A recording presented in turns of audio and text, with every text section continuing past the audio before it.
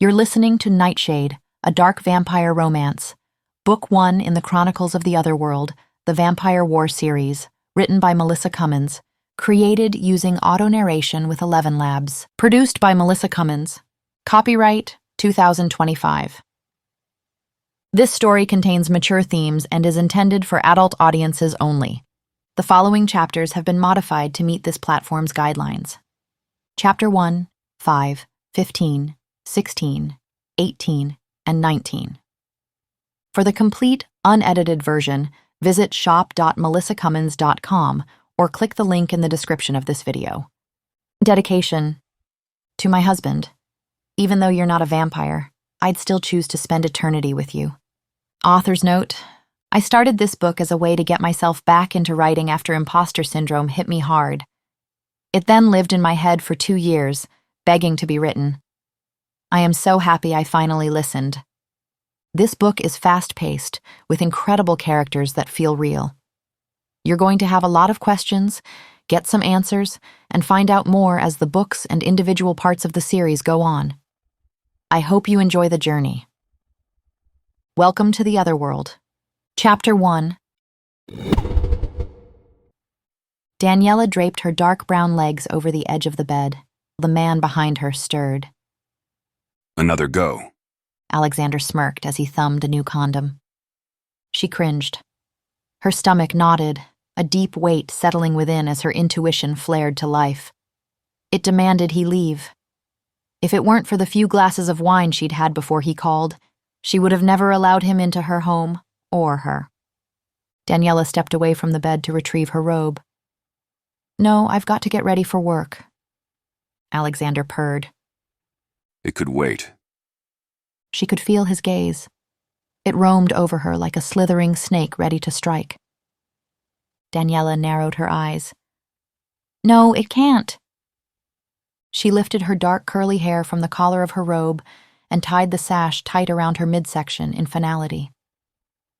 I'm sorry if you're confused, but nothing about our deal has changed. I came, you came, and now it's time to go. I have things to do, and I'm sure you do as well, elsewhere. Alexander's feet hit the floor, and she breathed a sigh of relief. She turned to give him privacy while he dressed, but her body refused to relax as the feeling within her gut grew heavier. He's leaving. Just give him a couple of minutes. Daniella pressed the button to open the long pink and gold drapes covering her floor-to-ceiling windows. Her gaze settled on the breathtaking view from her penthouse floor, unobstructed by the surrounding New York skyscrapers. The soft rays of the sun were low against the horizon, but still magnificent in the way their rosy tints contrasted through the early morning blues. The scene almost calmed her, but then a noise shattered the serenity. Daniella turned and found Alexander behind her, still naked and much too close. She took a step back, and he took another forward, caging her against the glass. He smirked as he grabbed a hold of her chin, his lips hovering near her own. Now come on, Daniella. We both know you didn't mean no. She narrowed her eyes and quickly slapped his hand away, but before she could speak, he covered her mouth and pressed against her. Or do you just like it rough, pet? Her fight-or-flight response went into high gear, flooding her with adrenaline. Daniella opened her mouth and bit his hand, hard. Alexander chuckled at the pain as if it were nothing, but he pulled back just enough to give her an opening. Daniella used the space to twist and then flew forward, throwing a punch at his head. Alexander jumped back and threw up his hands, but that asinine smile was still on his face. All right, I'll go. No need to be so hasty. But just remember, I'm only here because you agreed to let me in. I don't know why you're playing hard to get now, when I was deep inside you not even 10 minutes ago. And I think it's hilarious you think it's an act. She glared at him, clenching her fists. You're right. I let you into my home, but you know what? Everyone makes mistakes they wish they could take back. So, let me be perfectly clear, since you didn't understand the first 2 times. You have 2 choices. Either you leave my house willingly, or I will haul you out myself. He let out a low whistle and backed away, grabbing his clothes and shoes. Whatever you say, babe. Whatever you say. It wouldn't go away. The nagging, soul-wrenching feeling that something was wrong had buried itself deep in Daniella's gut. If she was being honest, the feeling had been there for the past 2 weeks, but it had never been this intense. Before, it was a whisper, something she could turn a blind eye to. It didn't worry her. It wasn't even a blight on her day. But today, everything felt drenched in the icky, sinking blackness. Even after her cup of coffee, warm bath, and meditative session, she still felt filthy. Perhaps the situation with Alexander had bothered her more than she'd realized. He'd never acted that way before. But today, Daniella shook her head. It didn't matter.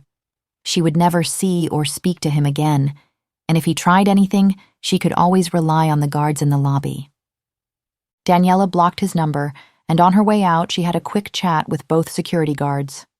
Under no circumstances was he to enter her floor or the building without her authorization.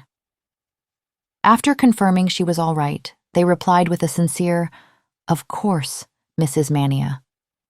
But despite that, the feeling remained, and if her intuition was right, she was in for a hell of a day. With a sigh, Daniella thanked the guards before she scurried out the door and set off to work. Chapter 2.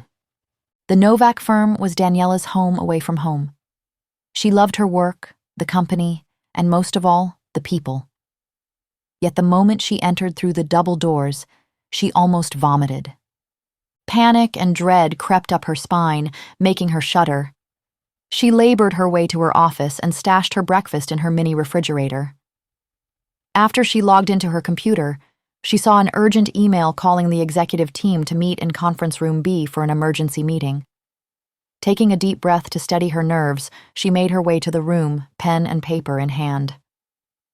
The moment she opened the door and saw Luke's face, some of her tension eased. Luke had been her best friend for the last 4 years. They met in college as dorm neighbors and bonded over their differences.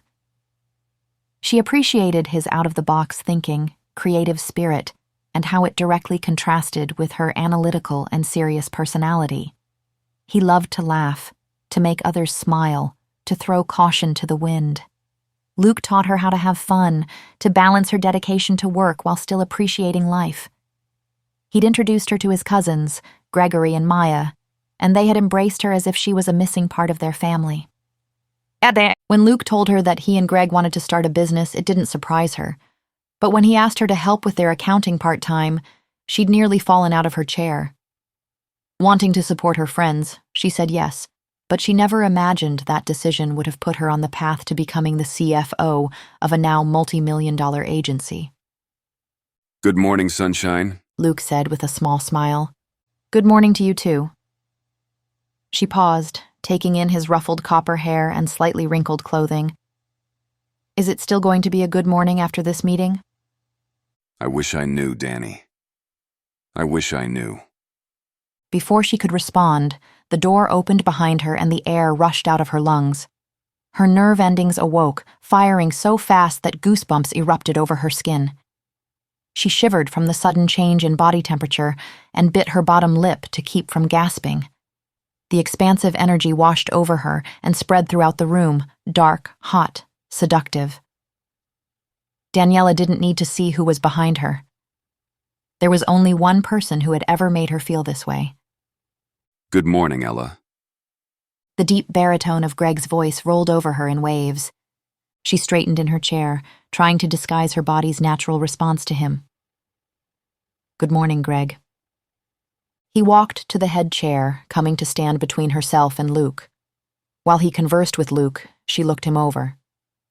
Gregori Novak was breathtaking. He was a 6'6" Adonis covered in toned bronze skin that made his Spanish heritage proud. His russet-colored hair fell to his ears, complementing his sharp jaw and strong facial features. While Greg considered his eyes to be brown, she had stolen enough glances at him to know they were in fact hazel. They took on a life of their own, becoming lighter or darker depending on his mood, sometimes even light enough for her to see their pale jade depths. They drew her in, enticed her, while his lips could, and often did, convince her of anything. And if that wasn't enough, he also had a perfectly shaped ass. Luke cleared his throat, and she blushed at being caught ogling. Luckily, the door opened once more, saving her from any additional embarrassment. Once the rest of the executive team arrived, Greg took his seat, drawing their attention. Now that you're all here, let's begin. The room fell silent when Greg uttered the single word, embezzled. Embezzled? What the fuck do you mean, embezzled? Maya snapped. His eyes narrowed. Maya's anger was second to none, and she was about to unleash it in full force. Maya. Do not Maya me right now. How the fuck did this happen? We don't know, but this is a time for solutions, not anger.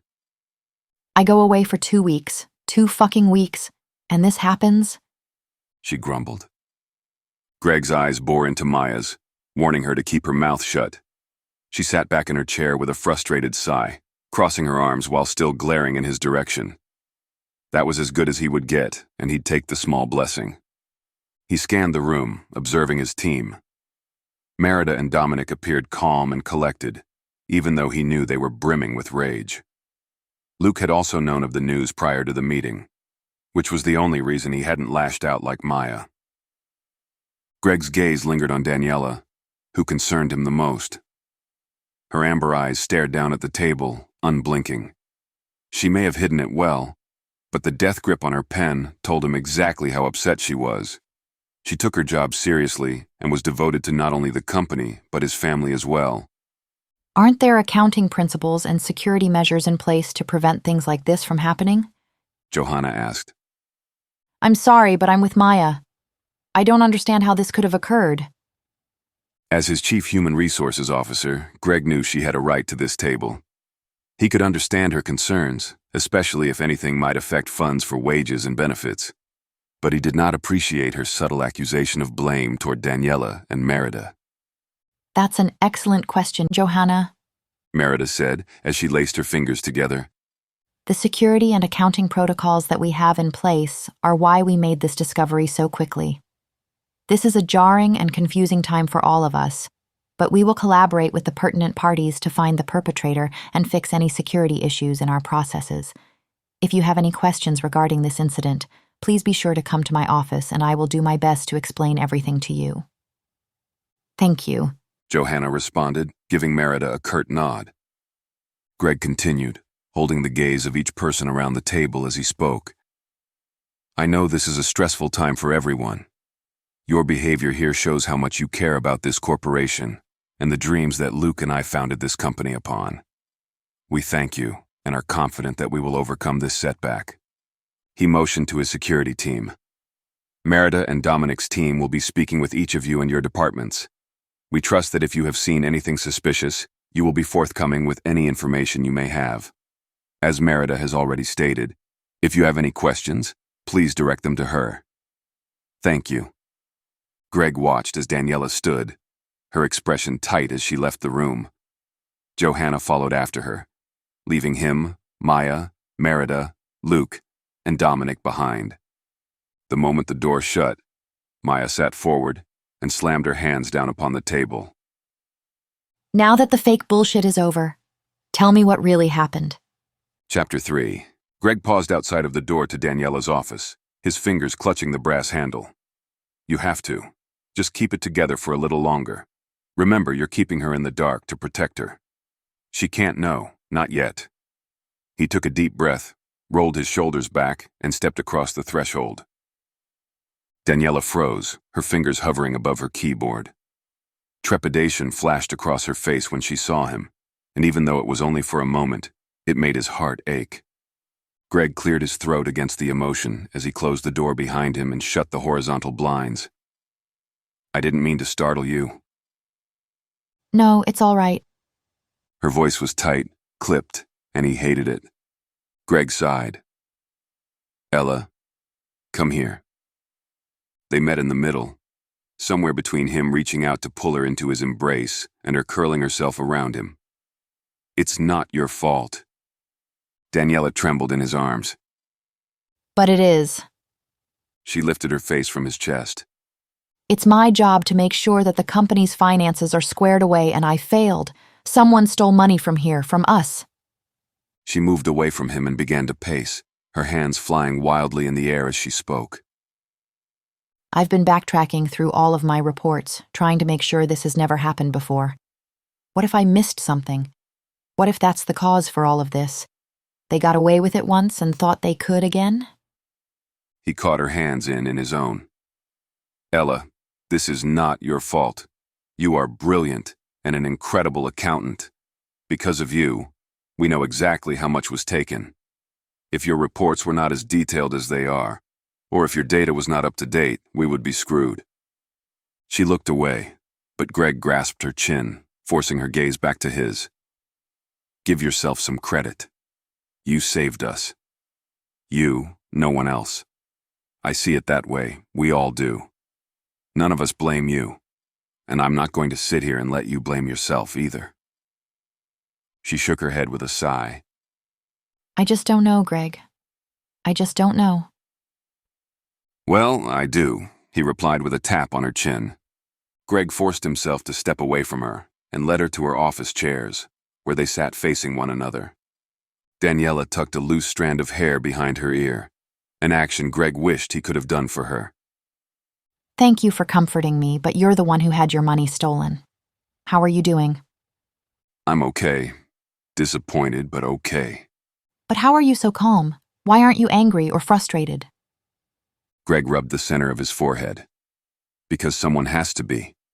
Luke was only calm because he knew beforehand. Without that, between Volcano Luke and Hurricane Maya, someone would have lost their head. Daniella hiccuped a laugh, clamping her hand over her mouth to keep the sound contained. He chuckled at how effortlessly adorable she was, and then reminded himself to mask his emotions, because he wasn't joking. But that didn't matter, right now. All he wanted was to see Daniella laugh, see the way her mocha-colored eyes twinkled in delight, and how her shoulders relaxed as the stress left her body. He wanted his mate to be safe. I'm sorry. It's just, those two are something else. I don't know how any of you survived to this age, she said with a smile. It was difficult, I can tell you that. Daniella looked him over, then leaned back in her chair and crossed her arms.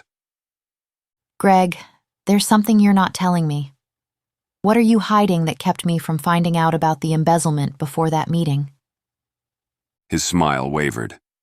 Sometimes you know me far too well. Maybe, but I also know when you're trying to change the subject. What is it? Greg ran his fingers through his hair before clasping his hands together. He slouched forward, elbows resting on his knees. A security alert was released early this morning. Since Maya was on her way back from her vacation, she didn't receive the notification, but her team and the security team did. They looked into the matter quickly and found that the bank transfers were initiated internally. Both teams scanned the system 3 times. He paused as his gaze met hers. The credentials that were used to log in last night and triggered the alert were yours.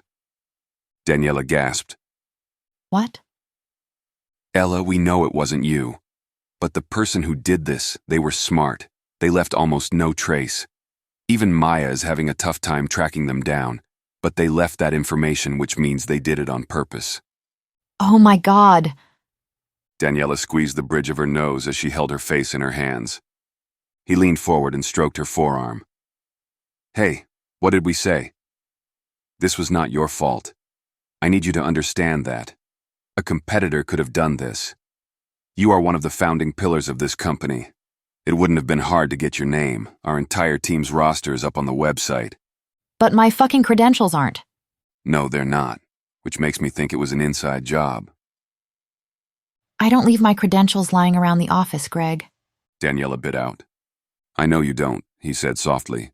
But anyone on the IT or security team with enough know-how could have stolen them. We're a growing company. We're interviewing and filling positions that we have never had before. So it could literally be anyone? He nodded.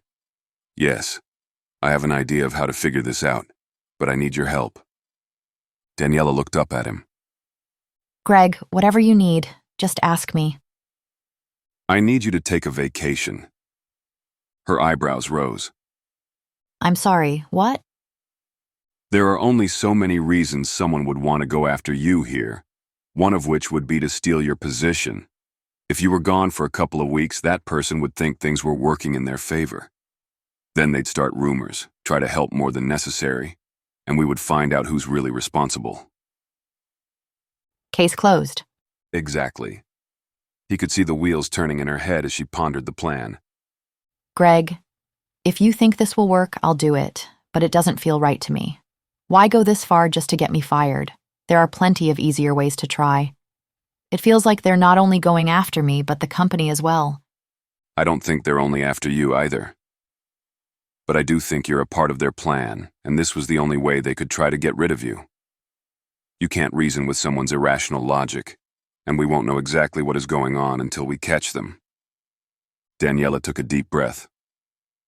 Okay, I'll stay out of the office for a few weeks, but I'm going to monitor every transaction that comes in or out of the corporate account.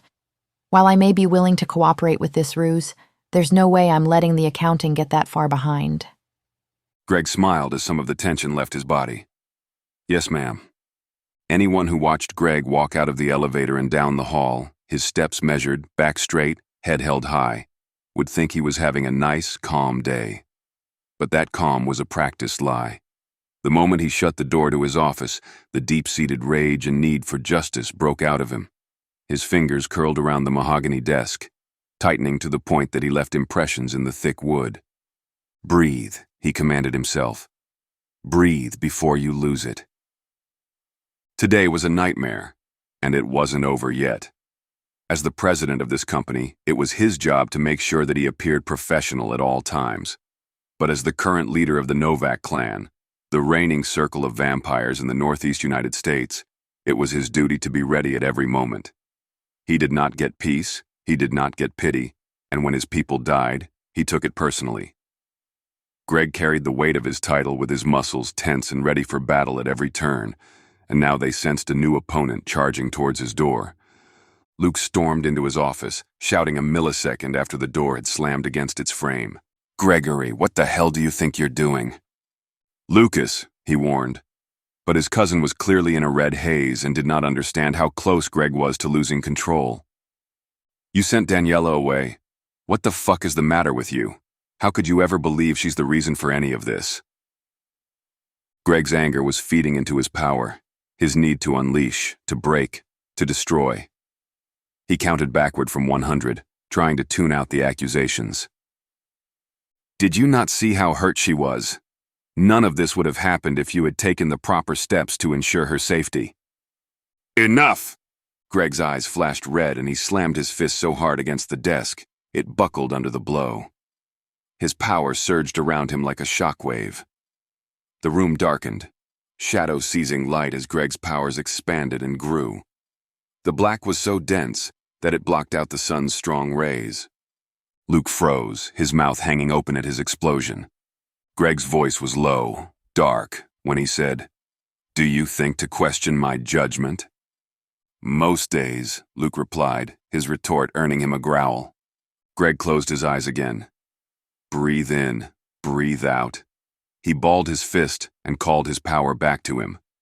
His family meant everything to him, and he would never hurt them, but there were times when they pushed him too far. He could only take so much, and today was not the day to test him. As Greg spoke, the glowing red of his eyes dimmed. "Let me connect the dots for you. Daniella's credentials were used to log into the system." Luke's eyes narrowed. "I already know that." "Then let me tell you something you clearly missed while you were busy berating me. They left them there on purpose. The attack on our finances was done directly after the attack on our people, by Zachariah. Not because he needed the money, but because he knows Luke. He knows Daniella's my mate." His cousin gasped. "That's impossible. The only people who know work in this building." Greg rubbed the corner of his eyes and sighed. "They're the only people who have seen us together, and only an immortal would have been able to sense our connection. We have a mole, Luke. Daniella is not safe here, nor is she safe at her home. That is why I sent her away." "Greg," he shook his head. I know how much you care about her, and you know how I feel about her as well. But we lost 22 people last night from the attack. Greg clenched his fists again. I've already failed those people. I am responsible for their deaths, and when I catch Zachariah, I will enjoy watching the blood drain from his body. But Daniella... He shuddered at the thought. I will never, ever risk her life or her safety. I can't. Chapter 4. Daniella kept her head down as she exited the building. She'd been successful in avoiding everyone until she ran into Luke at the elevator. She told him about Greg's plan, knowing he'd be upset if he wasn't included. He was quiet at first, never a good sign with him. But when his jaw ticked, she knew he was about to erupt. She tried to explain it to him once more, but it was like talking to a brick wall. Luke could be overprotective, and he wasn't one to change his mind or listen to reason when he was seething. He ignored her, cursed, then set on a warpath towards Gregori's office. She felt bad for Greg and the whirlwind barreling in his direction, but if anyone could handle Luke, it was him. She sent Luke a quick text to call her once he'd calmed down, and then another one to ask him if he'd grab her laptop and drop it off at her house tonight.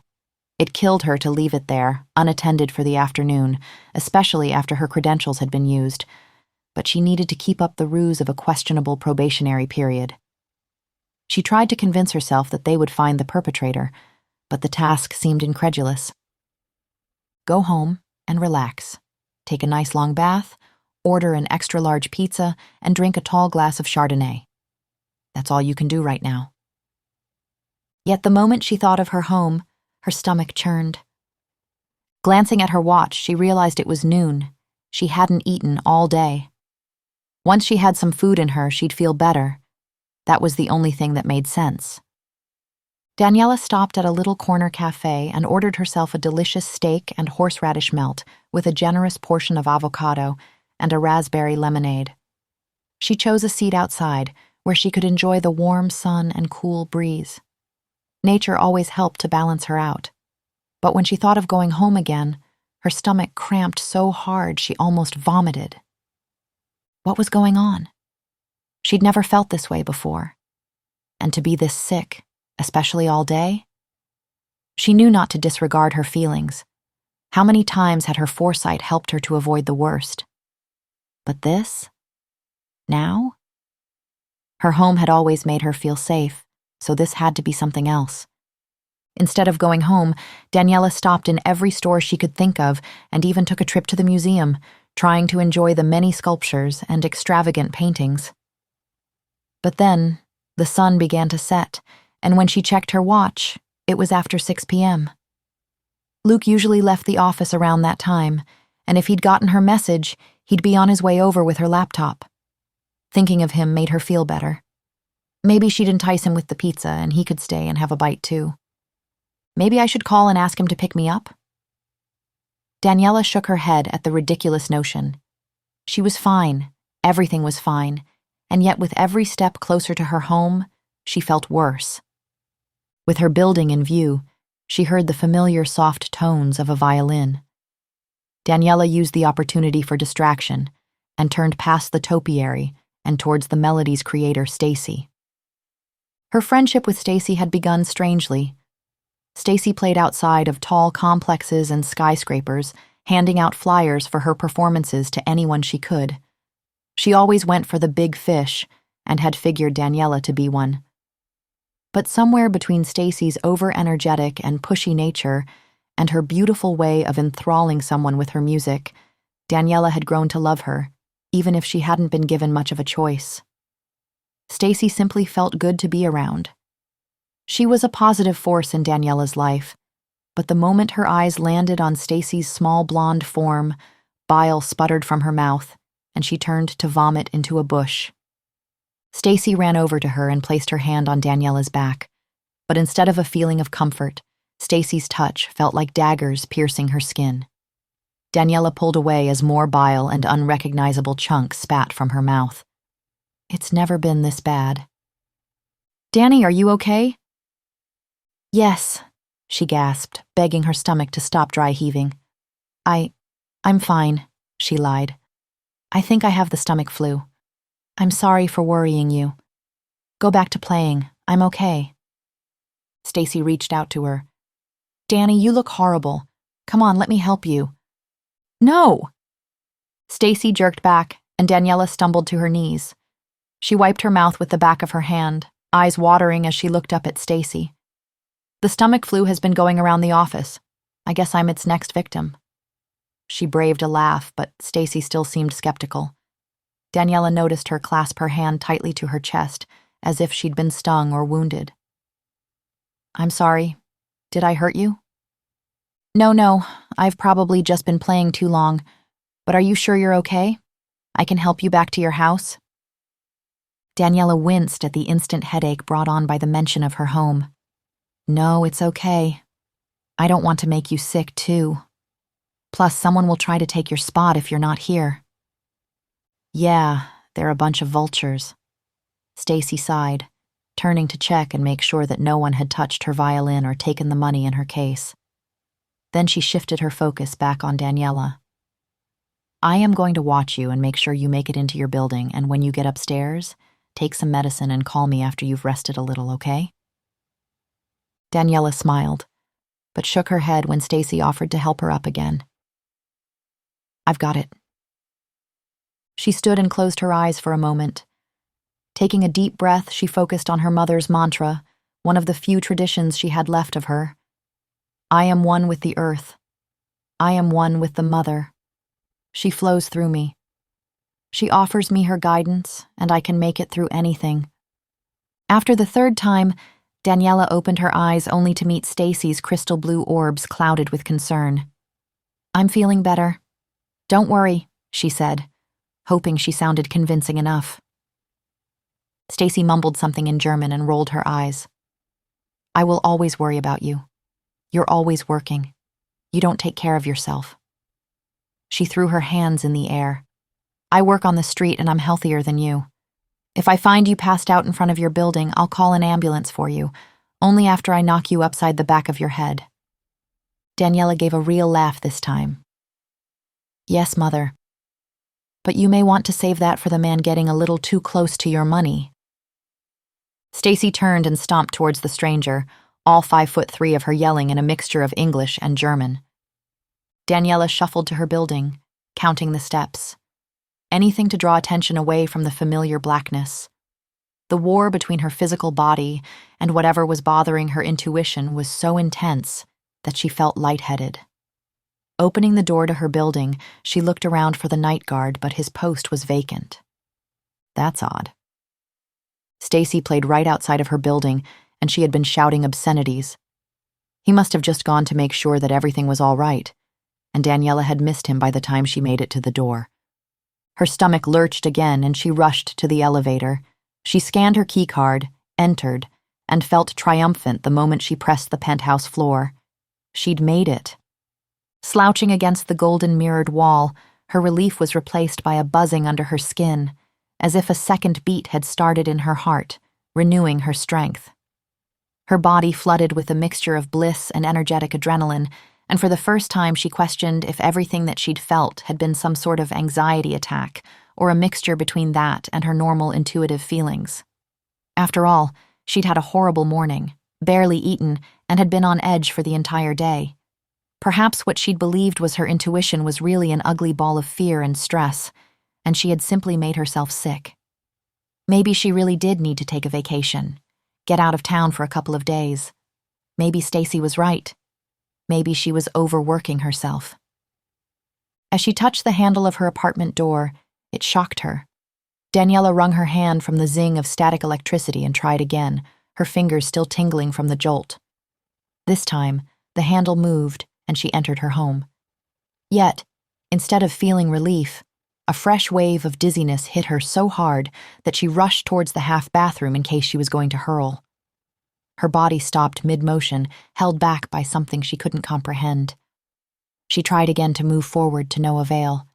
Someone chuckled behind her, and her hair stood on end. Oh, Daniella, I'm not going to let you get away that easily. I have to punish you for making me wait. Chapter 5. Daniella gasped. What was Alexander doing in her house? She had made sure he left this morning. How did he get in here? "What the fuck are you doing in my house?" she thrashed, trying to break out of his hold as he tightened his arms around her from behind. Not so fast, sweetheart. He grabbed her chin, forcing her head to the side. You love to think you're in control. It's a bad complex that you have, really. But you're not. Nor have you ever been. Daniella squirmed and fought against him, but his arms held her in place. No matter how hard she tried, he was unmovable. Her heartbeat thundered in her ears. Calm down and think. Remember your self-defense lessons. Focus on your opponent. He was stronger than her, so she had to be smarter than him. She had to wait for her chance. Daniella couldn't reach her phone, and no one would hear her scream from here. Alexander would give her an opening eventually. She just had to wait. By then, Luke would find them, and she'd have an ally in her fight. Hopefully. She just had to wait. Keep him talking. Your life depends on it. What do you want? Alexander shrugged behind her. It depends on the day. Some days it's world domination, other days to feed, others to fuck, and occasionally, to take everything away from my enemies. I appreciate you for assisting with all of them. Daniella shuddered. World domination? To feed? What the hell is wrong with him? You're sick. He snickered. No, I'm driven. Besides, you only have yourself to blame for the situation you're in. If you had let me get inside of that thick head of yours earlier, then who knows, I might have been able to spare you. But alas, you were too stubborn for your own good. Alexander purred. Although, there's no reason I can't have fun with you before I rip out your throat. His hold on her torso loosened as he moved his hand to grip her through her pants. Now. She bent forward and then snapped back as hard as she could, slamming the back of her skull into his nose. Alexander yelped, and his arm dropped. Daniella fought against the dizziness and stumbled toward the door, but she wasn't fast enough. Before she knew it, he grabbed her by the neck and slammed her against the wall so hard she saw stars. Oh, I'm going to enjoy this, he said, and when her eyes focused, she could see a smirk playing on his lips. The door to her home blew apart. Alexander swung her around, using her body as a shield from the debris. Daniella's heart stopped when she saw the cause. Greg. He looked furious, and his eyes were red? Gregori moved toward her but stopped when Alexander tightened his grip on her neck. Alexander tisked. Now, you wouldn't want me to break your mate's neck, would you, Gregori? Mate? She didn't have time to focus on the word as Alexander's nails dug into her throat. Let her go, Greg demanded. Alexander chuckled. I don't think so. That was never going to happen. Not when I found out this tasty little morsel was your mate. She's quite delicious, really. And a fantastic fuck. She could see the wheels turning in Greg's mind. Daniella wanted so badly to reach out to him, to connect with him, her salvation, but she knew she couldn't, not until she was free of Alexander's grasp. His grip tightened again, forcing her to gasp for air. She tried to claw Alexander's hand from around her neck, but her eyes filled with tears, and her vision clouded. Even though she couldn't see Greg, she could feel him. Her body responded to his, nerve endings firing under her skin, even as breathing became difficult. She fought recklessly, struggling, gasping, writhing to break free. Please, I don't want to die here, Greg snarled, and a dark, deep-seated rage filled her. Something crawled beneath her skin, ripping her apart. The chains of her consciousness rattled until they snapped, and a single certainty filled her mind. She would not die here. Ella! Greg yelled. Daniella's hands fell from Alexander's grip around her neck as her body hummed with energy. Let me go, she choked out. Alexander laughed. This one's a handful. She really thinks she can take on a vampire. Cute. Does she know that you and your little family are vampires? How weak and pathetic you all are. You've spent centuries trying to stop the vampire wars when so many lives could have been saved, including hers. I said let me go! Purple sparks of electricity shot out from her, attacking the thing that held her hostage. She no longer saw it as a human, no longer recognized it as a life form. She wanted it to bleed, to suffer, to no longer exist in this world. Alexander screamed, throwing her away from him as he fell back against the wall. Daniella clutched at her throat, coughing, spasming with each new full breath. Greg leapt onto her attacker. They tumbled, and hissed curses and growls came from their tangled bodies that moved much too fast. The blurs careened back and forth, crashing against the walls and into objects, shattering glass and wood, denting metal. But then their bodies flew, smacking against the glass in such fury that it shattered and the blurs were no more. They had fallen out of her window and into the night. Her vision darkened and she collapsed with one final thought. Alexander couldn't have survived that fall, and neither could Greg. Chapter 6. Daniella shifted under what felt like an enveloping cloud. She was so warm, so comfortable in the weighted softness that she never wished to leave. But her mind pleaded with her to open her eyes. When she did, she saw two forms in the darkness. They were speaking in hushed tones so low she couldn't hear. One opened a door, and light illuminated their silhouettes, and she realizes it was a man and a woman. Immediately she felt safe, loved. They were familiar to her. Yet, when she tried to lift her head to greet them, it pounded with such violence that she fell back onto the pillow and groaned. Danny, a familiar voice said. Hey, hey! They rushed to her side and pressed on her shoulders. Don't try to get up, okay? I don't want you to pass out again. Even though she heard and understood what the voice was saying, she tried with more determination to rise. Something important had happened. If only she could fight through the pain to understand, to remember. Please stop, Daniella begged the pounding in her head, and her eyes grew wide when it did. What the fuck? She heard the soft click of a light and shielded herself from its luminescence.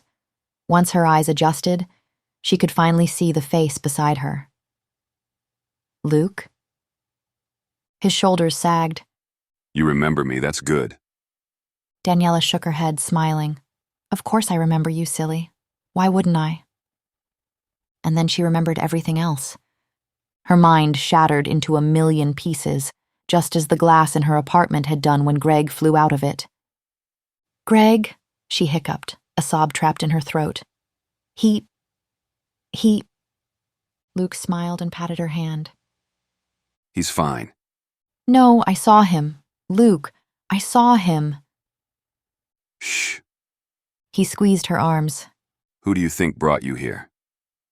But he couldn't. She clutched at her chest. Her body shook, pulsing unnaturally as the room swayed in and out of focus. Alexander had said they were vampires. Vampires weren't real. They were nothing more than a fairy tale. But Greg couldn't have survived that fall unless... She stared at Luke, wide-eyed. You're all vampires. He grimaced. Danny. Static electricity surged around her. Please get away from me. Danny, please let me explain. She struck out her hand. Stay away! The walls seemed to be closing in around her. Gasping, she pleaded, Please, I don't want to hurt you. Luke nodded, taking several steps back until he stood in the middle of the room. Just breathe, okay? Inhale and exhale. You can do it, Danny. But she couldn't. The room felt heavy, out of focus, spinning out of control. She closed her eyes, clutching at her chest. It was an anxiety attack. She used to have them as a child after her mother died, but it had been so long ago that she couldn't remember all the steps to calm down. Breathe, she commanded to no avail. She clawed at her skin, begging her body to pull in more air. But each breath felt stale, unmoving, like sucking in cement. The door slammed open, the noise so loud that it shocked her. A gust of cold air was the only warning she had before strong, warm hands squeezed her arms. Ella. Greg's voice pulled at her, connecting to something beneath the panic, something strong, wild. It's okay. Everything is okay. He's here, Daniella chanted internally, but her mind couldn't rationalize it. How was he here? Confusion changed to fear, and she began to lose control. Get away, please, something's wrong. She pushed at Greg's shoulders, but he wouldn't budge.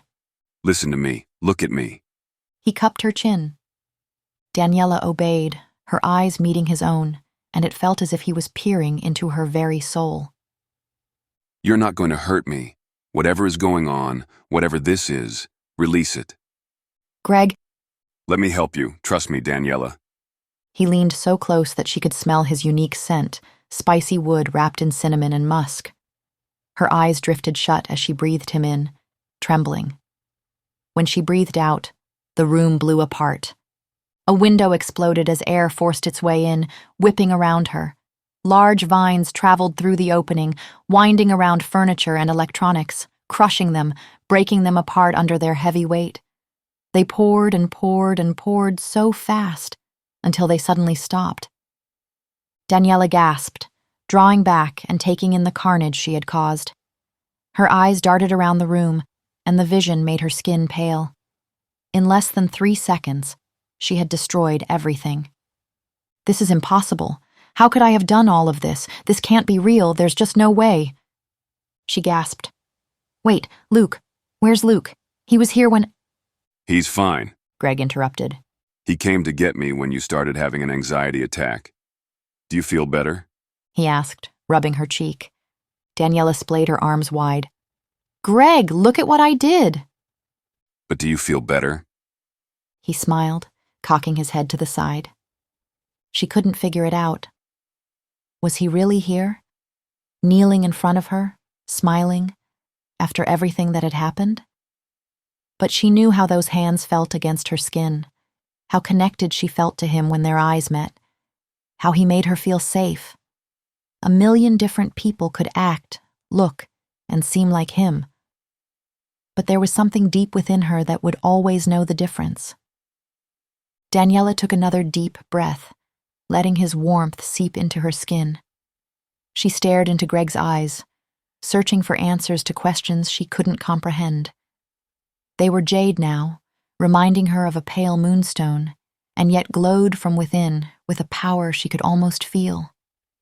He hurts for you, hunts, protects. He waits, voices whispered to her. Daniella drew back. She searched for whoever, whatever, had spoken to her but couldn't find the source. As strange as it was, the voices soothed her panic, leaving a welcomed feeling of reassurance. He waits, they said again. Greg frowned. Ella, are you okay? She needed to be here at this moment. Whatever this was, it would figure itself out along the way, and she would get a handle on it in time. Daniella bit the inside of her cheek.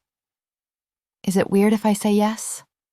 Greg slumped forward, a small smile teasing at his lips. Not at all. It's been a weird day. He stood and lifted her in his arms, cradling her to his chest. She squealed at the sudden movement and wrapped her arms around his neck. What are you doing? He chuckled. Exactly what it looks like carrying you. Daniella scowled. I can walk, you know. Not barefoot on vines and broken glass. Plus, you don't know your way around here yet. They emerged from the room into full light, and her mouth fell open in awe. Floor-to-ceiling windows covered an entire wall, providing a glorious view of the mountains. Mountains? She gripped his shoulder. This isn't New York City. Where am I? She took in the walls, paneled in a deep royal blue that reflected the warm light from the golden sconces. The ceiling lights behind them dimmed as those ahead brightened, activated by each step Greg took. Turning her head over his shoulder, she could see a black ornate banister that wrapped the landing and led downstairs just before Greg shuffled her into a new room. This room had a similar ambiance, dark yet warm. The walls were painted a walnut brown. As he moved, she took in 2 doors, both closed, a black dresser, matching nightstands, and a large bed with a black padded headboard. Greg pulled the bed covers back with one hand and then laid her down with care. She sighed and let him pull the covers over her, but when he went to move away, she stopped him. "This is your house, isn't it?"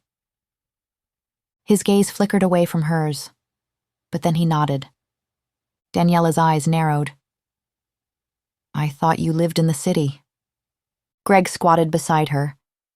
I kept this house off record so that anyone who stays here will be safe. "And what happened to me earlier happens so often that you need to have a safe house?" I know of this place. My family knows of this place. And now you do too. He moved his hand, holding her own, rubbing his thumb over her skin. I just want you to be safe. That's all I've ever wanted. "I suppose I should feel special," Daniella said sharply. "But I'm beginning to understand just how much I don't know you at all. I didn't know where you lived or what you were. Are you even 30? He winced. "Right." She pulled her hand away from his, but he reached out to grab it again, trapping it between his palms. Ella, I know. I know I hid things from you, but that was never my intention. It was never what I wanted. "And yet you did it anyway. Greg, we have been friends for years. I thought I knew you, and now I'm finding out that I don't. I just went through the worst experience of my life with someone who is apparently a complete stranger to me. How else am I supposed to feel? You lied to me, not once, not twice, but multiple times. How am I supposed to trust you?" He cupped her cheek. She desperately wanted to pull away from his warmth, to let him know it wasn't that easy. But it was, and that made it even more infuriating. I never, ever wanted to lie to you. I never wanted to hide anything about myself from you.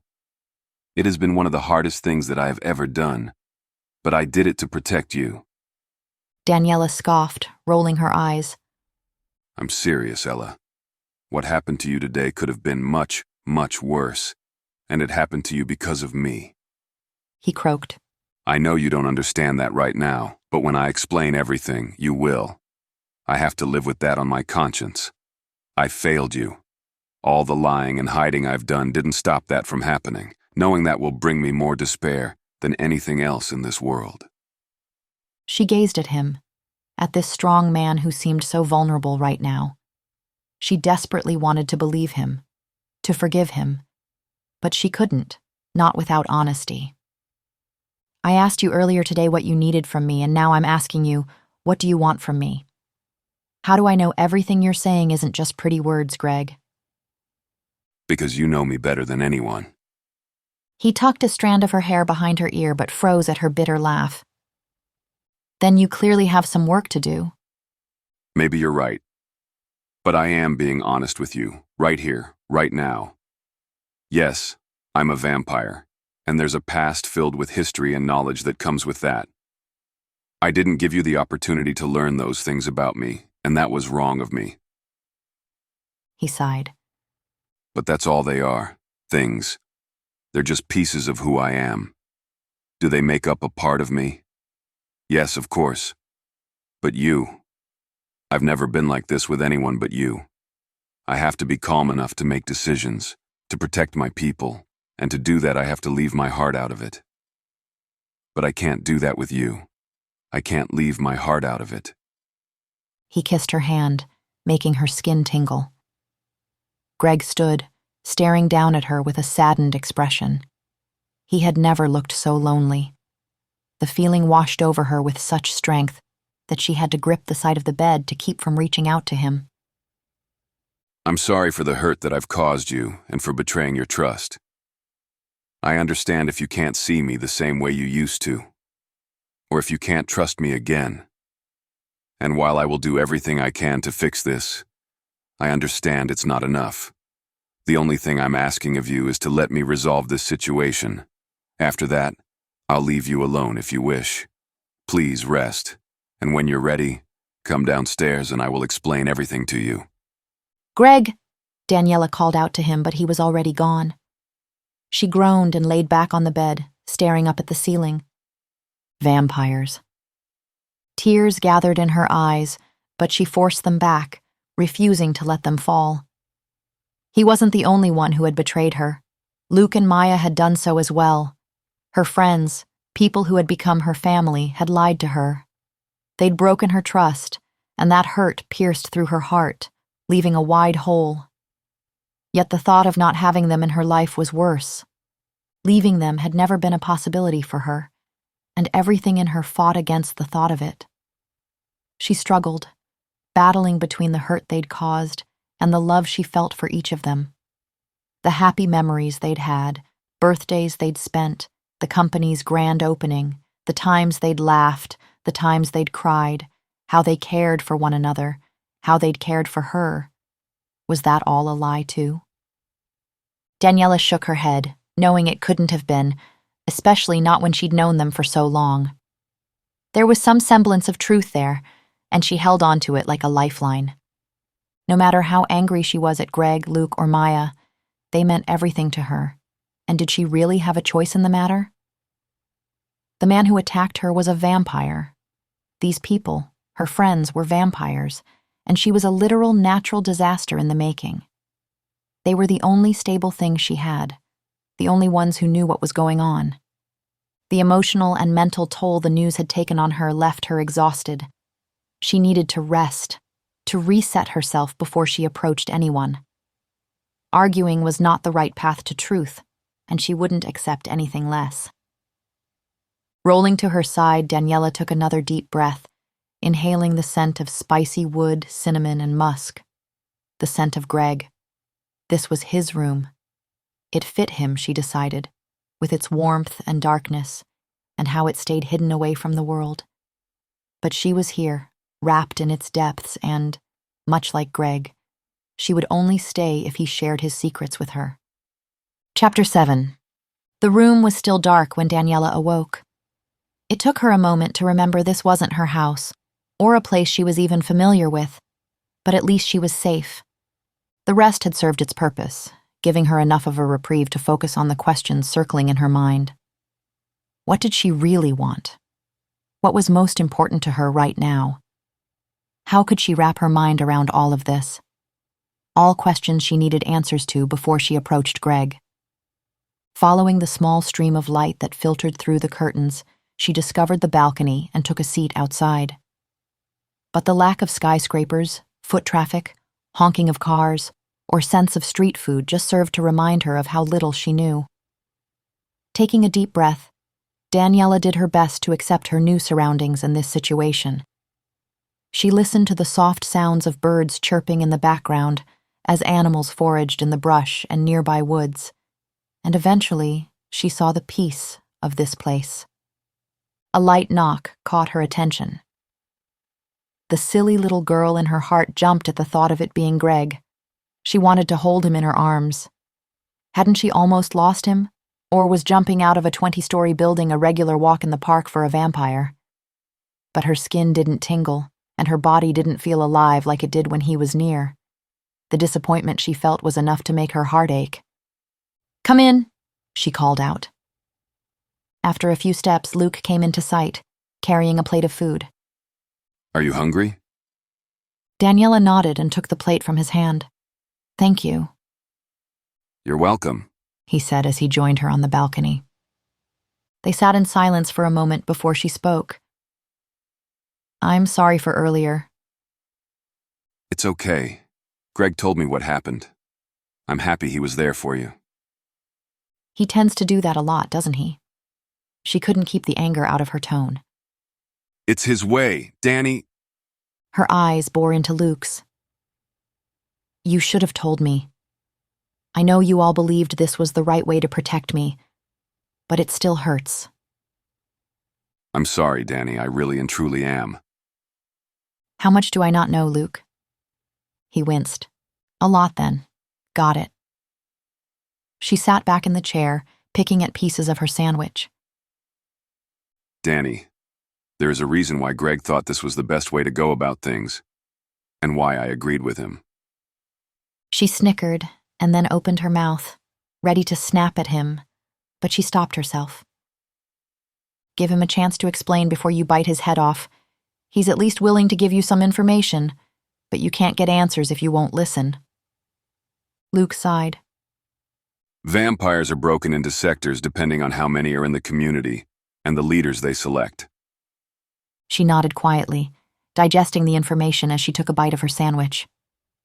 Most leaders can only manage a few hundred, others 1,000 or more. They're sectioned into different jurisdictions by states or state clusters. However, as it stands today, Greg is the leader of the Northeastern Circle, the largest circle of vampires that exists within America. Daniella gasped and drew back in shock. What? How? He stared into her eyes. Because of how he is. Greg turned us, me and Maya, and as time went on we took in others. Merida and Dominic, for example. They're vampires too? He nodded. They are. If it weren't for Greg, they would be dead right now, and their baby Iris wouldn't be here.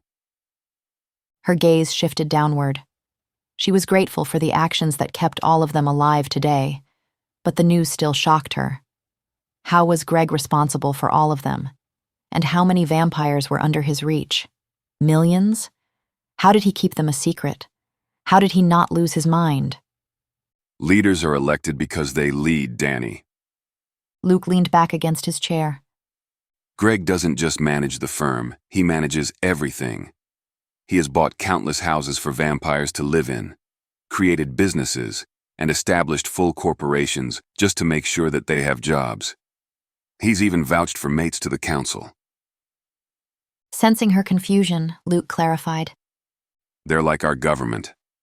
Normally they sit on the sidelines, but every so often they cause chaos, and Greg deals with them. He does a lot. Greg does more good in a year than most people can in a lifetime. Daniella's heart beat erratically at the news. It was all too much, especially for one person to bear. What had he sacrificed? Who took care of him when he was busy protecting everyone else? She gasped as the answer hit her. No one. No one knew him, not really. That was his sacrifice. But that takes a toll eventually. Luke stared off into the distance. I give Greg a lot of shit because he's constantly doing things for other people but never for himself. But the only person who he will drop everything for is you. He almost did when he fell out of that window. But why did he? She swallowed against the mounting panic in her chest. He looked okay earlier. Is he okay? Is he hurt? I should have...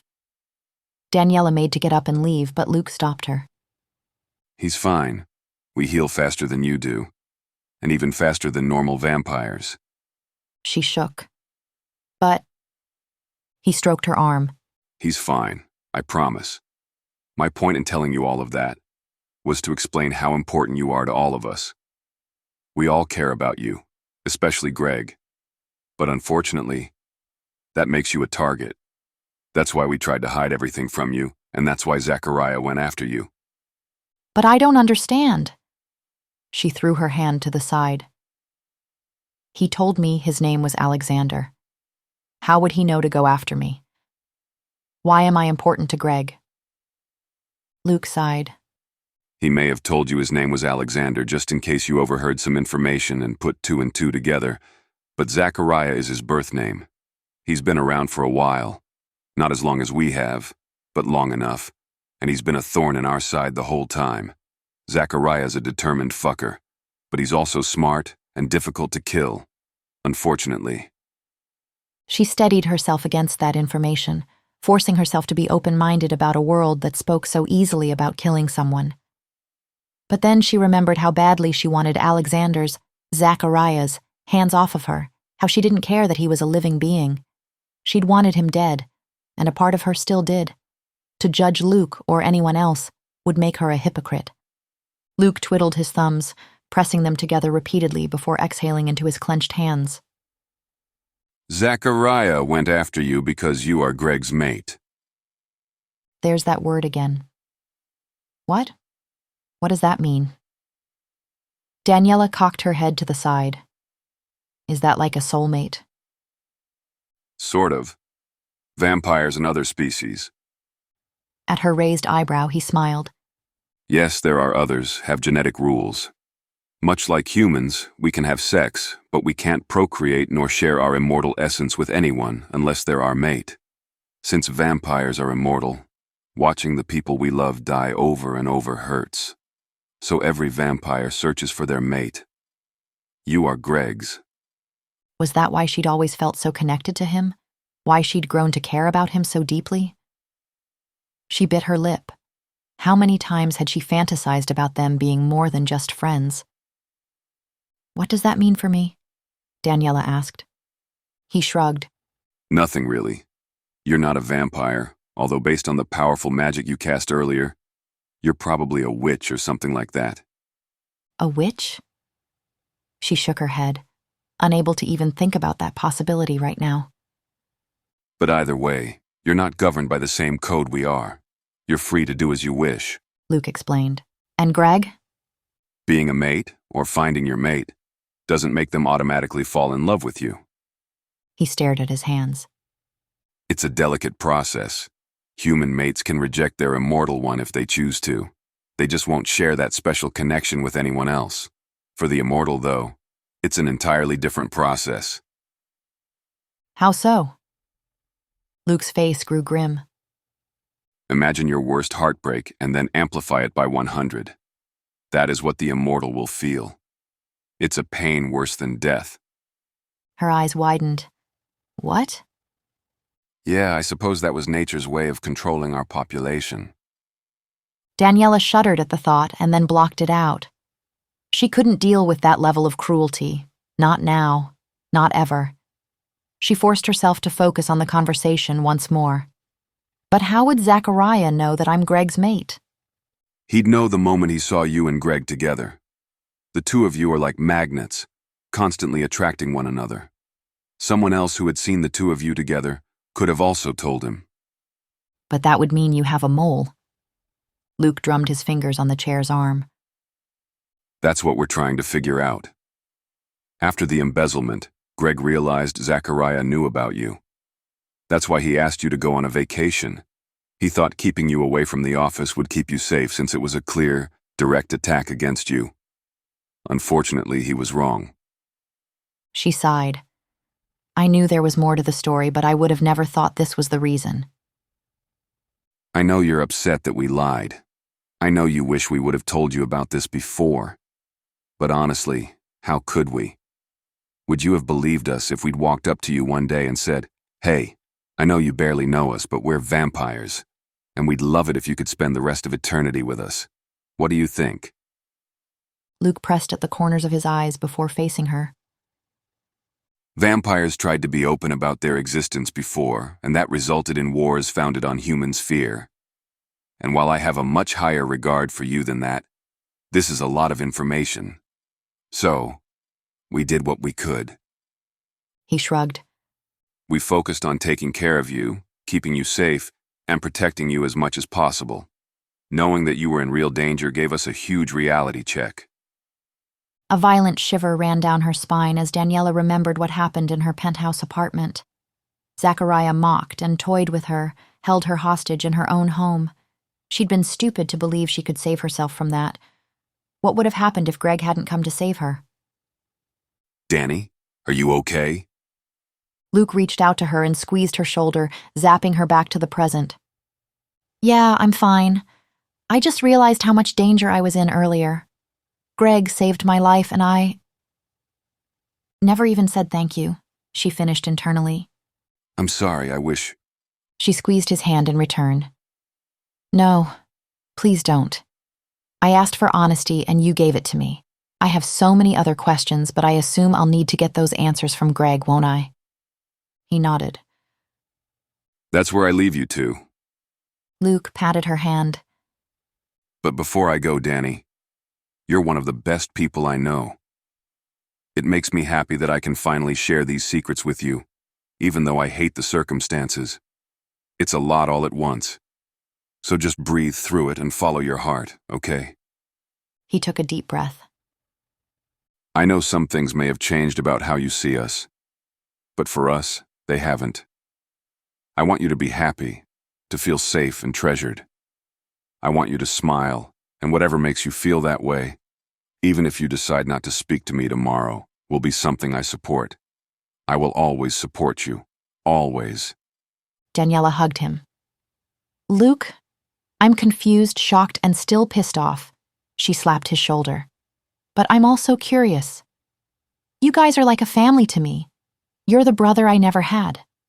Plus, I could never hate you. You would pester me until we became friends again. Luke laughed. Damn straight. It's going to take some time. I have a lot to learn, and I feel like I'm playing catch-up. But I still love you, even with all your ridiculousness. Just keep being honest with me, okay? I'm in this now, so don't try to take me out. He grinned. You got it. Chapter 8. Daniella paused at the base of the stairs to take in her surroundings. The front door was large, made of solid wood, and in a black frame similar to the windows and balcony doors. A lamp cast a yellow glow over the space from a hallway, and the same motion-triggered lights lit her path as she walked. The house was vast and open, with columns and furniture sectioning each room into its own unique space. The foyer had a bench and a small table to the side of what she assumed was a coat closet. Daniella could imagine Greg sitting on the bench, lacing his snow boots before braving the cold weather. Do vampires get cold? The living room was filled with paintings of different styles from different time periods. The heart of the room was a gigantic fireplace covered in one continuous slab of black marble. There was no TV or apparent electronics, just a grand piano in the corner, which faced more breathtaking views of the mountains. She didn't know Greg played the piano. I guess when you're immortal, you have time to pick up new skills. But each room, each color, each piece of furniture and its placement said something about Greg. He said she knew him emotionally, and even with everything that had happened, Daniella thought that was true. This place felt like his real home, more personal and lived in than his apartment in the city. It was filled with antiques and artifacts that spoke directly of him and his interests. She wanted to know more, wanted to compare the details to see if she'd find the same version of Greg she knew at the end of all of this. Daniella turned down a hallway lined with vibrant art pieces. Arched, built-in shelves held delicate sculptures made of clay, bronze, marble, and polished gold. Her eyes flickered to them, but it was the man she found inside the next room who captivated her. Greg stood shirtless, staring out of a window. As she crossed the threshold, his back tensed and rolled. The tendons in his neck became more pronounced. He turned his head to acknowledge her presence, but otherwise stayed silent, as if bracing for the worst. It took everything in her to resist the urge to wrap her arms around him and breathe him in. "Can we talk?" she said quietly. His jaw ticked. Of course. She took a seat on his blue velvet couch. It was comfortable under her body weight, and the motion provided a much-needed relief from the tension threatening to snap between them. He joined her with a harsh breath. Ella. She held up her hand, stopping him. "Wait, please. I need to clear this up with you first. Greg, I'm not happy that you lied to me. It hurt me, but only because I care about you. This thing where you and Luke think I'm going to hate the two of you and never want to speak to you again, it needs to stop." She reached out to grasp his hand, needing to erase the distance between them and reestablish their connection, whatever it may be. People learn about one another as time goes on, right? Right. He exhaled, and some of the sorrow in his eyes dissipated when he smiled. Greg kissed her hand, causing a jolt to race up her arm and settle in her chest, easing her worry. "I want to learn about you, Greg. About everything. All of this," she said softly. "Maybe I won't agree with some things, and maybe I will, but I am in this now whether you're ready for me to be or not. So I want to know. I deserve to."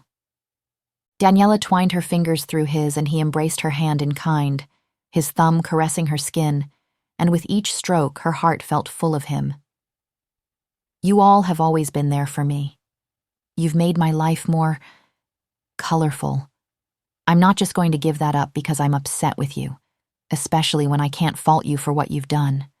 After all, It's not like I told you I could electrocute vampires, did I?" They shared a small laugh. No, you didn't. But I don't think you knew before either. He replied. "But I knew I wasn't exactly normal. I have a strong intuition. I can always tell when something bad is going to happen, but I can't always connect the dots." She looked down at their linked hands. "To be honest, I'm not quite sure whether it's a good thing or a bad thing right now." Greg kissed the inside of her wrist, drawing her gaze there. Vampires have different abilities, and as they get older, they get new ones. One day they're used to the life they have, and the next their world is turned upside down and filled with chaos. But eventually, they master it by being understanding and offering themselves kindness and compassion. You just need to master this new shift in your reality, and you can do it. I know you can. Daniella blushed at his belief in her. "Thank you. Those were some very wise words there, Mr. Novak." He chuckled. I do what I can. I have a friend who specializes in helping people with their abilities, and I think she can help you. If you're okay with it, I'd like to call her and see if I can set up a meeting between the two of you. "I'd like that. Thank you." Greg nodded. You're welcome. They grew quiet again, sitting together in an awkward silence. Greg's eyes were downcast, leaving her with the opportunity to look him over. While he was here physically, it felt as though his mind were miles away. His shoulders tensed and bowed, weighed down by some invisible force that she didn't know. She sighed. "Greg, what is it?" His fingertips froze on her skin, so she moved hers instead. "We're trying honesty today, remember?" It's not that. I'm just trying to figure out how to say this, to help you understand. Daniella squeezed his hand. "Don't. Like you said before, I know you on an emotional level. I'll understand what you're trying to say." His eyes flared to life with hope, much like a bird rattling against its caged door. But then, with the flip of a switch, it died down to a thin flame and left a pained darkness that threatened to break her apart. Before you came down here, my mind was in a million different places, focused on what everyone needs, including you. I need to finish fixing your room. Your clothes and items are in there, and I want you to feel at home here. I also want to be more open with you, but there's just so much. He shook his head. What you said hit me hard, but it's a little difficult when you've been stuck in your ways for over 700 years. 700? She exclaimed. Greg smiled and half shrugged. Give or take a few decades. Damn, I didn't realize I liked them that old. A laugh rose deep from his gut. The vibration spread throughout his body, down their linked hands, and over to her. She couldn't remember the last time she heard him laugh like that, but she craved its richness and how its joy transformed his face. Greg rested his arm on the top of the couch, bending it at the elbow to support his head with the side of his hand. You've never said that before. What? She mimicked the motion, resting the side of her head against the couch.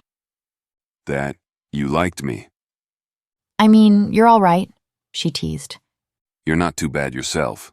Greg chuckled. I do a little something. Daniella shimmied her shoulders and he laughed again. There was something in his eyes now, like rays shining through the clouds. Hope, she realized. He was hopeful, open, embracing something here, committed to whatever magic they were spinning together in this moment. She had to take advantage of it, to get the answers to the questions she needed to better understand him, so that he could truly believe she wanted to. Can I ask you some questions? Greg smiled. Of course. Where are you from originally? Spain. That was my mother's homeland. She met my father, Henry, there. He was Dutch-English, but we mostly took after my mother, Alida. That's a beautiful name. Thank you. He ran his fingers over her hand again. The plague had spread to small villages, such as ours. Countries were pointing the finger at one another, blaming each other for it. and I was conscripted into their fight. While I was gone, my father fell victim to the plague, then Amani, Luke's mother, and lastly my mother. Maya and Luke did the best they could for her, but they were too young and it wasn't a responsibility they should have had to take on. Daniella knew that feeling, how it could warp a child's persona, contributing to lasting trauma. It was terrible, and she felt for him and his family. No one should have to watch their parents die, much less in such horrible circumstances, and to know he never got to say goodbye devastated her. She inched closer to him and kissed the hand absent-mindedly, trailing circles on hers. "I'm so sorry." It's okay. It was a long time ago. His voice was thick with emotion, and he had to clear his throat to continue. There was a rumor that someone found a cure in one of the nearby villages, so I went, hoping to get it for Maya and Luke. But there wasn't a cure. Men were spreading that information to lure people there and steal from them. They attacked me and left me for dead. He breathed out slowly. That's where I met Lord Eric Devereux, a vampire who resided in England. He took pity on me and turned me. And then I turned Luke and Maya before they died from the plague. That's... She stopped herself, wanting to focus on the positive. "I'm happy he saved you." Greg smiled, but it didn't make it to his eyes. Me too. He taught us how to be vampires, the fun things, what our new duties and responsibilities were. We stayed together for a long time, but he lost someone very dear to him and decided not to live on. Daniella remembered Luke's words, worse than death. A chill went down her spine as she realized the man had lost his mate. Greg frowned. I'm sorry. I wish those tales were more pleasant. Life was just harder back then. No, it's just, all of you have been through a lot. We have, but it hasn't all been bad. I could show you some of the good times if you like. She cocked her head to the side. How? One of my abilities allows me to pull memories from a person. It also allows me to share my own with them, like seeing a vision through another person's eyes. Daniella's eyes grew wide and she nodded rapidly. Yes, please. That would be amazing. He chuckled at her eagerness. Letting her hand go, Greg cupped her cheek. He leaned forward until his forehead was almost touching her own. Daniella's breath rushed out of her lungs as he neared her. Greg. His voice dropped to a graveled whisper as he caressed her skin. Don't worry, I won't do anything unless... Unless, she breathed. You want me to? Goosebumps spread over her flesh and she suddenly found it difficult to swallow. Daniella's lips parted as she forced a breath into her now heavy chest. The action drew his gaze and he licked his lips. Greg murmured something as her eyes drifted closed. His breath tickled her lips, and for one glorious second she thought he would finally kiss her. But instead, he rested his forehead against hers. Something wrapped around her, a pressure that made her hair stand on end. The energy spun around the two of them like a cocoon of fine silk, and then his memories played behind her eyes. The first was a vision of 3 children, Greg, Luke, and Maya. They were playing, throwing bits of mud at one another, rolling around until they were covered head to toe in the thick substance. A woman yelled from the doorway, based on her golden skin, long, flowing, dark hair, and resemblance to them, it must have been Alita. She was beautiful, even more so when she laughed at how dirty they were.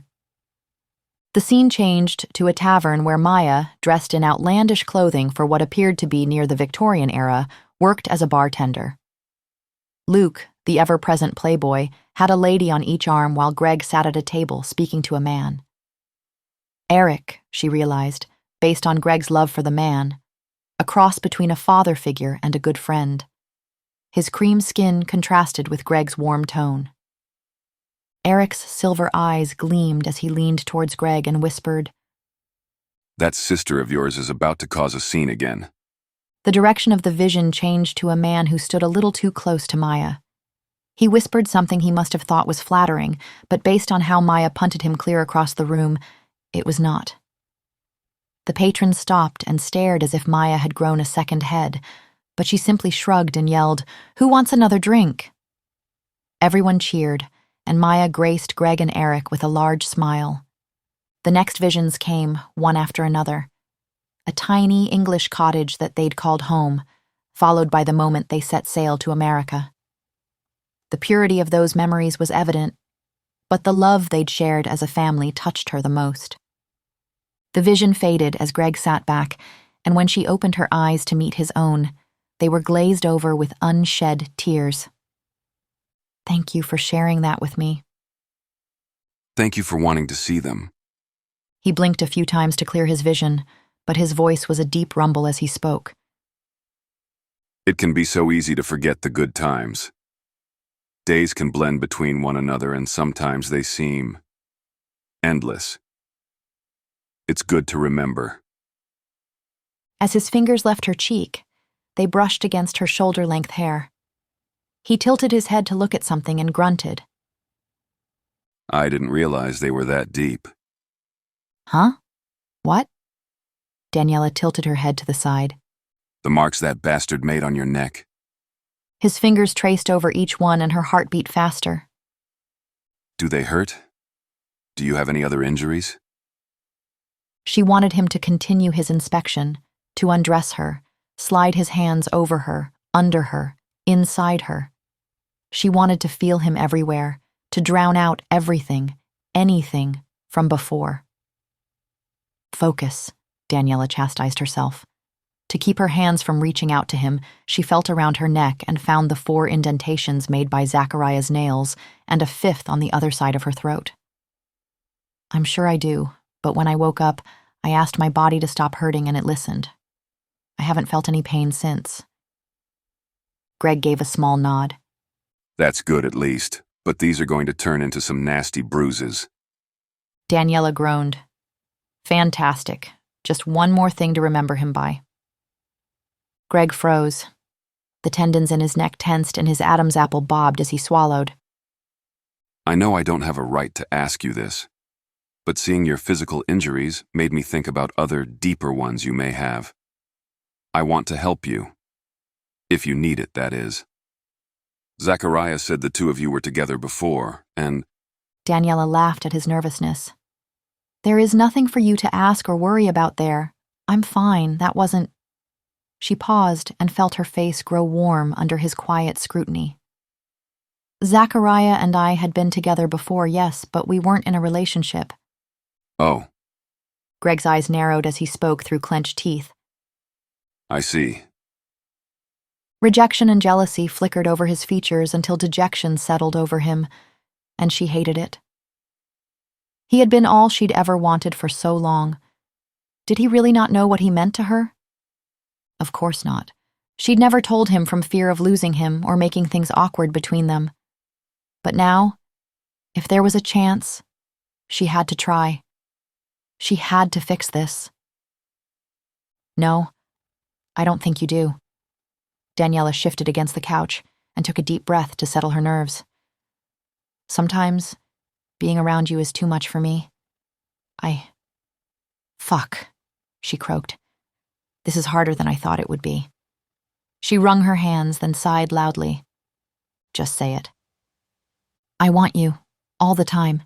It's ridiculous and all-consuming, even when you're being distant or your states or even an entire country away, and you call me on the phone for us to talk about our days, it drives me crazy.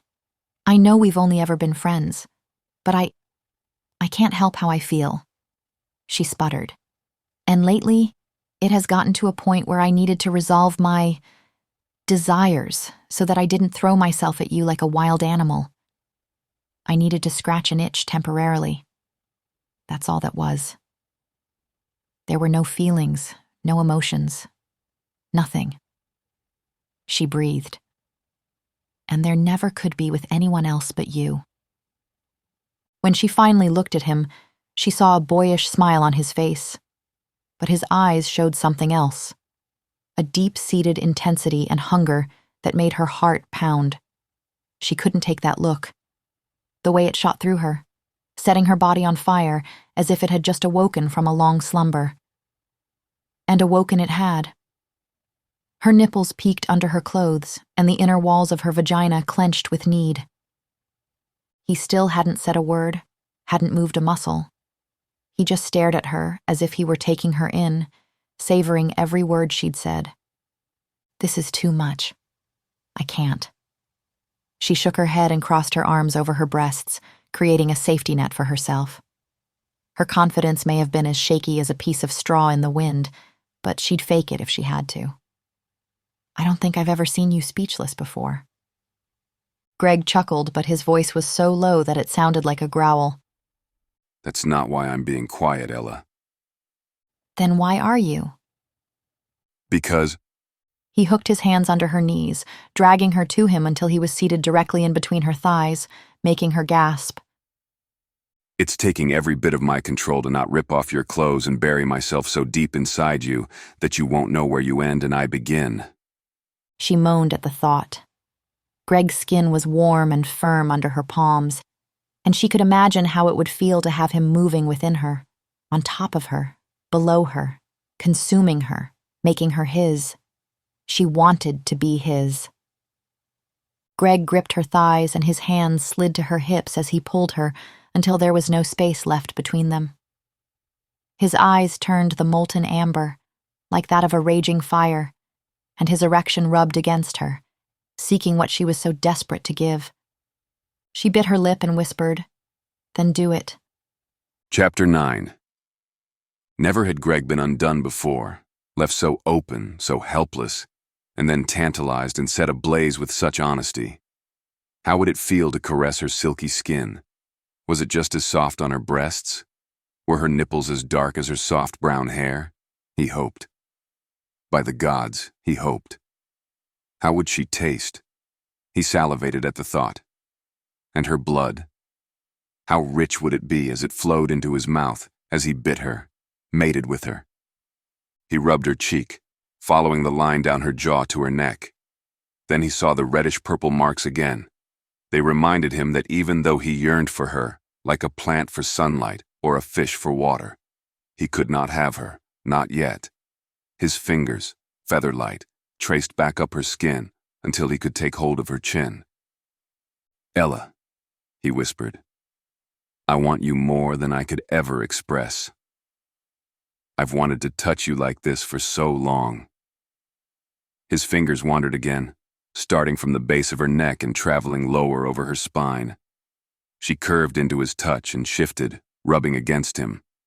He hissed and squeezed her hips to keep her still, eliciting a whimper from her. He cursed, "We can't, not yet, not when I want so much from you." Daniella's shoulders dropped as she looked away, but Greg cupped her face, drawing her gaze back to him. "I'm not rejecting you. Don't you know what you are to me? What you mean to me? You drive me crazy, Daniella." She was so close that if he just leaned in, just an inch, her lips would be against his.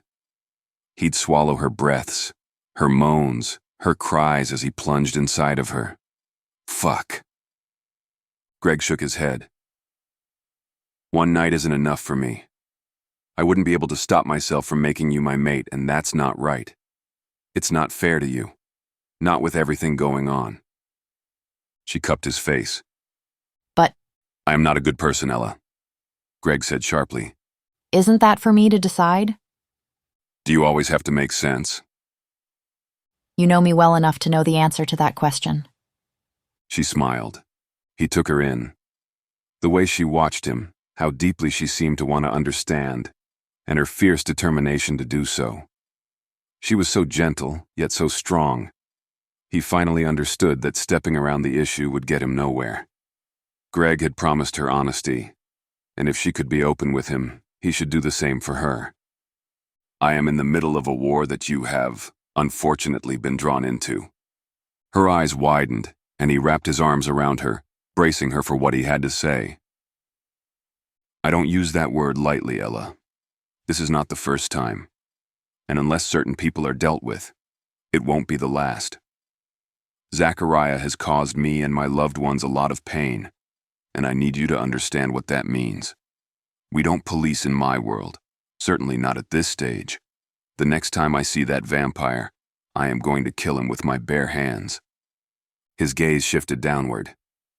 If you can still want me after you know I've done that, then you will have all of me for the rest of our exceptionally long lives. But without that, I can't. It's not fair to ask you to spend forever with me while I hide parts of myself away from you. I know that now. Greg? She whispered, but he shook his head and looked away from her. His heart was too exposed, and if she rejected him now, it would destroy him. In all actuality, he deserved it. That bastard had touched her, scared her, put his hands on her. Greg wished he could erase those marks, replace every fiber of her being with his own, so that she would never remember that monster. His voice was gruff as he struggled to push his rage and jealousy aside. I can heal these for you, if you like. She cocked her head to the side. How? I have a healing agent in my blood and saliva. Daniella's eyes narrowed slightly. And what would I have to do?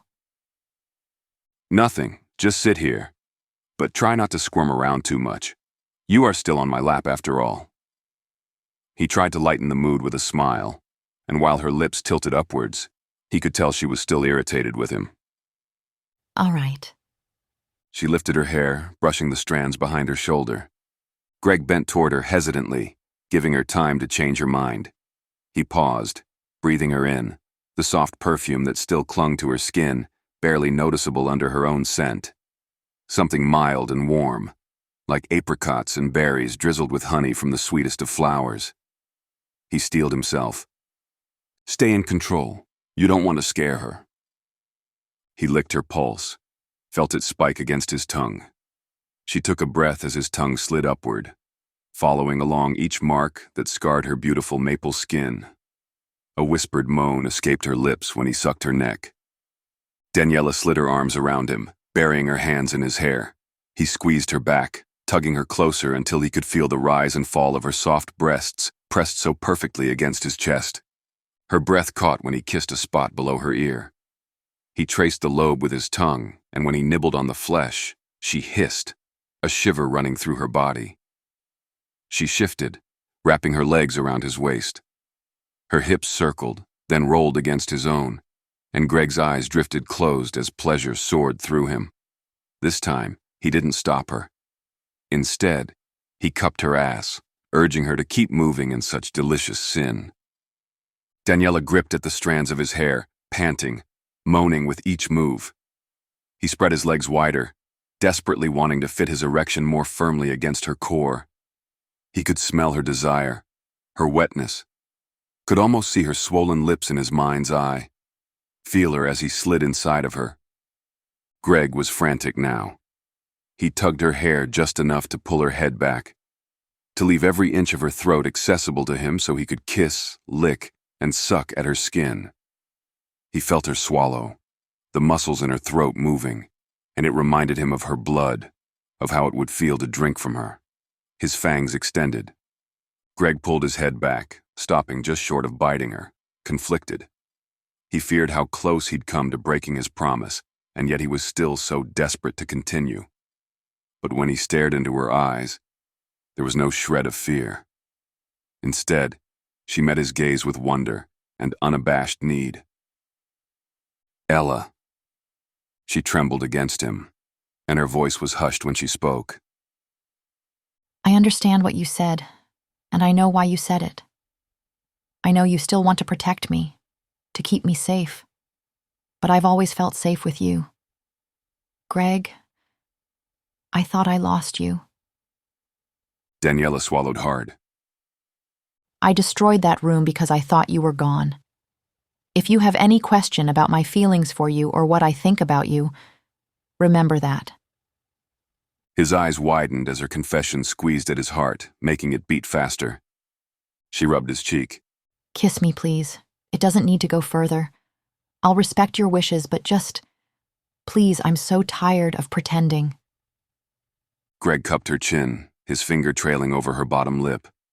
The moment her lips parted and her eyes fluttered closed, he surrendered. He brushed his lips against hers and let out a blissful sigh. He was so damn tired of pretending too, especially when she tasted this good. When her lips were so soft, so warm, so perfect.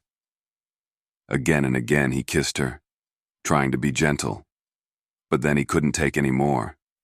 Not of her moans, her hands as they ran over his body, or how she felt against him. He needed more. Daniella clenched her thighs around his hips as he lifted her and laid her back on the couch, his lips never breaking from her own. She pulled at him when he tried to keep his weight off of her, and finally he gave in, pressing every bit of his body against hers. Their kiss heated, became wild. He squeezed her back, kneading the plump curves of her ass. Greg licked her lips, nibbled and sucked until her mouth opened. Taking the invitation, he slid his tongue inside and they waged a battle together. One they both won. Her feet crossed at the base of his back and pushed at his hips. Answering her call, he rocked against her, swallowing her moans, drinking her in. His fingers slipped under her shirt, following the lines of her spine. He circled his hips, pressed against her clit, and she hissed. Greg smiled in the kiss, and did it again. Daniella pulled at him, her hand stroking his skin, squeezing, clawing at his back while they soared higher. When Greg finally lifted his mouth from hers, he felt as if he'd been drugged. He was mindless in his desire for her. Needing to taste her again, he leaned toward her lips, only to be stopped as she placed her fingers against his mouth. I promise to respect your wishes. She panted. But if you touch me like that again, I will make sure you won't stop. Greg nibbled on her finger. You're a dangerous woman. He slid his hands out from under her shirt and used their position to roll until he could cradle her beside him. Daniella's head came to rest under his, while her hand laid right above his racing heart. I've been called a lot of things in my life, but never dangerous. Good, he said darkly. I like knowing I'm the only person who has seen that side of you. Her eyebrows shot up. Was that possessiveness I heard? Yes. He turned his head towards hers. If that's okay with you. Yes, it is. Her fingertips swirled over his chest as a blush stained her cheeks. It's a relief to hear you say that. I was worried that you'd want our relationship to stay the way it was, and I don't think I could go back to that, not after tonight. He captured her hand and brushed his lips against hers. Neither could I. I'd planned to try and stay away from you. I wanted to give you space, to help you feel comfortable here.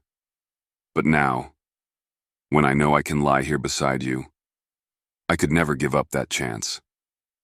That makes me really happy to hear. She smiled and her blush deepened. While today was difficult, I don't regret it. He sighed.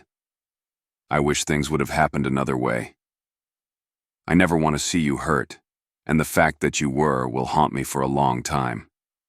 But I am happy you're here. I'm happy that I've finally gotten to share this part of my life with you. Greg twined his fingers in her hair, his voice deep with emotion as he spoke. Ella, you are my heart. There is so much more I have to tell you, but please know that I won't rush you. I don't want to ruin the possibility of us growing into more. She lifted her head to meet his eyes. Why are you so afraid that something is going to ruin us when I want to be with you? I'm happy with you. Because the supernatural world is different. The monsters told in fairy tales exist here. My life has afforded me many luxuries. I've visited many places, met incredible people, but the history I've gone through and the current events of today, they're not easy. This world isn't easy, and you deserve better. Her eyes softened. I get to decide that, Greg. You care about me so much, and it means the world to me. But I get to decide if I can accept your world. Plus, I believe you're forgetting about the mess I made upstairs. I may be a little late to the game, but I'm still a contender. He opened his mouth to argue, but upon seeing her glare, he picked the safer option and agreed. I suppose you have a point. Thank you. Now tell me about vampires. Do you drink blood? Yes, he drawled, taking in her reaction. I do. Daniella raised an eyebrow. Human blood? Yes, typically, although sometimes animal blood. She frowned. But I've seen you eat normal food. Does it provide nourishment to you, or do you just eat it for appearances?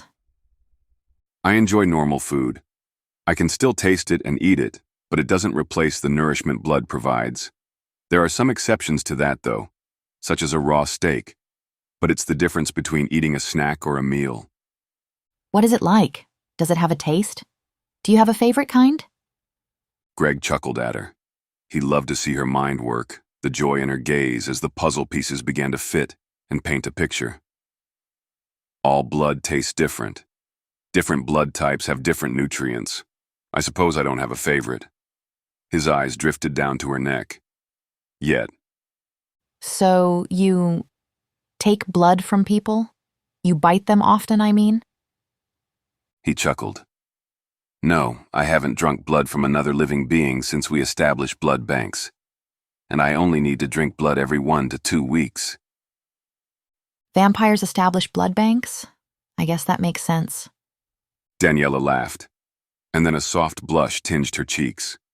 She bit her lip, drawing his gaze. Do you want to drink my blood? His humor left him with her question. Greg ran the back of his hand over her cheek as he whispered, I do. Her eyes widened, but she didn't pull away from him. Taking someone's blood can be a sexual experience, and when a vampire finds his mate, it's required to cement the bond. He stroked her cheek with his thumb, scared she may fear him now. It doesn't hurt. I would never, ever hurt you or do anything without your consent. Please don't let that thought scare you. I don't want you to be afraid of me. Daniella leaned into his touch. She cupped his palm against her skin and nuzzled it. I'm not scared of you, Greg. She kissed his hand. I know you would never hurt me. I trust you. You're taking this all very well.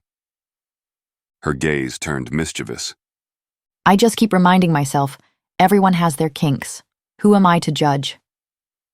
A bark of laughter escaped him. That's true. Although, his voice deepened as his hand slipped down the back of her neck, pulling her to him. I'm curious what yours are. She smiled as her lips neared his own. If you treat me right, I'll tell you. Greg flipped her onto her back, fitting his body against hers once more. Daniella gasped at the sudden change, but wound her arms around him as he kissed her temple, her cheek, his lips brushing against her skin with every word. I will treat you like the goddess that you are, like the core of my universe. I will give you anything you want, every part of me, just for this.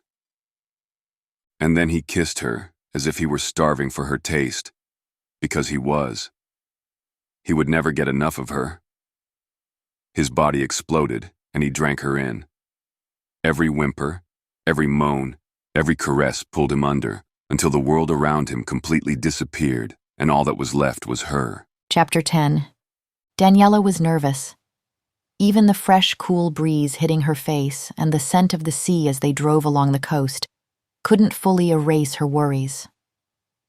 They were on their way to meet Astrid, an immortal who specialized in understanding and assisting with abilities. While it was true that what she had experienced last night was otherworldly, Daniella had done her best to remind herself that this was her new reality, and nothing could change that fact. But she'd heard the voices again, like an internal alerting system that buzzed when she needed guidance, and even though they were helpful, caring even, they reminded her of her mother's demise.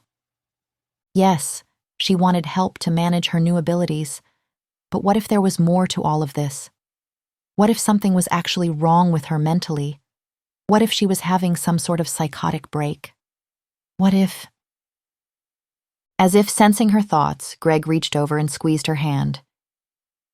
It's going to be okay, I promise. You don't need to be nervous. Am I that transparent? To me, you are.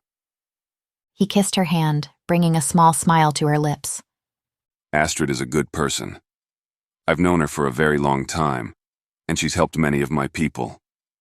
I know all of this has happened pretty quickly, And, while you're handling it exceptionally well, it has been a huge shock. But think of this as a chance for answers. She'll be able to help you and give you some peace of mind. Daniella rubbed the back of his hand as she took a deep breath. Okay. It took another half an hour before Greg came to a stop down a narrow brick road lined with oak trees and cottage-style shops. Astrid's storefront was picturesque. Its bright sky-blue exterior, sandwiched between cedar paneling and flower boxes, made Daniella smile. It was nothing like the tall skyscrapers of New York City. She liked it immediately.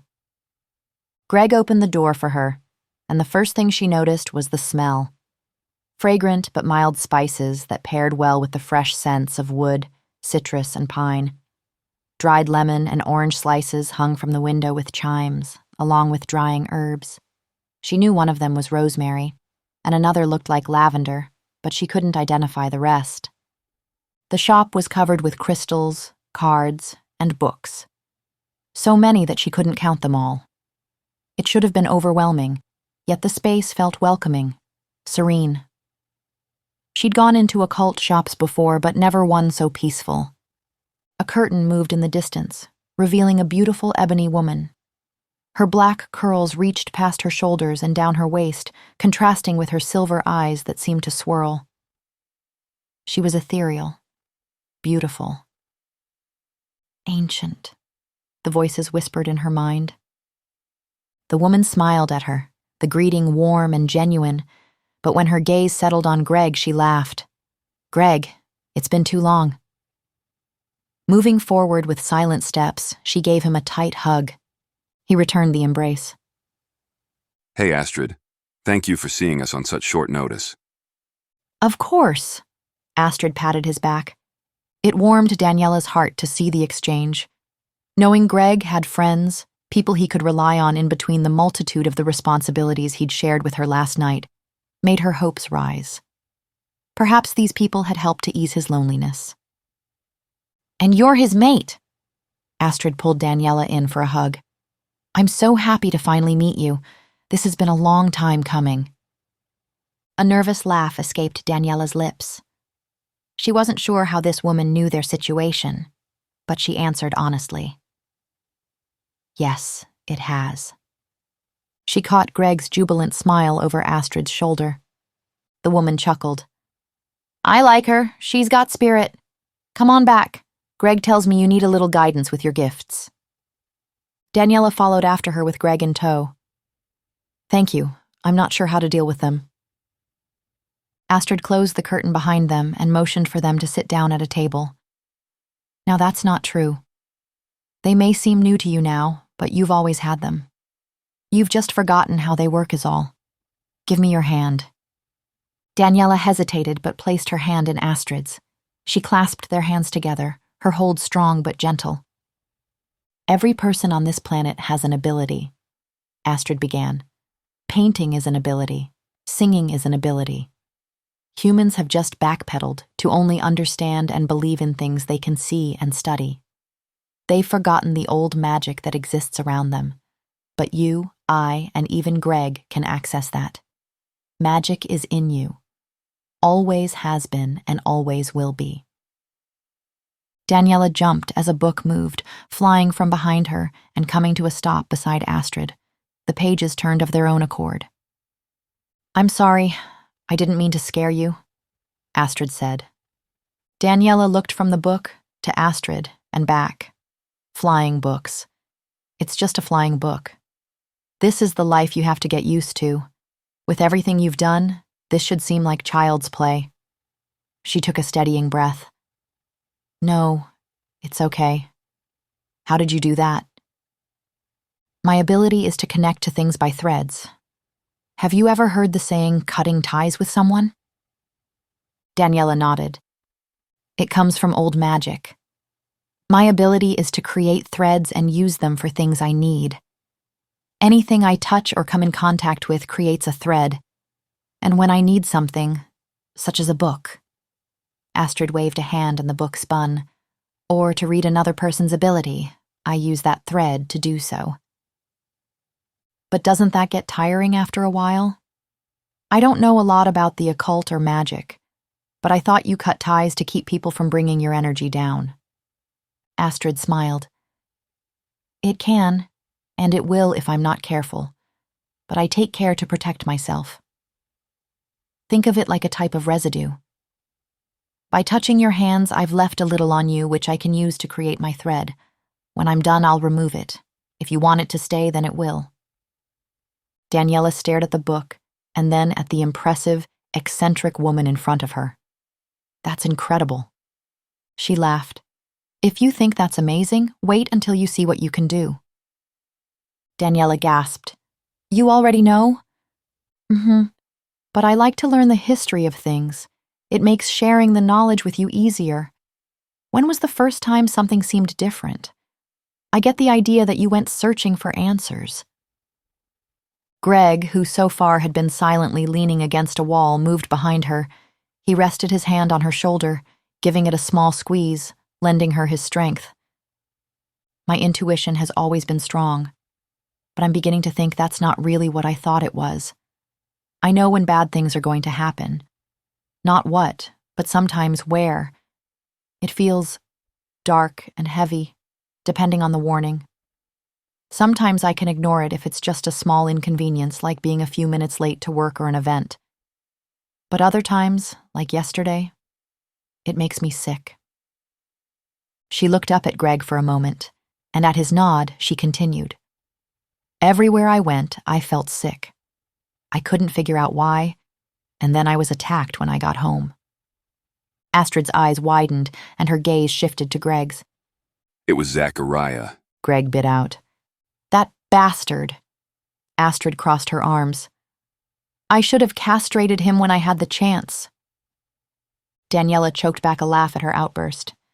He pisses me off. Sorry. Continue. No, it's okay. I'm right there with you. After Greg got there, I became overwhelmed. I just felt this deep rage build inside of me, and then I electrocuted him. At Astrid's raised eyebrow, Greg chuckled. Don't get excited. He survived. She huffed. We'll have to work on that. Anything else? I also destroyed a room in Greg's house. I was having an anxiety attack and needed to breathe. Then Greg's window shattered and vines poured into the room, and I've started hearing these voices. Voices? Greg asked. Daniella fidgeted under his stare. Yes, I wasn't sure how to tell you. It started last night. I only hear them sometimes, normally when I'm around you. Interesting. Astrid sat forward. What do they say? Daniella's gaze flickered back up to Greg's. Well, whenever you're struggling with telling me something, or hiding something from me, the voices tell me what you're going through. It's almost like they're trying to help me understand you or reach you somehow. She shook her head with a sigh. It's difficult to explain. And what do they feel like? She paused.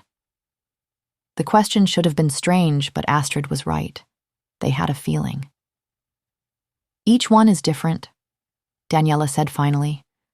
Some are grounded, others vicious, but they are all ancient. The first time I heard them, they sounded external, like if I turned around, there would be these things standing there. But now they feel as though they're inside of me, like they're a part of me. Does that make any sense? It does. The book beside Astrid moved, laying on its spine in front of Daniella. She hesitated to touch the enchanted object, so Astrid leaned forward and tapped on a paragraph. Your abilities are elemental. Daniella read over the short blurb about people who could communicate with the elements and call on them to use their powers. It seemed impossible. But that doesn't make sense. All I've ever felt is darkness, and how would the voices come into play? When most people think of something dark, they become afraid. Monsters under the bed and all that nonsense. Astrid waved her hand dismissively. Because of that personification, what you were feeling was the being of darkness. It was warning you of someone's intent to harm you. As you became more connected to it, that expanded to any general negativity or minor annoyance. The other voices are attached to the other elemental beings.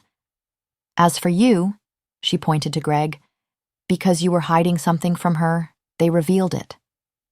Greg chuckled nervously. I'm not sure how it feels to know I'm being spied on. Daniella shrugged, a small smile teasing her lips. Don't blame me. I'm just a conduit. Her attention shifted back to Astrid. Why do you think they're talking to me now? Did your parents ever teach you anything, any odd phrases? The mood of the room changed immediately. Greg went to speak for her, but she stopped him with a squeeze of his hand. I don't know my father, and my mother died when I was a child. I'm so sorry to hear that. Astrid reached across the table and squeezed her other hand. Daniella couldn't tell if it was the shop, Astrid's abilities, or her own, but she could feel the comfort, sincerity, and strength radiating from both Astrid and Greg so strongly it brought tears to her eyes. Greg bent down beside her and wiped one tear as it escaped. Baby.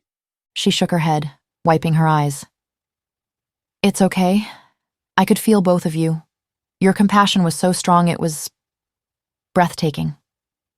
Thank you both for that. I'm sorry for worrying you, but I promise I'm okay. Greg sighed and nodded as she turned back to Astrid. To answer your question, I don't remember much about her, but she had some odd phrases and a habit of talking out loud to voices. When I was a child, I would ask her what she was doing, and she always said she was talking to her friends. People just thought she was crazy. There was a somber look in Astrid's eyes when she responded, and Daniella wondered if she had experienced the same cruelty. It sounds like she had the same ability as you, just not developed. Long ago, beings reigned all over this land. Some of them were real, and some of them were created by humans who worshipped them. Take fire, for instance. That was the best discovery to man at the time because it was something new. So they worshipped it. When their crops were dying, they worshipped rain. When their plants were fertilized, they worshipped the earth to keep them healthy. While those beings may have come from others, they eventually took on a whole life of their own and grew into their own power. Much like I can create threads, they can be called upon. When witches in movies and shows call the corners, they're communicating to the beings in those elements. You can do the same thing, just without all the hoo-ha. Here. The book lifted, shut, and went back onto a bookshelf behind Daniella. Close your eyes and try to create something with your magic. Daniella's eyes darted around the room and the various objects and items that Astrid clearly treasured. I don't know if that's a good idea. I don't want to break anything in your shop. You won't. Astrid smiled. You did that because you were scared. Are you scared right now? I'm hesitant, but no, I'm not scared. Good. Being nervous can be a positive type of energy. It means you're willing to embrace possibility. Now, close your eyes. Daniella did so, taking a deep breath to calm herself. Now think of something you wish you had in front of you. Something from an element. Earth, fire, water, air, light, dark. It doesn't matter which. Just pick one and then visualize it coming to you. There was still a bit of fear deep within her. With each breath, she tried to work through it, knowing she would need to calm her doubt to focus properly. Then it dawned on her that wasn't what she needed. If darkness was what she was used to, maybe what she needed the most right now was peace. With that idea in mind, she tried to think of how to bring it to fruition. Did she just call on a being? Speak to them? Daniella gave herself a mental shake. When she'd attacked Zachariah or needed to breathe, she didn't vocalize the need to anyone but herself. It was instinctual, and perhaps that need, the ultimate desire for something, was how she communicated.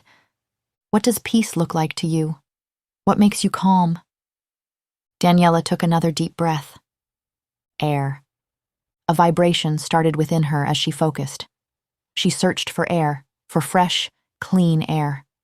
A window unlatched, letting a breeze into the room.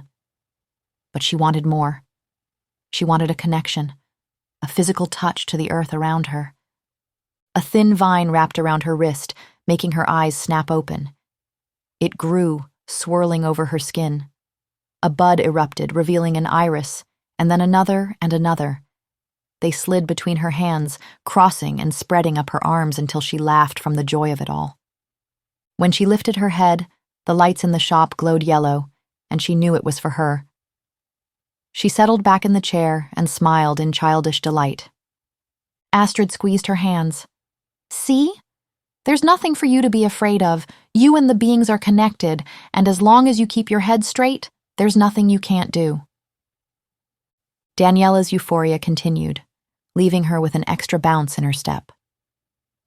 After saying goodbye to Astrid, Greg draped his arm around her shoulders as they walked side by side. They talked briefly, spending most of the time enjoying the beautiful weather, neighboring shops, and each other's company. He took her to get ice cream, where she got a cookie dough and cream concoction, and he a sea salt caramel pecan flavor. She decided later, when their mouths and bodies were crushed together in a heated kiss behind the store, that the flavor tasted much better when combined with his lips. Today was good. Today felt right. Being with him felt right, and nothing could take her down from that cloud. Daniella had been so focused on her time with him, on being there and present in this space, that she hadn't felt it. She hadn't realized the darkness was back, hard, cold, and spreading through her body, until they pulled into the driveway of Greg's house and parked beside two other vehicles. "Greg," she forced through labored breaths. "Something's wrong." He took one look at her, followed her line of sight, and leapt from the car. She trailed behind him, unable to keep up with his vampiric speed. When she caught up to him, he was in the foyer with Luke and Maya. These were her friends, people she loved and cared about. Normally she would have embraced them, laughed, and felt love at their nearness, but their expressions were too sad, and it only served to heighten her fear. Greg turned toward her, his skin pale. "Ella." "What is it? What happened?" When no one spoke, the ball of panic in her chest squeezed her heart in an iron grip. Shaking, she yelled, "Just tell me." Luke glanced at Maya, who sighed. Maya took a sheet of newspaper from him and handed it to her. "I'm sorry," she said. Daniella's gaze shifted from hers to the page in her hand, scanning the title, "Animal Attack Leaves Woman Dead." Confused, she read on, then stopped, her eyes moving to a small picture of a beautiful blonde woman. A familiar blonde woman. Her eyes moved between the picture and the article, taking in more information, the words ricocheting around her mind. Ripped throat, bloody teeth marks, teeth. And then she saw the name. Daniella broke. She shattered because she knew. She screamed, setting the page on fire because she knew. It was Stacy, and she was dead. Chapter 11. Daniella struggled to open her eyes. The lids were glued shut, puffy and swollen from the tears she'd shed a few short hours ago. Greg had done everything he could for her. He'd brought her upstairs to his bedroom and held her until she'd cried herself to the point of exhaustion. He'd run his fingers through her hair, telling her it wasn't her fault and apologizing for her pain over and over. Then he'd just hummed to her while she wallowed in her grief.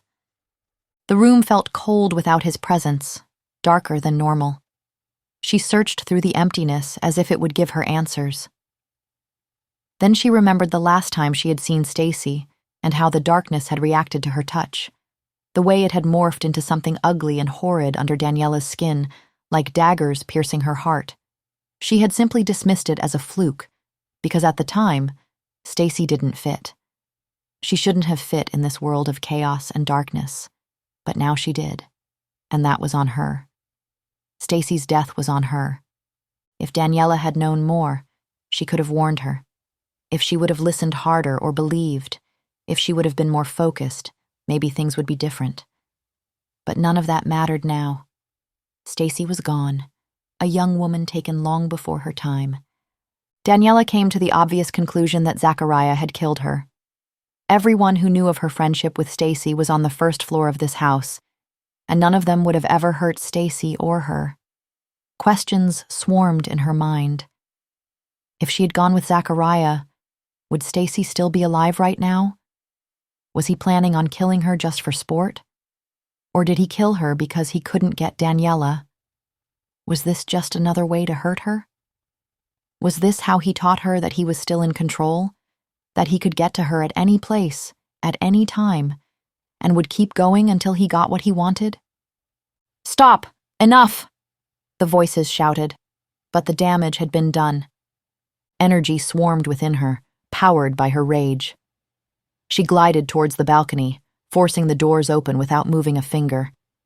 As she neared the railing, she looked down, needing to feel the earth at her feet. There was no room for doubt or fear as Daniella used the air to float over the railing and down to the ground. She had split herself away from reality, from the human constructs of what was possible and impossible. Instead, there was only need, the ultimate desire to shake the earth, to unleash her wrath. The air howled, crashing around her like the wild sea. Distant shouting came from behind her, but the words were sucked into the void she'd crafted. She couldn't hear them now, and she didn't care to. Her fury, her rage was all-consuming. Raising her hands outward, Daniella called the clouds to her as the wind grew harsher, wilder. It whipped around her, and she called for more. Turning her gaze upward, she gathered energy and felt renewed in her vengeance when lightning flashed. 1 bolt, 2 bolts, 3. The sky turning a violent white blue at every spark. As the rain cascaded from the sky, frozen balls of ice followed. Large hailstones cracked against tree branches, snapping their stems from the force.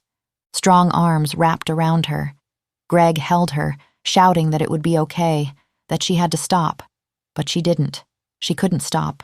Not now. Greg turned her roughly but paused at the fresh tears falling down her face.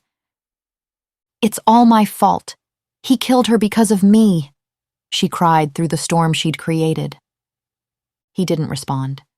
Instead, he gathered her in his embrace. Daniella twined her arms around him, clutching his shirt as she buried herself in his chest. The lightning stopped, and the wind ceased to scream, but the rain continued to fall over its mistress, mixing with her tears. After taking a shower, Daniella put on the clothes Maya pulled out for her. While she was grateful for her care, it didn't ease the bitterness that had settled within her. She held the feeling around her like a protective shield. This wasn't the end of her journey or her fight. There was still the embezzlement, a war, her powers, her feelings for Greg, this family, immortals. There was too much. She couldn't slow down, not yet. She had to keep going, and if that were the case, she would do so by turning every bit of pain she felt into a weapon. Daniella walked into the study to see Greg dressed in his business attire. Her heart skipped a beat when he focused on her, and then she took in the sadness in his eyes. "What happened?" Nothing. The council has summoned me for an emergency meeting and I'll need to go into the office. I'm sorry. His voice was full of remorse. I don't want to leave you. She breathed a sigh of relief. "No, that's okay. I've taken up enough of your time over the last few days." The flash in his eyes was her only warning as he stormed toward her. She gasped, but before she could retreat, he pulled her toward him and crashed his lips against hers. For a moment, she hesitated, and then fell vulnerable to his touch, his taste. Her arms wrapped around his neck as he devoured her. He took all that she was and gave just as much of himself back. At the clearing of a throat, they broke apart from the kiss. I'll wait for you by the cars, Luke said, grinning like a complete and utter idiot. Her cheeks warmed as Greg nodded. At Luke's fading steps, she smoothed the small wrinkle in his jacket. "You should get going." He ran his finger under her chin, forcing her to meet his gaze. Not until I address what you just said. You could never take up too much of my time because you are worth every second of every day. Eternity is not long enough for me to spend with you. It does not even compare to how long I want to be with you. Nothing expresses the amount of joy and happiness you bring me, or the depths of my emotions for you. But you are worth them. He brushed a strand of hair behind her ear. You are worth everything, Daniella. Greg, she stuttered, drowning in the mess he'd made of her heart. I don't think... I know you don't. I know why. And I will prove that you should not feel guilty for your existence. You have positively affected so many more lives than you know. You have been my strength without even realizing it. Don't forget that, Ella. Don't forget the lives you affect, the good you've done and still have left to do. Don't forget what you mean to the people around you, those that love you. He kissed her again, bursting her fragile heart open under the spell he'd woven. She clung to him, and the light he gave her in the face of her despair. Maya's going to stay here with you. But when I'm done with the meeting, I'll pick us up dinner and then we'll talk, okay? Okay. He kissed her cheek before finally slipping out of their embrace, and she held on to his parting words to keep herself sane. Chapter 12. When Daniella first met Maya, she'd reminded her of a wolf, big, fluffy, and able to bite your head off in less than 10 seconds. But after she'd gotten to know her, she understood it was just her outer shell. Daniella had always suspected Maya used it to protect herself, although she'd never quite figured out why. Now it made more sense. Maya had lived through periods of times where women were believed to be worthless, where they needed to dress and behave in ways that modern women found demeaning. Daniella had a newfound respect for Maya and her strength. That strength was admirable, and an inspiration for what she desperately needed to maintain, a semblance of balance right now to keep her grief at bay. On a scale of 1 to 10, how mad are you at me? Maya called out before Daniella entered the kitchen. She thought for a moment while taking a seat beside Maya. Around a 2. Huh. I would have assumed at least a 6. No. 1, because I know if anyone hated keeping me in the dark, it would be you. You don't have patience to deal with stupidity, much less lying. 2, because it's rare for you to be apologetic.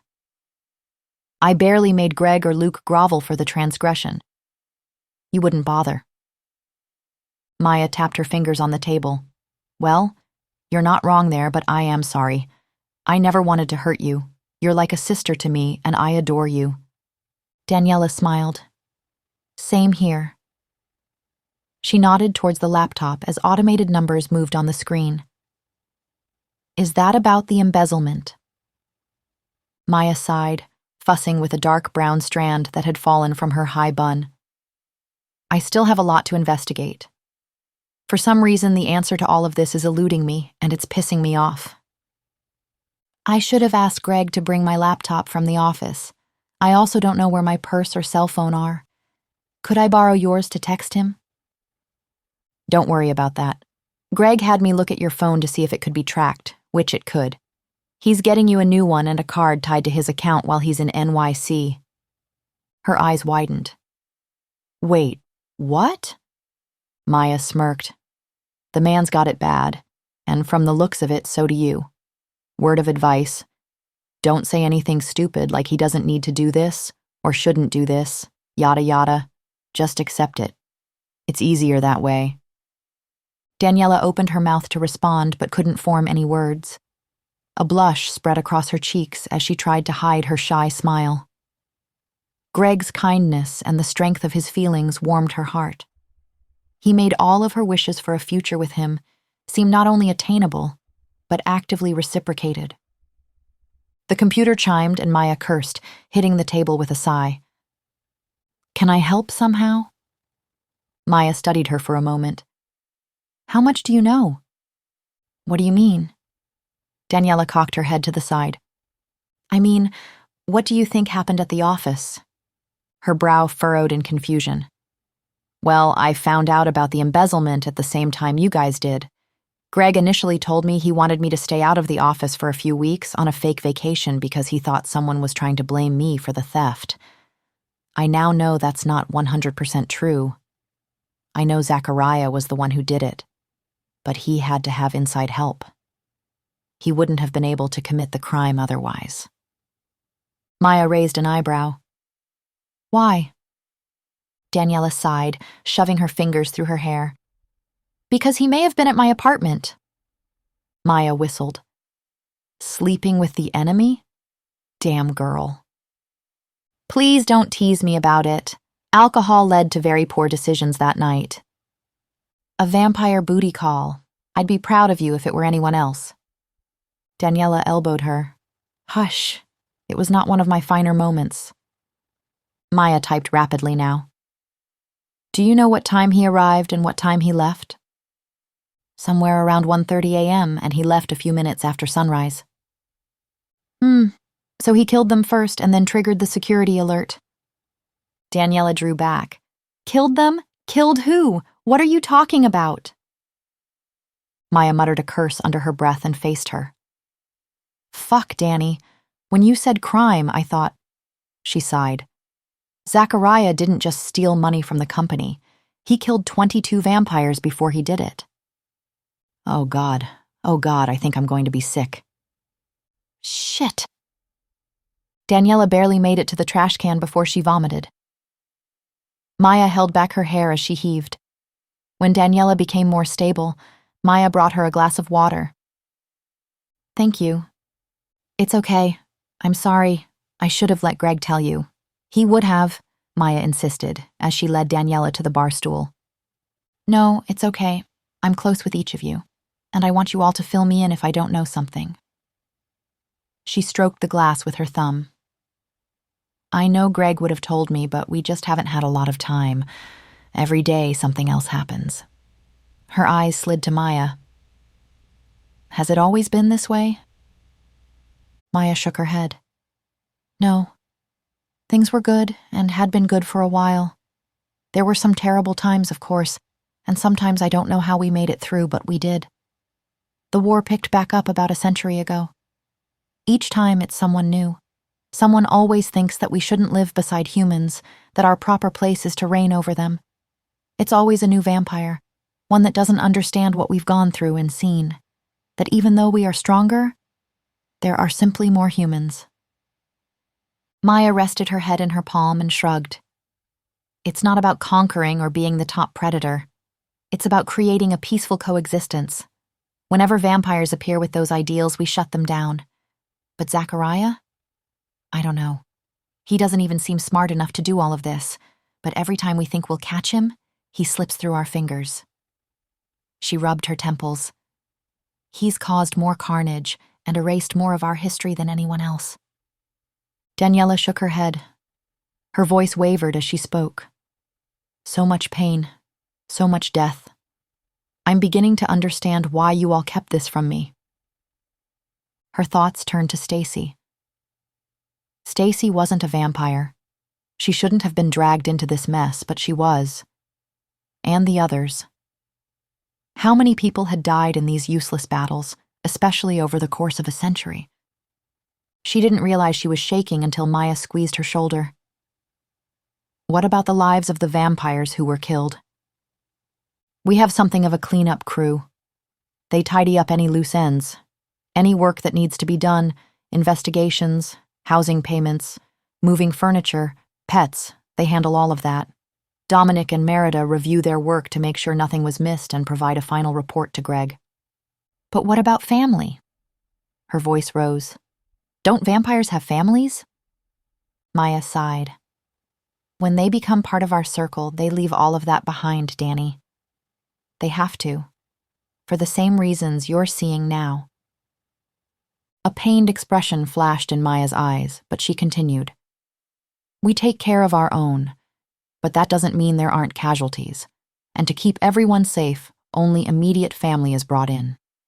Greg meets with each victim's family. If a vampire had a mate, we will take care of them, make sure they're kept afloat, and watch out for them. It's the same if they had children. Some vampires have extended family, grandchildren, or great-grandchildren who were born long after they became a vampire. For their protection, the vampire has to stay away. They may send anonymous presents or donations, set up funds for their education or life, which the cleaners make sure continue, but otherwise they have to keep that life separate from their vampiric one. No visitations, sharing anything traceable, and so on. Maya grimaced. It's not an easy life, but any vampire that comes into any circle agrees to those terms before they do. It may sound cruel, but it's not cruel. It's lonely. Daniella lifted her gaze from the counter, and the look in her eyes made Maya draw back. How do you kill a vampire? That's not something you need to worry about. But it is. All of this is because of one vampire.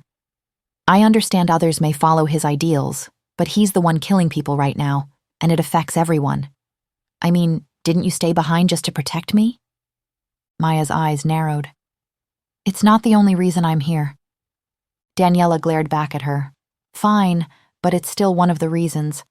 I need to learn how to take care of myself. Teach me how.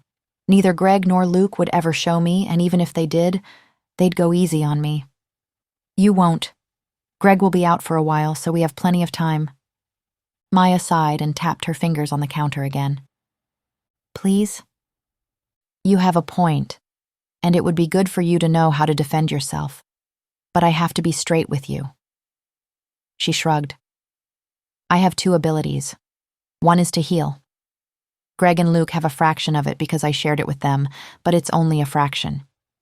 Even if you get a hit in, and that's a big if, it's not going to slow me down enough to stop me from countering. The second is speed. I'm fast. You aren't going to be able to keep up with me, end of story. You're also ruthless, competitive, and clearly not humble, Daniella said with a grunt. Maya smiled and raised her hands in mock agreement. I call it how I see it. But my point is, the you sitting next to me right now is not ready for this at all. If we're going to do this, I need your complete focus, and right now it's elsewhere. So, go deal with your friend's death however you need to. Pain will get you far. It will motivate you. It will give you strength when you think all of yours has faded, but it will also eat away at you until you are nothing but a vast dark hole that crumbles under its own weight. If you need to scream, scream. If you need to throw a tree, cause a tornado, or whatever that was earlier, then do it. Just don't wreck the house. The ground was damp under her feet. The puddle she'd stepped into splashed back at her, but she paid it no mind. Daniella's thoughts had faded to a whisper.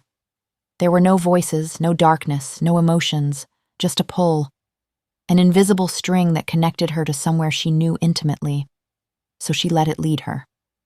3 days ago, she would have been scared, concerned about her irrational, childish behavior. She loved the woods, loved nature, but she never had time for it, much less embraced it like she did now. She would have wondered where she was going, if she knew how to get back, thought of meetings she might be late for if she couldn't, set numerous alarms, and turned on the location on her phone to make sure she would be safe. Those were all things she had to do in NYC. There was a certain necessary control required when navigating the bustling streets. It's how one avoided collision, a spilled drink, assault, or stolen property. It was how she kept herself out of danger. Keeping a tight, level head was how she made it through, combined with constant momentum, moving one foot in front of the other until she reached her destination. That had always been her belief, but now she realized her life never had to be that way. The earth had freedom, something she never knew she needed. Yet here, surrounded by the forest, the scents of pine, maple, and even the poison ivy, she realized this was where she belonged. She knew it would take care of her, that it would keep her safe, as long as she relinquished control, as long as she listened. Daniella went deeper into the lush forest until she found a break in the trees. Rocks jutted in a circle, irregular yet smooth. They surrounded a bed of wildflowers, weeds to other people, tiny, insignificant things that would have been plucked from the earth for their unsightliness. They now felt like her greatest treasures.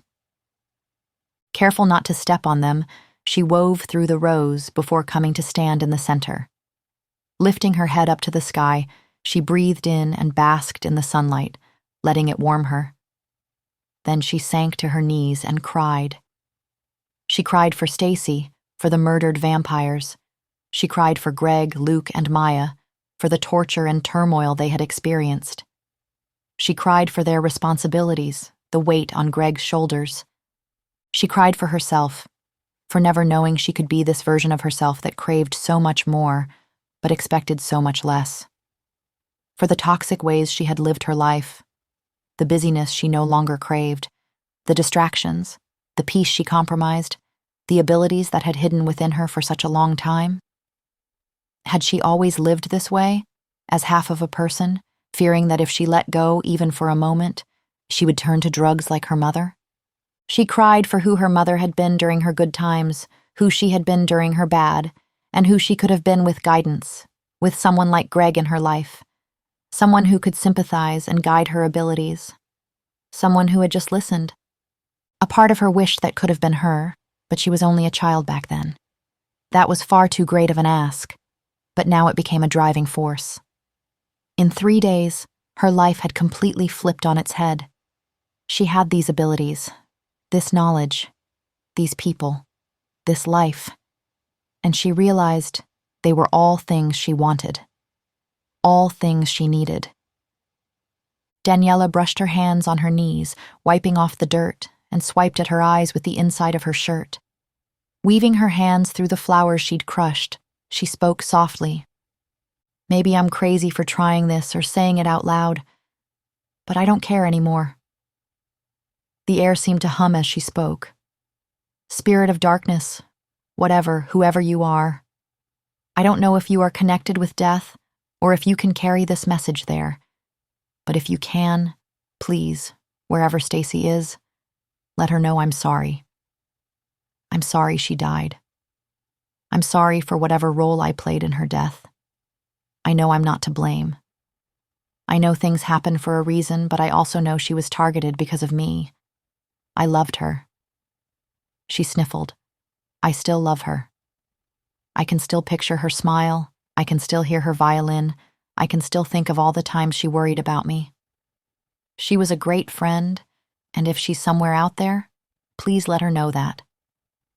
I'm going to do better. I'm going to finally listen. To take time for myself. I'm going to stop pushing so incredibly hard to just be okay, to be this person I think I'm supposed to be because I shouldn't need anyone. She released a shaky breath. I'm going to let go of this idea that if I'm not in control, I won't know what to do. A sad laugh escaped her. Clearly, I haven't known what to do for most of my life, but I want to learn. More tears rolled down her cheeks as she trembled. Let her know that, please, and please, you, the others, the spirits in the elements, help me. I don't want to be half of myself anymore. I don't want to be blind to these abilities or this world anymore. I just want to be whole. I want to be happy instead of temporarily existing and being content with that.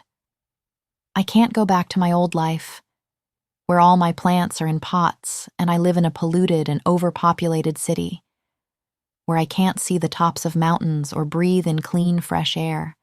I can't be diluted. This world, this place where vampires exist, where I have abilities, where I can figure out who I want to be, not who I think I need to be, is the world I'm meant to live in. I want to learn to have faith in that. I want to learn to have faith in this. She brushed the flowers in her hands.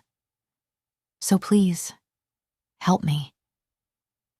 The flowers grew, their stems sprouting and rising higher and higher until they reached her chest. It delighted her so much that she laughed, the sound mixing with a new stream of tears. Daniella made her way back to the house when she was done and paused when she saw Maya waiting for her outside.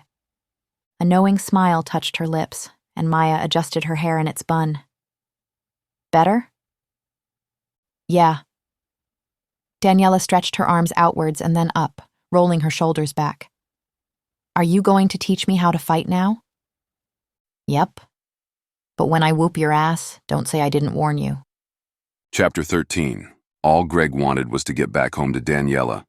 He'd always hated being away from her, but never more than now, when she was in so much pain and distress. She needed someone to comfort her, and he wanted to be that person. But instead, he was stuck here.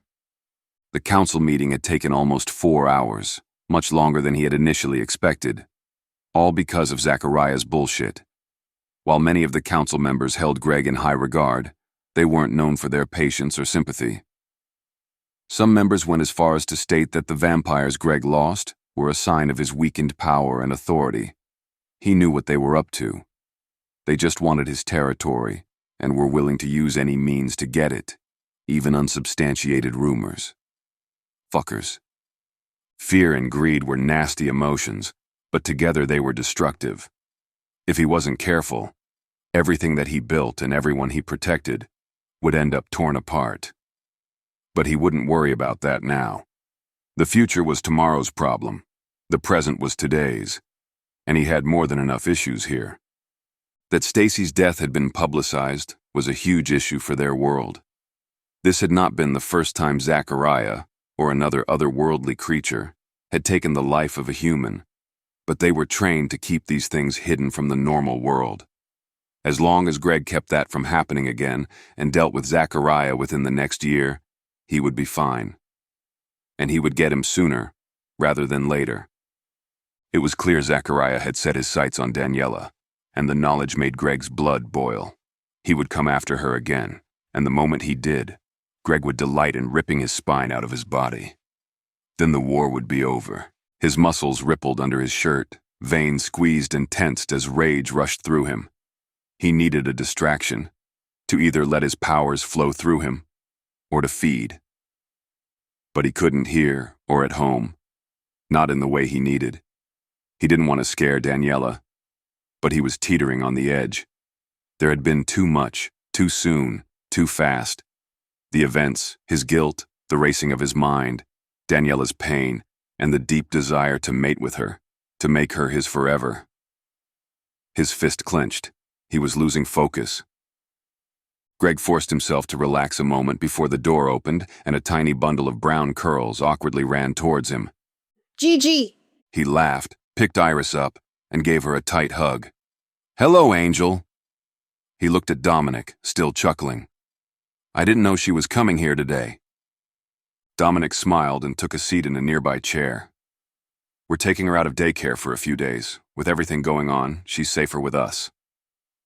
Greg nodded and pushed through the tightening in his heart at the thought of his goddaughter being hurt. He tickled her as a distraction. With a kiss on top of her head, he sat her on his lap. He turned to speak to her father, but stopped when her tiny fists pounded on his chest. Gigi! She demanded. "Yes, sweetie!" Iris tried to stand, and Greg held her under her arms to keep her steady. She grabbed his face with her tiny hands and stared right into his soul. Why sad? He blinked, wide-eyed. Iris's ability as a born vampire was to see the emotions of others, but he hadn't realized they'd gotten that strong. He smoothed his hand over her head. "I'm okay, sweetie." She twisted her lips and stomped her foot on his knee.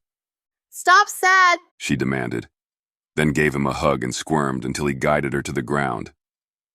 Did I just get told off by a 2-year-old? Yep. Dom picked up his daughter and tapped her on the nose before turning his gaze on Greg. "What's up, boss?" "There's just been a lot going on, and it's getting to me this time. That's all." Dom raised an eyebrow.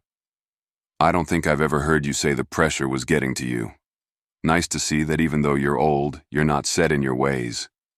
Growth is good, my friend." Greg glared at him. "I get no respect around here. Was never a part of the deal. Now what's going on?" Greg used his ability to pick up several paper clips and a pack of post-it notes, floating them around Iris in a circle. Each time Iris tried to grasp one of the flying objects, Greg would pull it away from her. Again and again she tried, until she jumped off of her father's lap to chase them around the room. "There's more at stake this time." He sighed. "Zachariah. This war. All of it. This is the longest it's taken to resolve. Dom's gaze softened. We're doing everything we can to stop him, Greg. You know that. But that doesn't matter to the people he's hurt, or to the vampires he's turned against their will. If I can't rehabilitate them, that means more death on my hands. Greg shuddered and took a deep breath. Those are people who could have been saved had I been able to catch him sooner. And what then? The muscles in Greg's neck strained, his righteous anger brimming under the surface. There's always another war, always someone else who wants to raise hell for their ideals. I just want to see it end and stay that way. In the old days, it was easier. Humans were scarcer. A bloodbath could be happening in the village next to them and they wouldn't even know. But now, all of these cities, all of these people. Dom shook his head. It's not the same. No, it's not. I took on this role to save vampires, not kill them. I don't want to see the people I love hurt. He slumped forward, tired of holding on to this weight, and watched his goddaughter. She ran around the room in joy and delight. Iris warmed his heart, and he thought about the days he wished to have children, the times he'd fallen asleep to those fantasies, to a life with Daniella. But now, he felt as if the chance for that piece of happiness was dangling in front of him, that his fingertips could touch just the end as it threatened to fly away. Sometimes it just feels like it's never going to happen, he whispered. Dom leaned forward in his chair, drawing Greg's gaze. I can never know the weight of your burdens. You're mindful about keeping them to yourself. One can appreciate that in a leader, but sometimes you need a release. You're not a machine. And I think you're feeling these things because for the first time, you can't stay objective. Greg's eyes widened at that revelation and the spark it lit with him. You know how my life was before I met Merida. Dom's gaze shifted to his daughter as he watched her play, so close to the spitting image of his wife. Greg nodded. He did. It was the reason he'd picked Dom and Merida to be his seconds in command. They knew firsthand what it was like to have the fate of millions resting on their shoulders. A serene smile graced Dom's face, and his eyes were overcome with love for his family. Somehow, despite everything, I got lucky. I get to call Merida my wife. She has always made me feel alive, and for her, I would give the world. She is at the center of my universe, and I'll bet Daniella is at the center of yours. Greg's gaze shifted away. She is, but Dom, if anything ever happens to her. His voice shook. Dom's eyebrows drew together. Why are you so sure something will?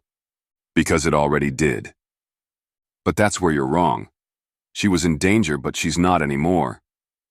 But she could be in the future. A noise sounded in the corner, drawing both of their gazes as Iris jumped on the floor angrily. Too loud! Stop mad! She planted her hands on her hips. Definitely her mother's daughter. They both chuckled and Iris smiled. Apparently satisfied, she went back to playing. Does Merida not have the possibility of being in danger in the future, especially when she refuses to miss a single battle where we're involved? What about me? What about Iris? Is there not a possibility that someone could hurt her one day? What about my future children? What about yours, Greg? Greg's throat tightened at the thought. You see, you're stuck feeling afraid of the future because of a horror you experienced in the past. I get it. I understand it. You know I do. But the future isn't set in stone. If you need a reminder of that, think of us, Dom said. Greg's gaze settled on his clasped hands. Dom's right. You know he is. If Greg had been 1 second later, Merida and Dominic would have died on the docks where he found them, with bullets still lodged in their chests.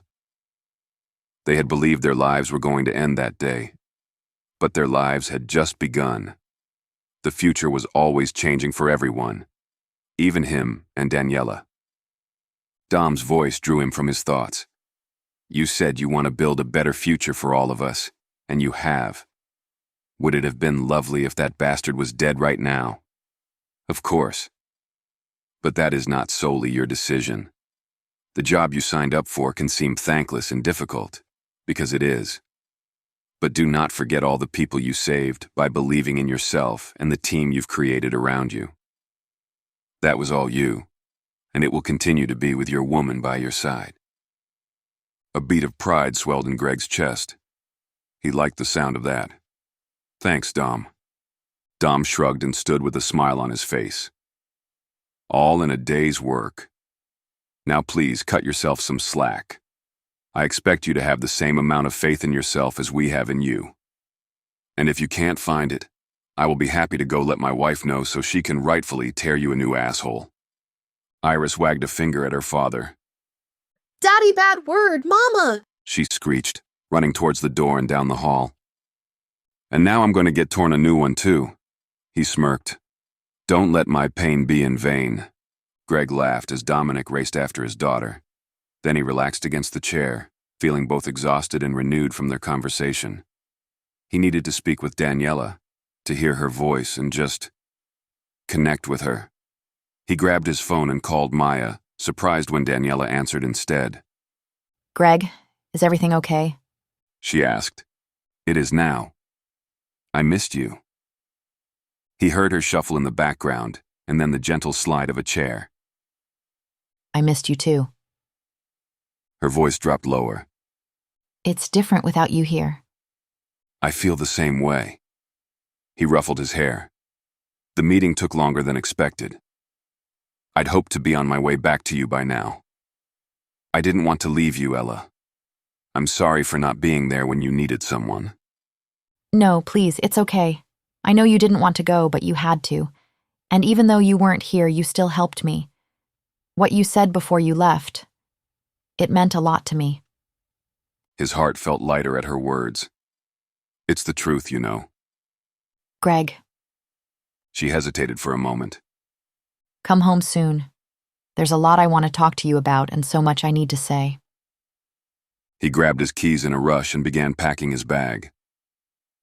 Is everything okay, baby? Yes, I didn't mean to worry you. I'd really like to see you. He smiled. You still like the lobster ravioli from Orizco's, right?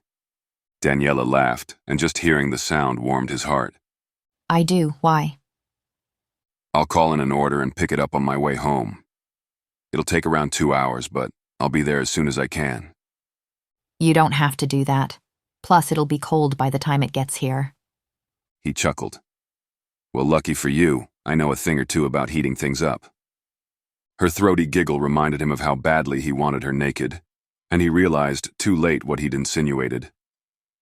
Well, I'll be the judge of that when you get here. Woman, he warned. Goodbye, Greg. She was still laughing when she hung up. Chapter 14. Greg nearly collided with Dom as he opened his door to leave. He took one look at Dom's panicked face and asked, What's wrong? Did something happen to Iris? Dom shook his head. No, she's fine. Elaine is watching her right now. It's Johanna. Dom motioned for Greg to follow him, and they took the stairs 2 at a time. She's the one working with Zachariah. What? That doesn't make sense. Johanna, their CHRO, was human, not a being of the other world. And if she had been turned, they all would have sensed it. Iris's ability gave us a hint, he said in a hushed tone as he opened the door to the administrative level of the building and began checking the offices to make sure they were clear of personnel. Merida was checking our HRIS software and scanning employees. Iris saw Johanna's profile and said she didn't like us anymore and that she wasn't real. Greg unleashed tendrils of his power, using his ability to manipulate matter to check the energy levels of the floor. It was empty. He nodded to Dom, and they approached Johanna's office. Merida called Maya. The two of them put their heads together and found a back door that had been used to gain access to our databases. The entry point was Johanna's computer. Greg used his ability again to scan the office. At his confirmation that nothing was out of place, they entered together, and Dominic accessed her computer. You know I trust both your judgment and Merida's, but this still doesn't seem right to me. How would she have known how to hack the network and bypass our defenses? We're talking access to the server room, logins, and passwords. And what type of hacking software would we not have been able to catch? All of the tapes were damaged that night. She would have had to know the codes and commands to get into the recording center. Greg shook his head. Are we sure no one else was helping her? We're sure now. Merida came in with Luke behind her. Dom, open her inbox and play the last file from her sent email, please. He nodded, and they huddled around the screen as Dom double-clicked on the file. The video started at the front door. A red light flashed as someone swiped their approved keycard to enter the building. It was Johanna, her blonde hair and round glasses reflecting in the overhead lights. Zachariah followed behind her. He smiled directly at the camera, meaning Johanna must have told him where they were. Zachariah took off in front of her, a blur on the recording, but they all knew what would happen next. The first person murdered was Tony, his body left in the lobby, blood coating the walls. Zachariah moved floor to floor, killing anyone he got his hands on in the blink of an eye. They'd all been newly turned vampires. They never stood a chance. Johanna stepped out of the elevator on the 4th floor, missing the carnage. Zachariah dragged Nigel behind him, his face beaten and bloodied. Zachariah's lips moved, and Johanna nodded in response before turning away. Zachariah tore into Nigel's throat, ripping apart his skin before he snapped his neck and tossed him to the ground.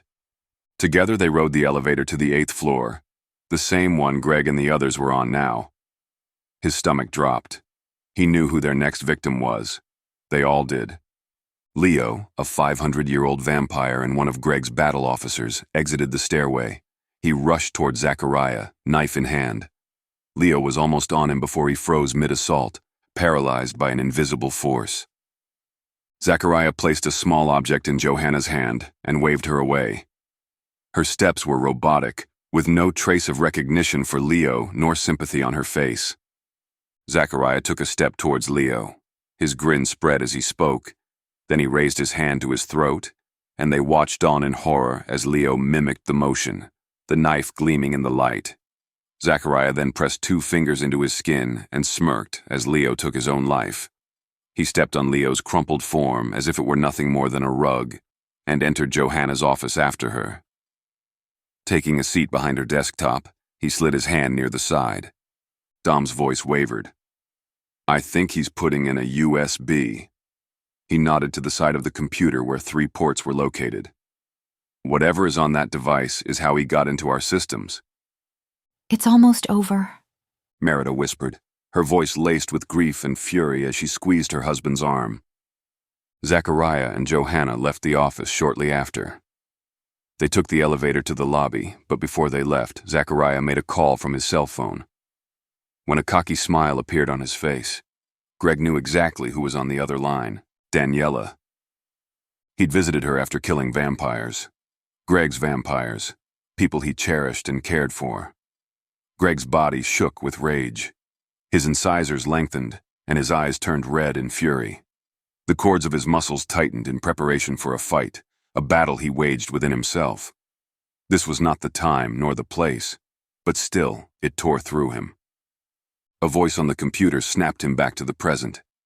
He focused on the new frame and ground his teeth as he stared right at the face he wanted to crush and burn.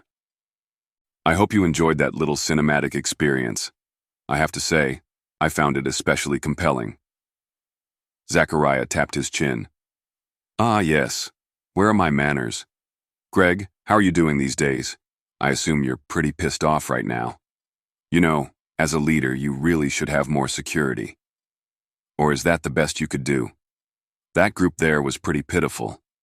It was almost like you left the door wide open for me. Oh, and I must thank you for my $50 million gift. Who knew you could be so generous? I'm going to kill him, Luke spat. And Johanna, she's such a doll. It really is so nice to have friends. It wouldn't have been half as easy without her. Because of her, I now have the addresses of every single member of your little circle.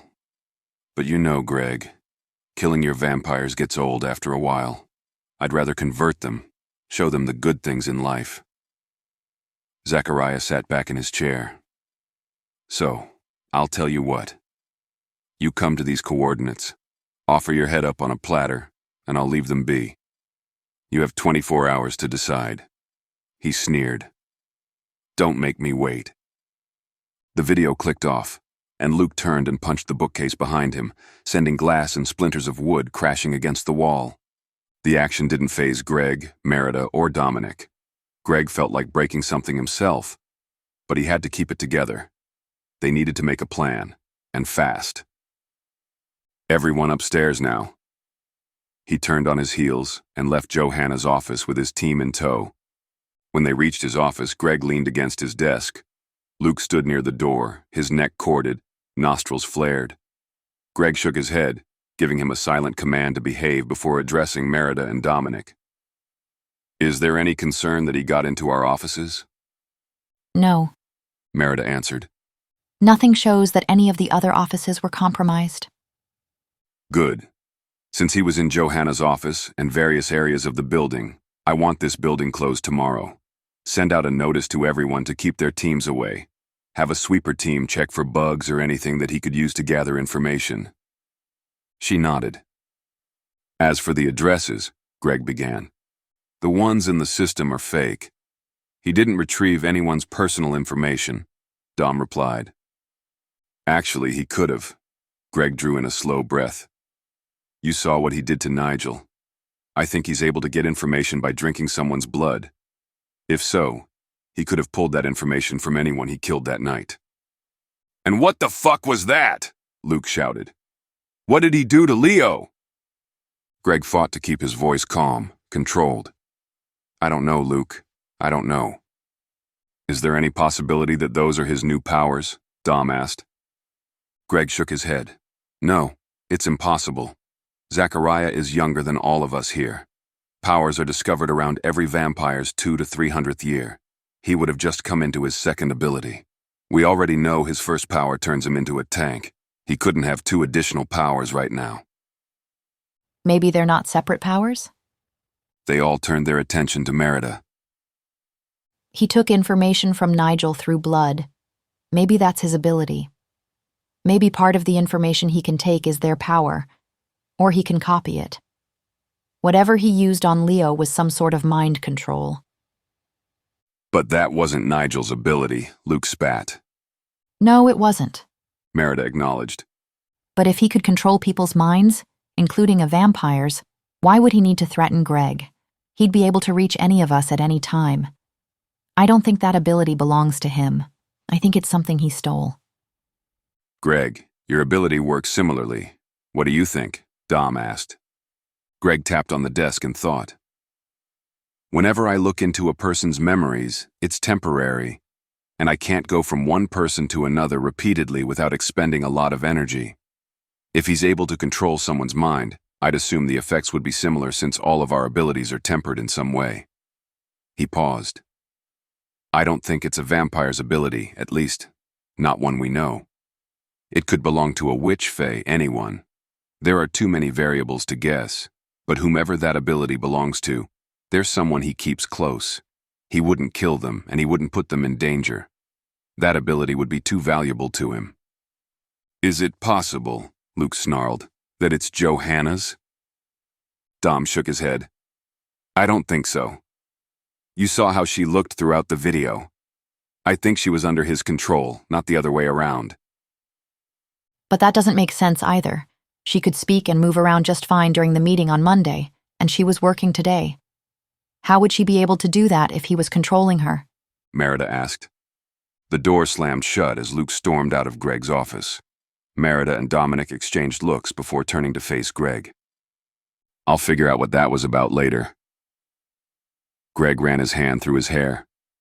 For now, let's work on closing everything down. Merida, Dom, I need the 2 of you to work with Maya on expanding the list of known associates of the vampires that were killed. I know we have their immediate next of kin, but I want all family and friends included. Anyone they could have been in contact with within the last 6 months needs to be moved to another location for their safety. Also, choose a member of your team to investigate what Johanna was working on before she left. Check her employees too. And you? Merida's eyebrow raised. You're going to the meeting tomorrow, aren't you? Even though you know it's a trap? Of course I am. We've never shied away from a trap before. Why start now? Greg said. Merida and Dominic stood together. What time are we having the strategy meeting? Noon, at my house for now. I'll let you know if that changes. Chapter 15. Greg sorted his tasks into a mental list as he drove home. He would call Maya first. She was best at crafting the most effective routes, entry, and exit points, and would be key in ensuring their team would arrive safely at Zachariah's coordinates. It was also an excuse to speak with Daniella. His mind was going a mile a minute, and he needed to hear her voice, to feel something of her wash over him. He dialed Maya's phone number, and just as before, Daniella answered first. Her voice filled his ears and everything else stilled. Greg explained they'd found out Johanna was working with Zachariah, and he apologized for yet another delay. She absorbed the information and told him to take care on his way home, that she would be there, waiting for him. Waiting for him. Against the odds, he smiled. He relayed the same information to Maya. She had already received the coordinates from Merida and had begun her analyzation. After their call, Greg contacted each of his battle officers and provided them with the details of their emergency strategy meeting. He did all of this while monitoring the road to ensure he wasn't being followed. That was part of the reason why he'd chosen a property so far away from the office. The long drive meant many side streets and alternate routes home if needed. It also provided him with plenty of ways to lose someone if they were tailing him, including using his ability to flip their car and kill them without ever leaving his seat. He hadn't been followed in quite some time, but after the stunt Zachariah had pulled at his office, Greg couldn't take any chances. Finally, he called Luke. It had been over an hour since he'd walked out of Greg's office, and he hoped his cousin had calmed down by now. "Hey," Luke said. Greg breathed a sigh of relief when he answered. "Hey, is now a good time?" "Yeah." There was a small rustling on the other end of the line before Luke continued, his voice heavy. "I'm sorry for storming off on you. That was inexcusable." Greg ran his fingers through his hair. "Luke, I love you like a brother, but I cannot help you if you do not tell me what is going on. I understand your anger, but that was something else." He sighed. "I know, but I can't. Not yet. I'm confused. None of it makes any sense, and I don't know what's going on, Greg. I just don't know." "Is it Johanna?" Luke drew in a harsh breath. "I know you thought she would be a good fit for the team," Greg said, remembering his feedback after her interview. "That's not it." When Luke chose not to explain further, Greg tapped the steering wheel and let out a deep sigh. "Whatever it is, I won't push you. When you're ready, come to me. We'll sit down and work this out together, okay? But whatever is causing you to feel however you do, it's not your fault. What is that ridiculousness you're always preaching to me? I can only control what I do or don't do, nothing else." Luke laughed. "The world must have gone to shit if you're quoting my advice back to me." Greg shrugged, chuckling.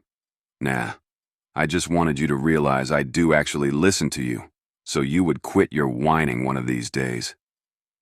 Asshole." "I learned from the best," Greg grinned. "We're having the meeting tomorrow at noon. I'll see you then." "Okay, and Greg, thanks for always being there for me. Of course, we're family." The sound of laughter greeted Greg as he entered his home. It brought a smile to his face, which widened when he noticed the lights were on, welcoming him inside. Daniella really had waited for him, and that knowledge squeezed his heart, sending warmth through his chest. When he entered the kitchen, Daniella's eyes met his and lit up. A smile formed across her lips, and her shoulders visibly relaxed. Welcome home. Greg set the bags of food on the counter. With them out of the way, he could finally see all of her. He stopped dead in his tracks. Her t-shirt and shorts combination left her skin exposed, and he could see the new wounds that marred her skin. A cut on one arm, another across her chest, and her knuckles were purple, a bruise already forming. What the fuck? Greg didn't hear Maya's sarcastic remarks, didn't even see her as his vision homed in on Daniella. He pulled her to him and then lifted her over his shoulder. Daniella squealed and yelled his name, but it didn't deter him. He carried her out of the room and sprinted down the hall. When he reached the bathroom, he slammed the door shut and pinned her against it. Daniella gasped and placed her hands on his chest, but he responded with a snarl, a warning. His breathing was rapid, harsh. Greg lifted one of her legs, holding the base of her foot, as his eyes raked over her skin. His hand slid up her ankle, then her calf, following the path to her thigh, before pausing at another wound. He ground his teeth, but continued until he reached her hip. He did the same thing to her other leg, and found a bruise on her foot and another on her hip. When he spoke, his tone was low, threatening. Where did these come from? Daniella shifted her gaze from his. The scent of her arousal washed over him as she trembled and clutched at his shoulders. Greg's nostrils flared as he continued his inspection under her shirt. His heartbeat was so loud that he almost missed her answer. I was training with Maya. Greg froze. You were what? Daniella, you are a human. We are vampires. There is no need for you to do any sort of training. She pushed against his chest, but he refused to allow any distance between them, and instead pressed his body harder against hers. The way she moaned his name made him growl. Greg. She tried again. I have to learn how to protect myself. God damn it, Daniella, no you don't, you are mine. He snarled, pinning her hands above her head. You are mine to protect, mine to take care of, my priority. You are my mate. If you wanted to learn how to protect yourself so badly, you should have come to me. Daniella shivered, but even her haze of desire couldn't hide the defiance in her eyes. If I would have gone to you, you would do the same thing you're doing right now. The moment I got hurt, you'd call the whole thing off. I needed to learn something. Her voice softened. You shouldn't have to take care of me. I can't be your priority. Your circle is your priority, and I want to help you with that, not hinder you. Her words hit him like a blow, taking all of his anger and rage and leaving him scared and broken. He curved until his forehead rested against hers. You are my priority. Greg. You're my priority because the circle can survive on its own, but I can't survive without you. She gasped, her body still against his. Ella, is it so wrong for me to want to be everything you need, everything you want, to give you everything you could ever desire? He cupped her face. Seeing you hurt destroys me. No, it's not wrong. She wrapped her arms around his neck and her smile could have rivaled the sun. But you've forgotten one thing. You already are all of those things for me, my everything. Greg's lips clashed against hers. He pulled her to him, pushed against her. They twisted, yanked, fell against one another like a rising tide. But it wasn't enough. He'd gotten a taste of her, the way she felt when she'd allowed him to wander, and now he wanted more. He kissed down the contours of her neck. Daniella held him close as he sucked and nibbled on her. When he bit her neck, stopping himself from puncturing her skin, she moaned. Soon, he whispered against her flesh, a promise to the both of them. Daniella fisted his shirt, clutching him to her. Greg, please. Don't worry, love. I'm not going to stop. Not yet. They shuffled back into the kitchen together. Greg's hair was out of place, still a mess from Daniella's fingers, and she'd ripped several of the buttons off his shirt. But he didn't care. They were his own personal gifts, brands from the woman he loved. Maya's gaze went from his face to Daniella's and back before she cackled. You guys could have at least waited until I left. Greg smirked as they sat at the table. I pulled up those coordinates you gave me. She unrolled the maps and arranged them on the table before tapping on an area west of NYC. I believe it's an unmarked cavern. I don't have a lot to base that hunch off of, but there's a cave system less than 2 miles away. So we have no way to determine how many entrances or exits there are, which means they can attack from anywhere. Greg paused, making a mental note of the roads in and out of that location and how easy it would be for a vampire to travel on foot. I think Zachariah would attack from inside the cavern where he'd have more control. If he swarms from the outside, we'd have an easier chance to either overwhelm him or flee than if we're stuck in a tight space or driven further into a location we know nothing about. Maya nodded. What's the plan? The same as always. We go in. She raised an eyebrow. Even though we're sure it's a trap. The air around Daniella tingled, calling Greg's focus. Small, almost invisible lines curved and rubbed against themselves, creating a type of pulse in the air that shimmered. His gaze shifted back to Maya, but she seemed to be entirely immune to the experience. Perhaps he could only feel it due to his abilities, or his proximity to Daniella. It wasn't a negative feeling, the opposite, in fact. It felt comforting, like a mother's hand on her child guiding them down an unknown path. Perhaps it was the voices she had mentioned. Could they be revealing something to her about the location? About him? Unsure of what to do, he carefully wrapped his arm around her to remind her he was there if she needed him. But she didn't move, didn't even blink. Her blank stare focused on the map. With a sigh, he finally responded to Maya. Yes, especially since we're sure it's a trap. We have a reason to make sure we can keep him and his vampires in that space as well. If they get out, we'll lose them. The best strategy we have at this point is offense. He wants a battle, so we'll bring it to him. That's our chance of victory. Daniella blinked, coming out of her trance, and Greg shifted as she leaned against him. Are you okay? He asked. Her eyes had grown red, and her heartbeat thundered so loud he thought she was going to have another anxiety attack. She grabbed hold of him and pulled him towards her until she could meet his lips.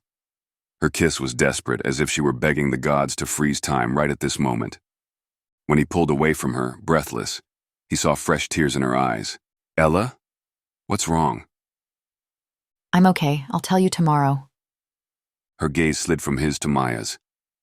Can we talk about all of this tomorrow? Please? Maya, just as confused as he was, tilted her head to the side but nodded. Of course. Greg cradled Daniella, and she clung to him, grasping his back in her tiny hands. Maya searched Greg's eyes for answers, but all he could do was shrug and shake his head. She folded the maps to clear off the table. Why don't we eat and try to enjoy the night then? Daniella's shoulders slumped in relief. Thank you. They ate and fell into an easy conversation around the table with light teasing and small laughs. But eventually the night came to an end. They stood, and Greg pulled his cell phone out of his pocket. Do you mind if I make a couple of calls? Daniella smiled. No, I'll see Maya out.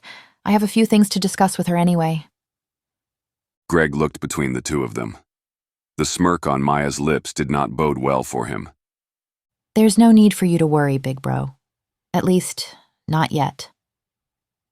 Maya's smile spread, and Daniella laughed. I wasn't until you said that, little sister. He gave her a hug. Be careful on your way home.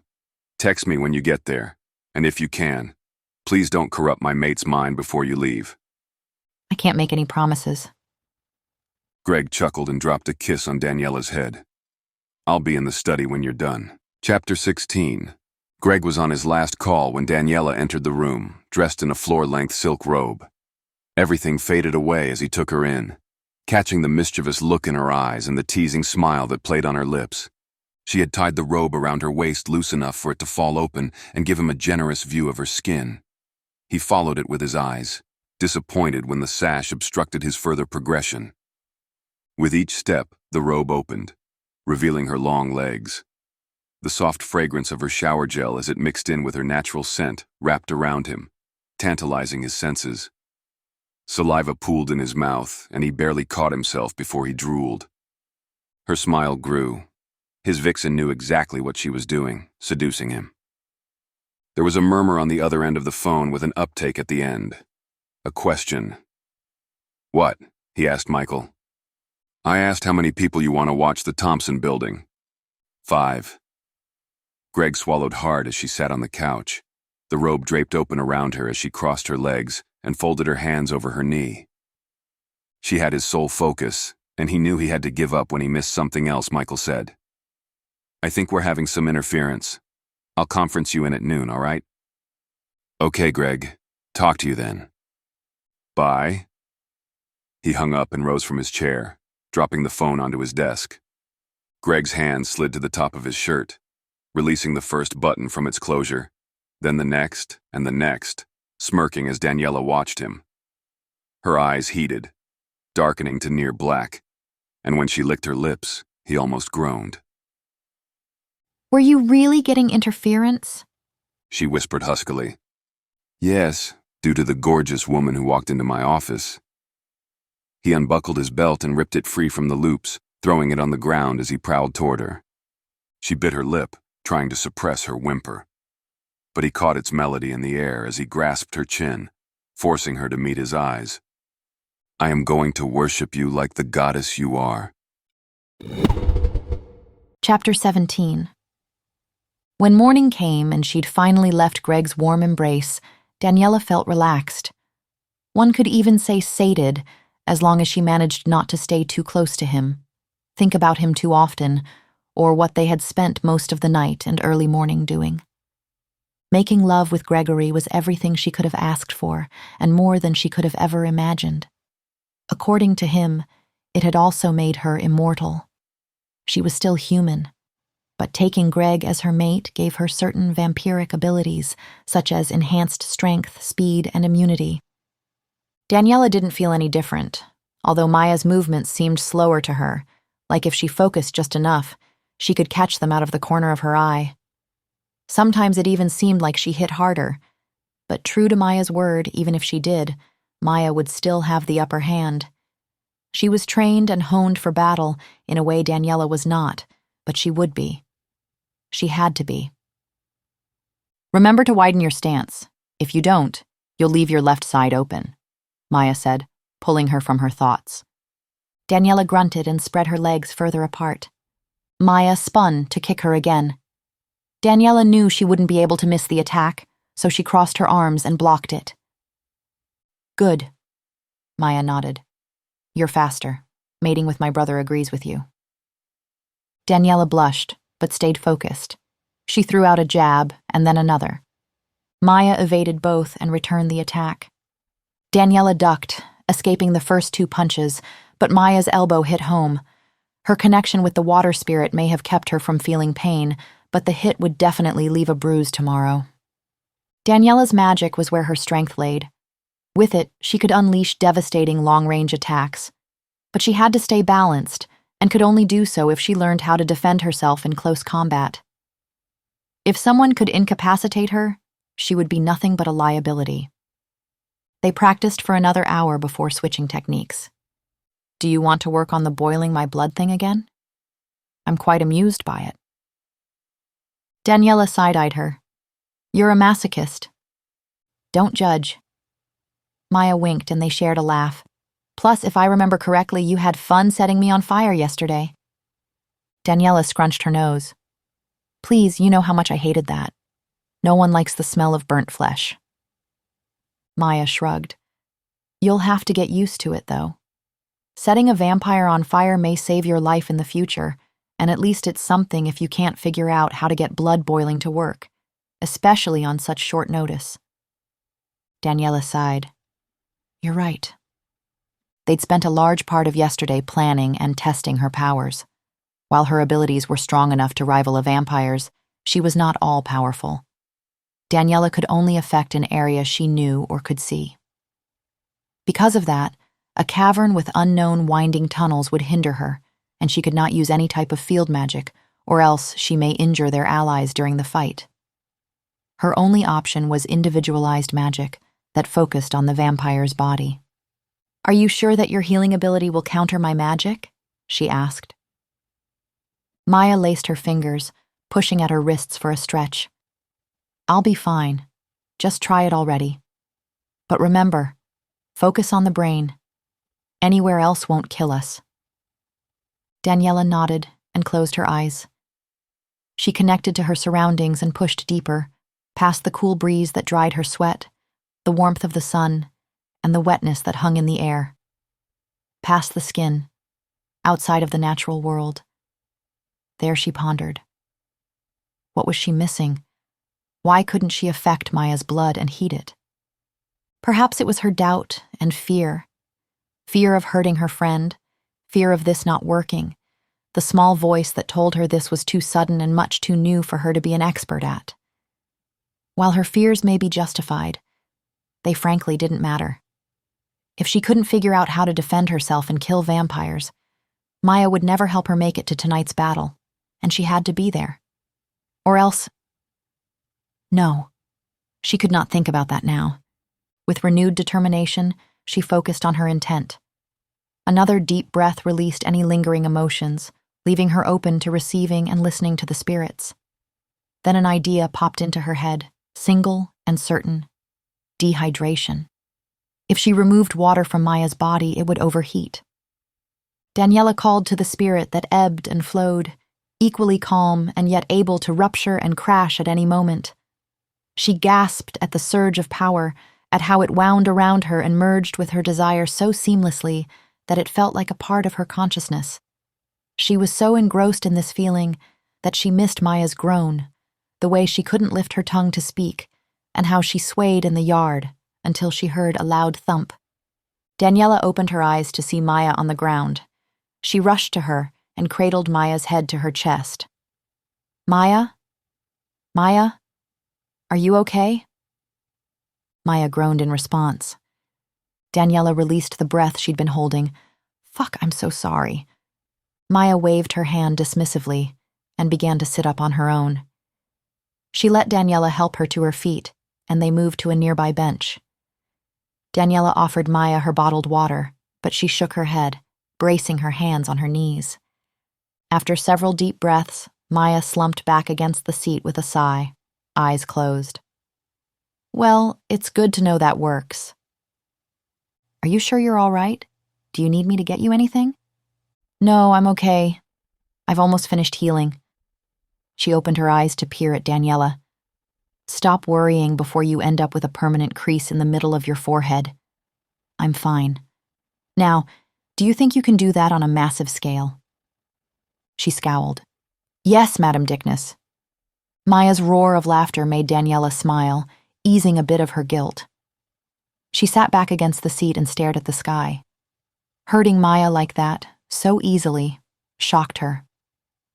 The spirits didn't operate on the same scale as humans, where everything was black and white, just or unjust. Death didn't harm them, nor did life bring them joy. They had no qualms about peace or destruction, and the more she connected to them, the easier it was to succumb to their force and forget the world existed. Daniella had to be clear about her boundaries when working with them, or else she may hurt someone she loved in the future. Her gaze shifted back to Maya, who was staring off into the distance, toying with something on a small chain around her neck.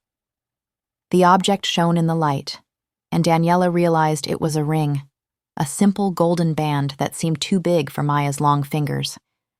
Noticing she was being watched, Maya stopped and laid the ring flat against her chest.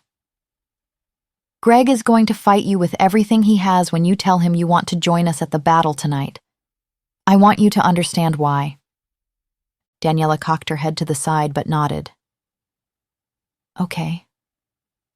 Maya struggled for a while to find the words, and when she finally did, she seemed broken. "I wasn't always this way. Cruel and brash, I mean. I've always been stubborn, hard-headed, a pain in the ass."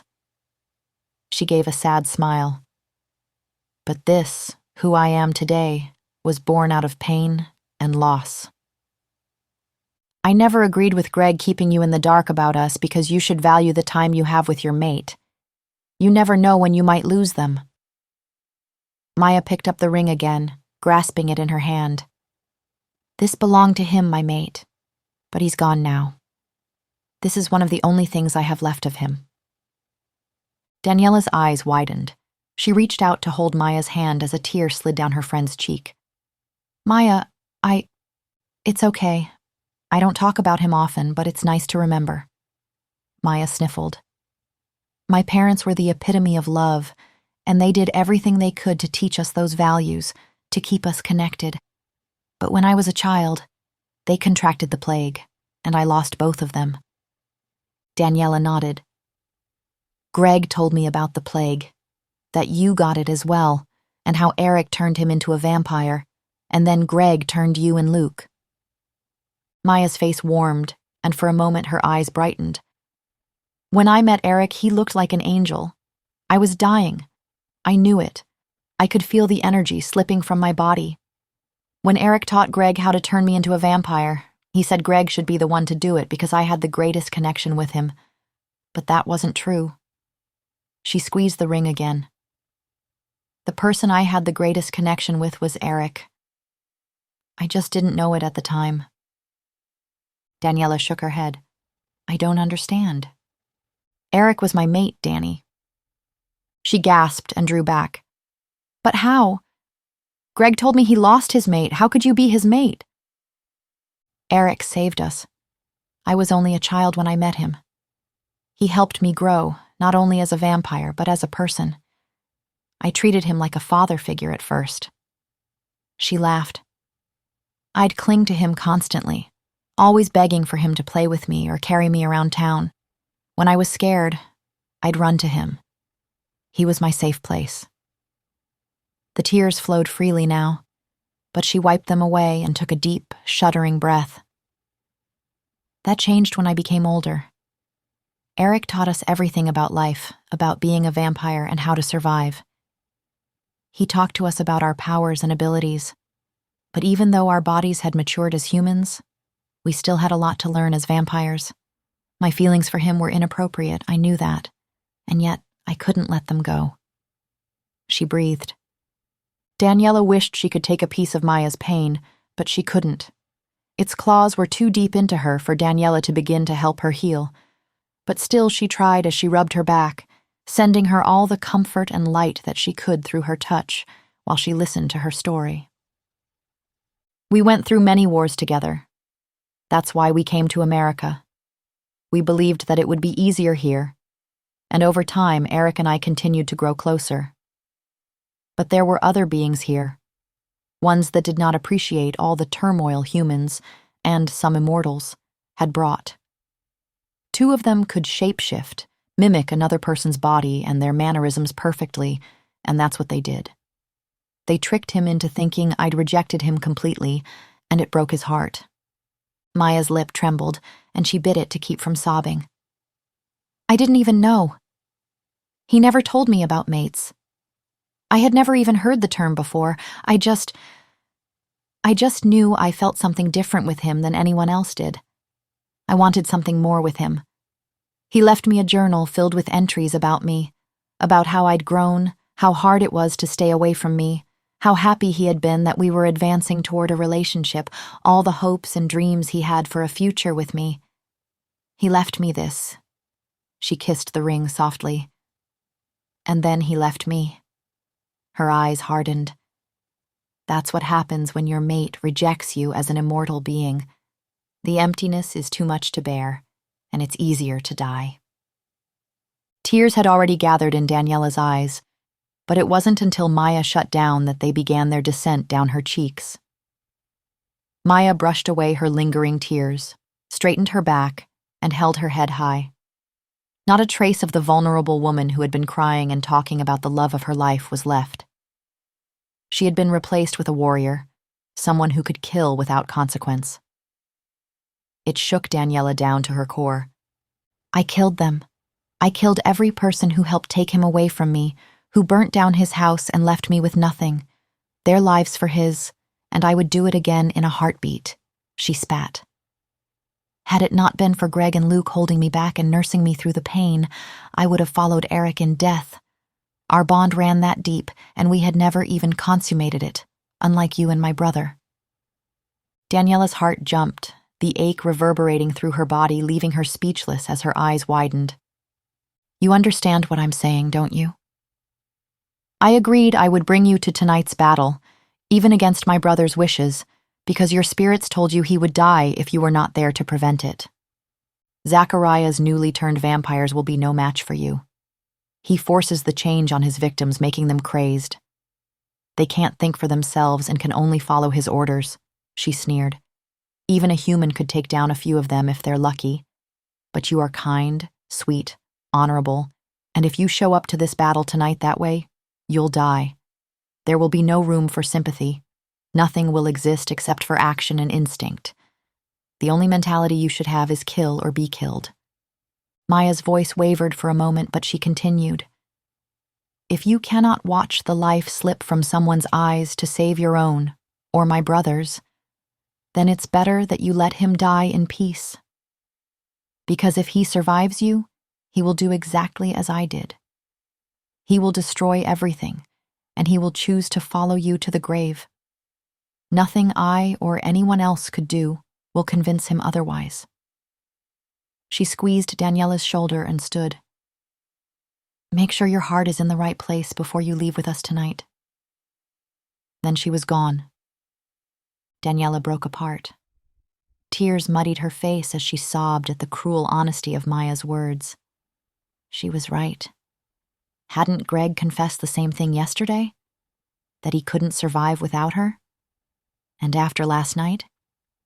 She shook her head, wanting to drown out the thought, but she couldn't escape it. Greg wouldn't survive her death.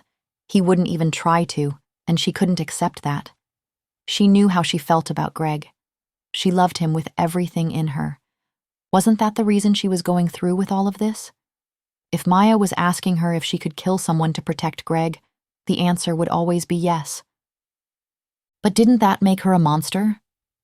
What was the point of no return? When did justice and protection turn you into a murderer? Zachariah was a murderer. He took people's lives for fun. He didn't care about anything other than himself. And her? What did she care about? The answer was simple. Greg. Daniella cared about the man she loved. She cared about Luke and Maya. She even cared about the other vampires, people that she didn't know. There was no reason for them to be involved in this madness. Was that it then? Was that the line between good and evil? The phrase "for the greater good" came to the forefront of her mind. Daniella had always hated that phrase, yet never understood why until this very moment. The choice of what was the greater good was always subjective and thus selfish. But that changed nothing for her. She may be partial, she may be selfish, but to her, the greater good was Greg and his family. It was what he was doing, what all of them did. No matter the circumstances, on any day, at any part of her life, she would always choose him over another. And if that made her evil, so be it.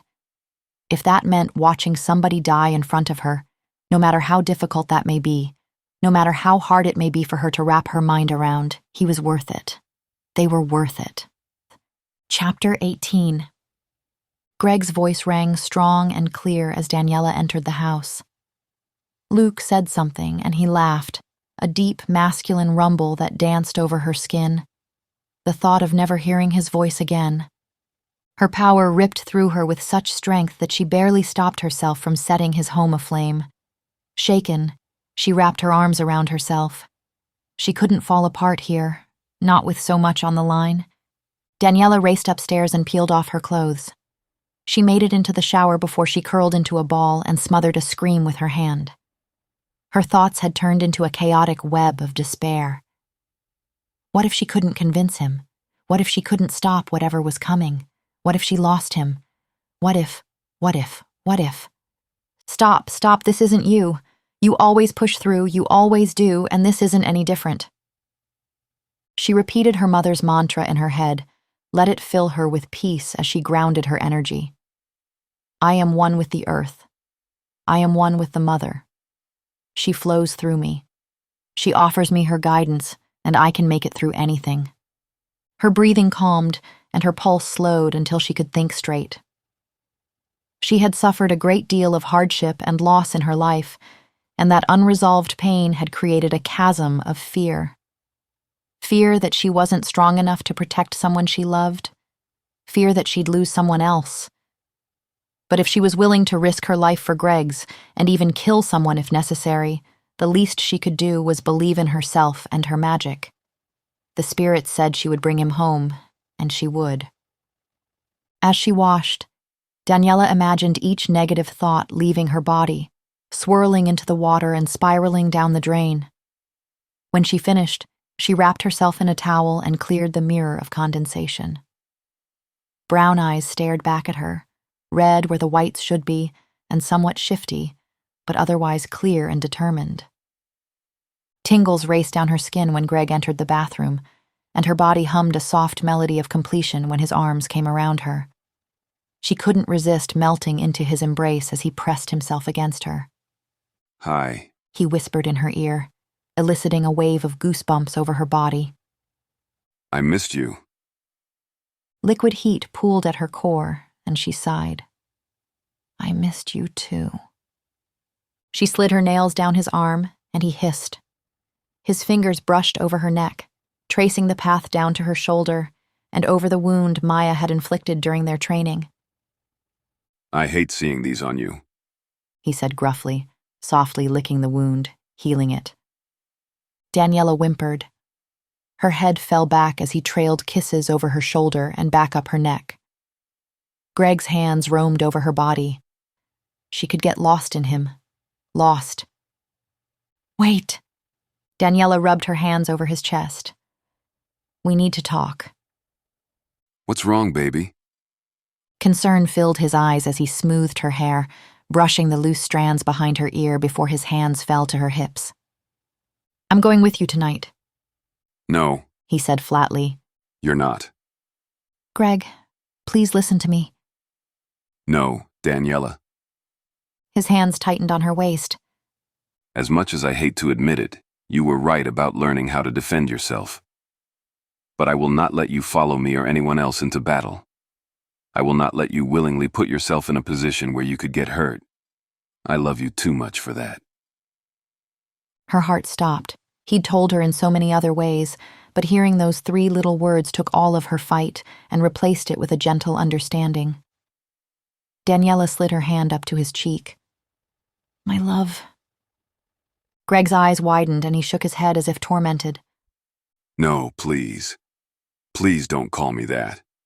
It's already too hard to say no to you. Please don't tempt me this way. She smiled and cupped his cheek.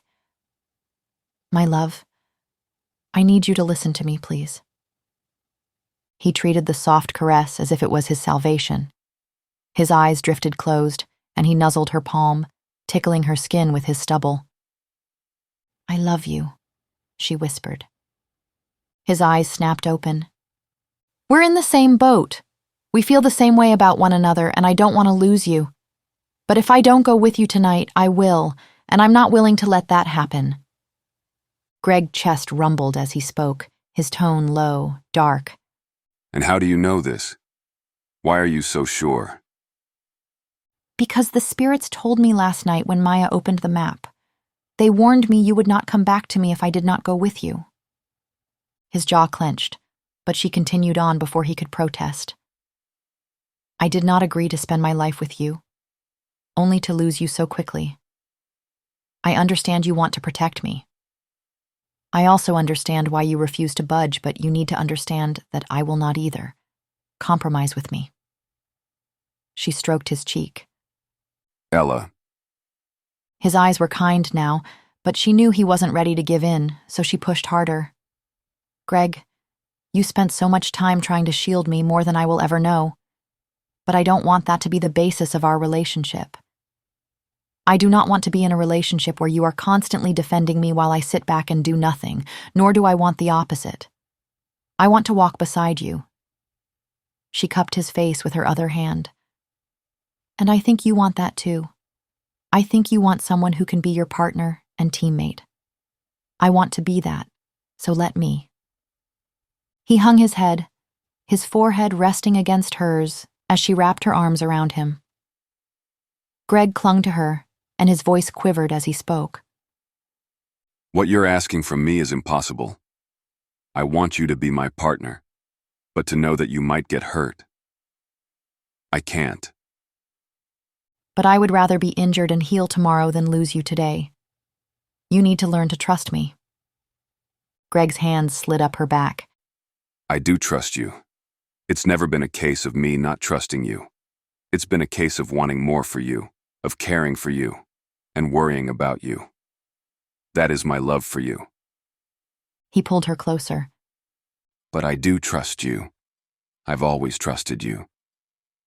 Then if you trust me, let me be with you, please. We will be better together than apart.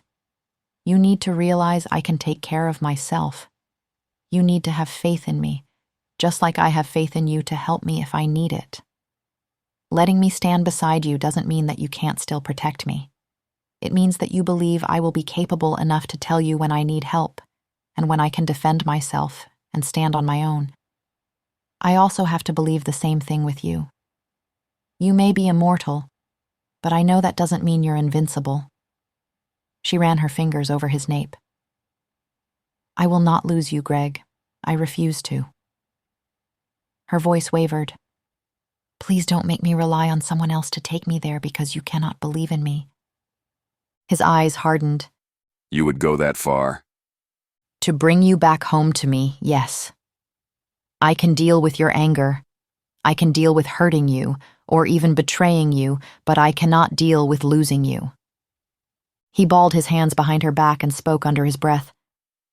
If only tying you up would work. It wouldn't be any fun if you weren't here to enjoy it with me. Daniella smirked. Her hands traced the strong muscles of his back as the smile died from her lips. Please, please. Greg cupped her cheek as he leaned forward, placing a soft kiss on her forehead, then the side of her face. He breathed in her scent. It seems I don't really have much of a choice. You do.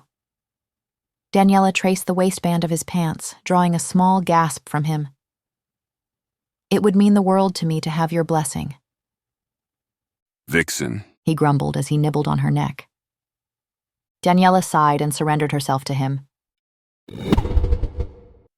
I trust you, He said softly. and I love you. He laced his fingers through hers, holding their hands beside her head. Do you feel this? Something wrapped around their hands, tingling. It was similar to what she felt when he was near her, except stronger, more potent. Yes. Can you connect to it somehow? She held on to the way his ability felt, a vibration that was purely Greg. It bonded to something at the very core of her being. Calling on the spirit of darkness, she morphed her energy, allowing it to twine around his own. He gasped, staring at their clasped hands in wonder. Amazing. What does it feel like? It's odd. It feels like mist, but energized, like it's wrapped in an electric pulse. His eyes focused on her now.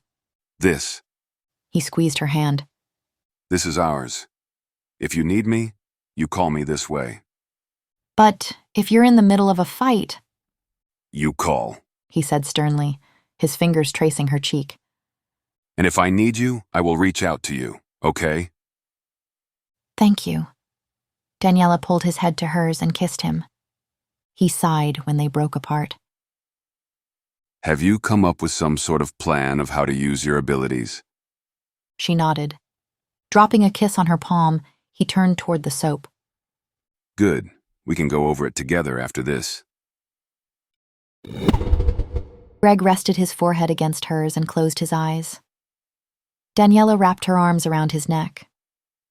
I don't know what's going on in your mind right now, but remember that I love you, and I'm happy here with you, I know. he said. His muscular arms enveloped her, and she sighed in his embrace. When this is all over, I want to take you somewhere, just you and I. He rubbed his nose against hers. We have a lot to figure out together. She grinned. I'd say we've made a bit of headway with that, though, haven't we? Fucking finally. He breathed, a moment before his lips met hers in a sweet kiss. Chapter 19. The house filled with boisterous energy as Greg's battle officers arrived. They shouted over one another, clapped their hands while they laughed, and teased each other endlessly. Under different circumstances, Daniella would have been overjoyed. But for now, the most she could muster was a small smile. Perhaps when she had lived 100 years and fought countless wars beside these people, she too would value camaraderie over impending chaos. The room quieted to a few murmurs and the soft buzz of a speaker as she and Greg entered. 16 people sat in attendance, many of whom Daniella had never met. But it was clear they respected Greg as their leader by how they straightened and gave him their full attention. It was also clear in how their eyes wandered over her skeptically. That reaction pleased her. Greg had found an excellent group of people, and their love and loyalty filled her heart with a sense of pride for her mate. She didn't want them to welcome her because Greg commanded them to, or out of respect for him. She wanted to earn it. Everyone. Greg paused and kissed her hand. I'd like to introduce you to Daniella, my mate. The smile on his face was just for her, tender and kind. It spread through her body, leaving warmth in its wake.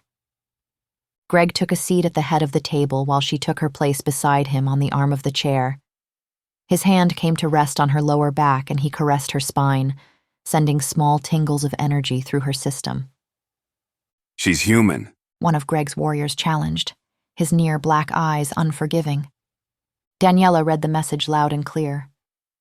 You don't belong here. You'll break far too easily. Her eyes narrowed as she answered. Yes, I am human, but that will not stop me from joining tonight's battle. The man gave her a cruel, twisted smile that made Daniella straighten in the chair. Greg's fingers paused on her back as he tensed. Darius. Daniella squeezed his thigh under the table.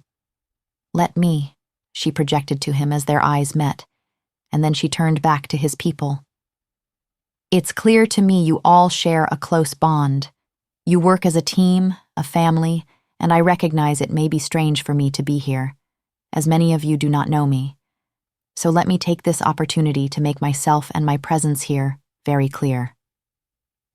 Her gaze flickered to Greg's, and she couldn't stop the smile that spread over her lips. I love Greg, and while I am new to the way your world works, I am not ignorant of its dangers. I do not expect any of you to respect me or treat me the way you treat Greg as a proxy. However, I expect you to work with me because I am here for the same reasons you are. Now, are there any more questions of my loyalty or assumed fragility? Or can we focus on why we're all here today? Darius held up his hands in a small retreat, and Luke and Maya gave her cheeky smiles of approval. Greg squeezed her hip in pride. Maya, if you'd please, he said, not wanting to dwell. Maya pulled open the map on the projection screen. The coordinates lead here. She tapped on an area full of foliage. There's one road in and out. The location is only accessible on foot, so we'll have to leave our vehicles behind. This, she traced a path on the map, is the route we'll take. It leads to an unmarked cavern where Zachariah will be waiting for us. I believe their plan is to force us into the cavern and overwhelm us from there.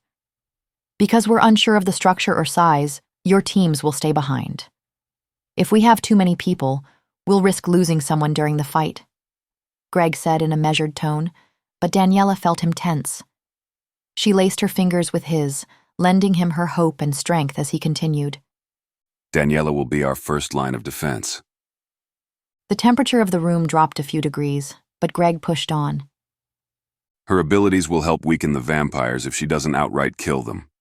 After that, you all can have your fun. What do we do if Zachariah runs? Will you hunt him down like usual? Someone asked. No, Greg answered, making everyone's head swivel in shock, including Daniella's. While I would like to rip his arms from their sockets and use them to bash his head in, this isn't about me. What's important here is to make sure he doesn't make it out alive. However that happens, and by whoever's hand, doesn't matter to me. Greg's eyes flickered to her own, and she realized he had made that decision for her. She knew how badly he wanted to kill Zachariah, but he was willing to risk that opportunity, all in an effort to keep her prophecy from coming true. He directed his attention to the speaker system. Michael, Kara, and Isaac, have you positioned your teams at the victims' addresses? Yes, they answered one after another. Good. There's one last thing I need to address. Greg said. We have reason to believe that Zachariah has the power to copy another's ability if he drinks their blood. A wave of shock and fury flew through the room. Several of the warriors' eyes widened, and some gasped and cursed, while others sat silent, their lips drawn in a tight line. We also have reason to believe that there will be several traps waiting for us, which we are not used to. I have two priorities: the safety of all of my people, and ending this war. I leave the decision of adding someone to the circle to each of you. Greg indicated his team with a wave of his hand. If you believe we can convert a vampire from Zachariah's ways to ours, bring them with you, and we will discuss after this is over. But if you do not, kill them. The command hung in the air, making it heavy as each officer shouldered its weight. Merida spoke, breaking through the silence. When do we leave? 45 minutes and in groups of 3. Provide area reports in 15-minute increments. Greg said. Merida, Maya, and Dom, you go first. Scout and radio back if you see anything. Once the meeting ended, the team shifted and broke into smaller groups. They wandered the house, visited Greg's armory, which Daniella had yet to see herself, or congregated in the kitchen to feast on the refreshments. Greg brought her around to meet each member of his team. They were pleasant, and most were happy for the two of them. Some even shared stories of how Greg had saved their lives, making him blush. He tried to drag her away, but she dug in her heels until he squirmed from the praise. It was nice, familial. Luke's arm wrapped around her shoulder and Daniella laughed, giving him a hug. "Hey, you." Hey. He smiled. I still can't believe you're coming with us tonight. She wagged a finger at him. "Before you start with your big brother protective crap, I have a reason to." He raised his hands in surrender. You'll hear none of that from me. "You're not going to argue?" Daniella raised an eyebrow. Luke cocked his head to the side. No? "What is wrong with you?" Luke laughed, but the sound seemed forced to her. I'm just happy for the two of you, Danny. If Greg says it's okay and you can help him somehow, I'm all for it. "Luke, what's going—" "Hey," Maya interrupted. "We're about to head out, but I left a bag on the bed for you in that room." She pointed to the left. "Go through it before you meet up with us, okay?" Daniella nodded, and the two shared a hug. "Stay safe, please," she whispered to her friend. Maya laughed. "Don't worry, I'll be just fine." When Daniella turned back to address Luke, he was gone. She searched the first floor for him but couldn't find him anywhere. What was going on with him, and why was he hiding it from her? With a sigh, she gave up and went to investigate Maya's gift. Searching through the bag, she pulled out a small note with jagged, curved writing. "Thank you for listening and still deciding to come. Wear these. They'll help you stay as fluid as possible. Maya." The bag contained a black tank top, leather jacket, pants, and combat boots. She chuckled and changed into the apparel. Flipping her hair from under the top, Daniella stared at herself in the floor-length mirror. She looked strong, dangerous, fierce. A tingle rippled over her body, and in the mirror she saw Greg, his gaze dark and wicked. "Don't," she whispered. He chuckled. As if that was ever a possibility.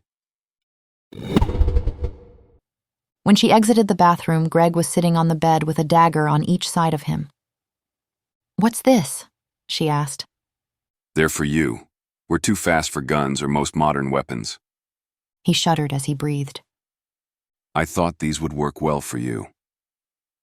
Standing in front of him, she rested her hands on his shoulders while he wrapped his arms around her. "Thank you." Greg nuzzled her stomach as she ran her fingers through his hair.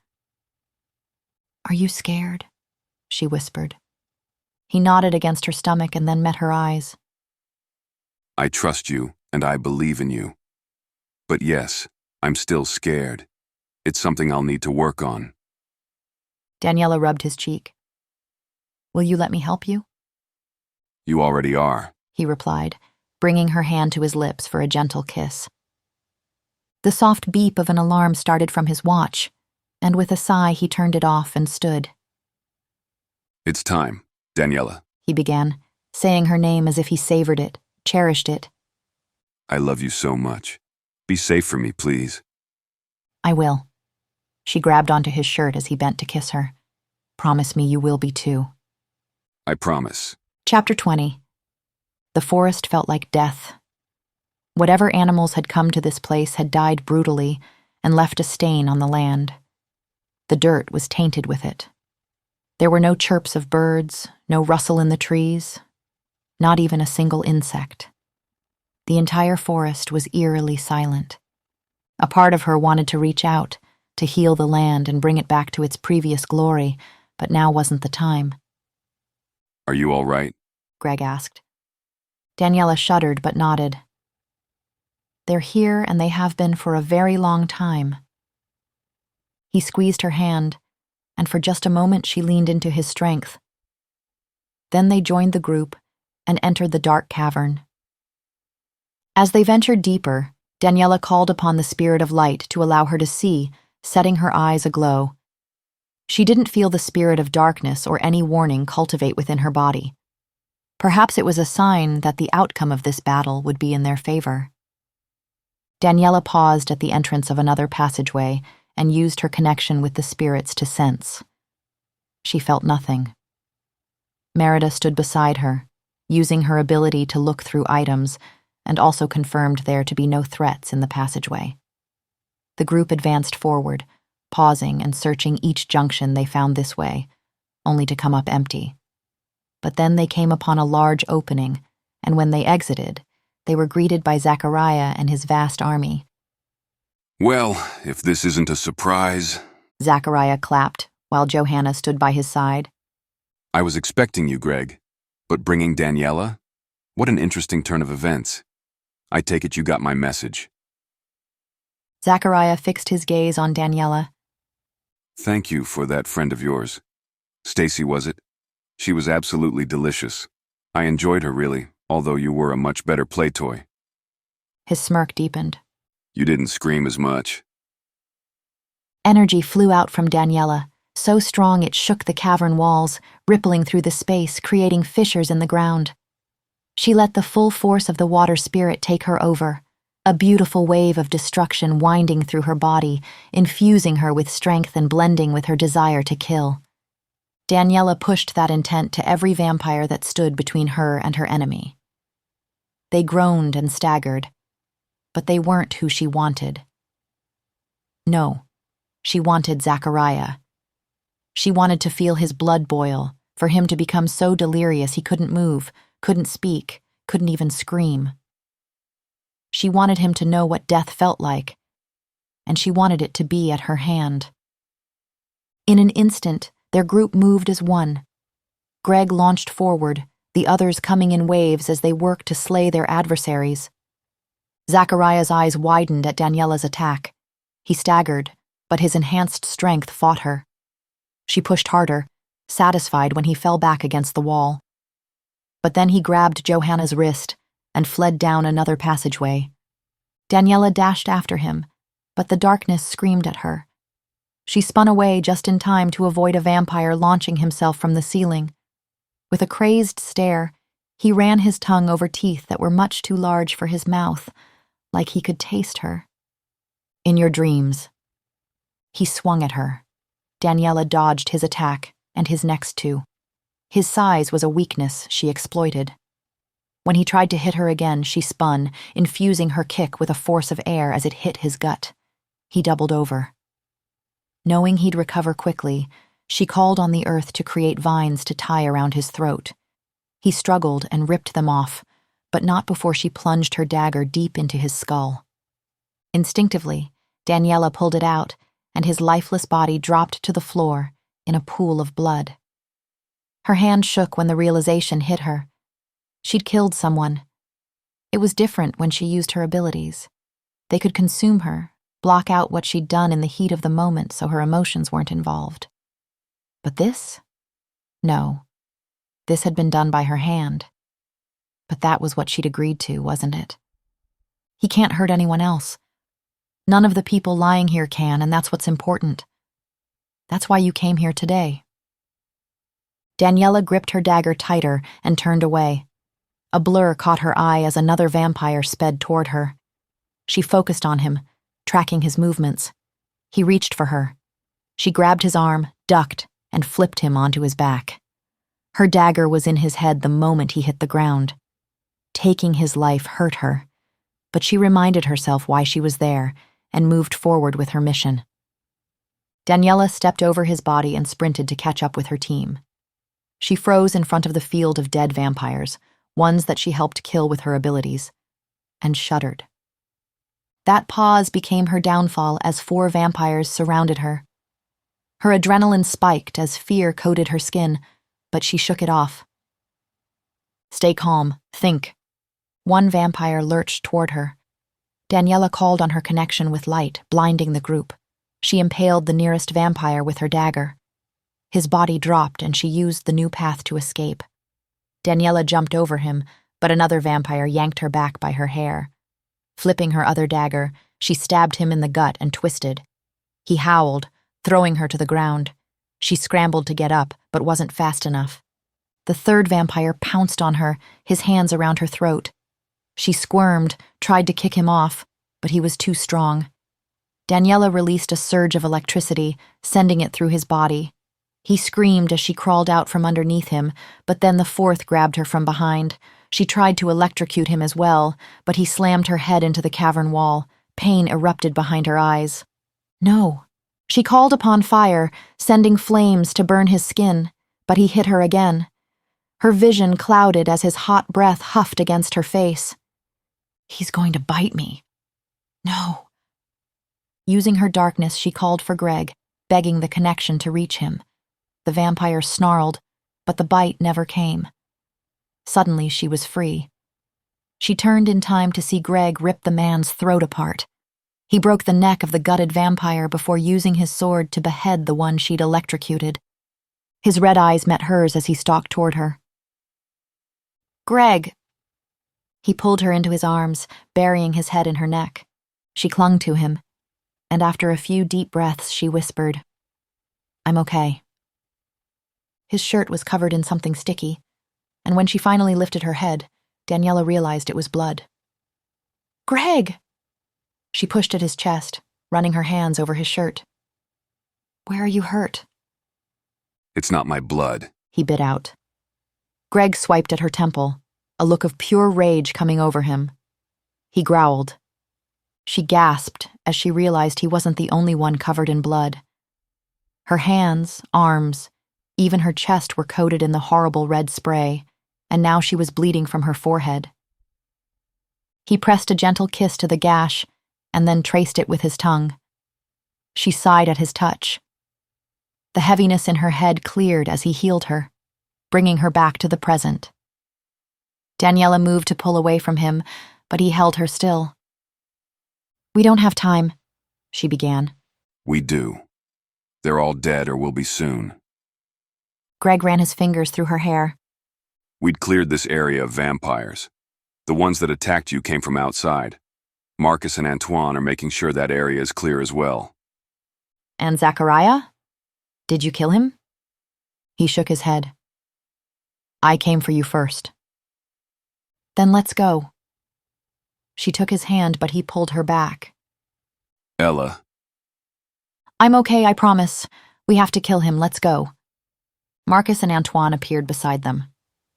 We've dispatched the vampires outside, Marcus said.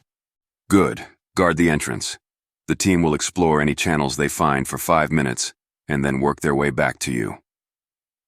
While the others paired off to carry out Greg's orders, Maya, Luke, Merida, Dominic, Darius, Jason, and Anna stayed with them. Their group set off to find Zachariah and Johanna and put an end to this war.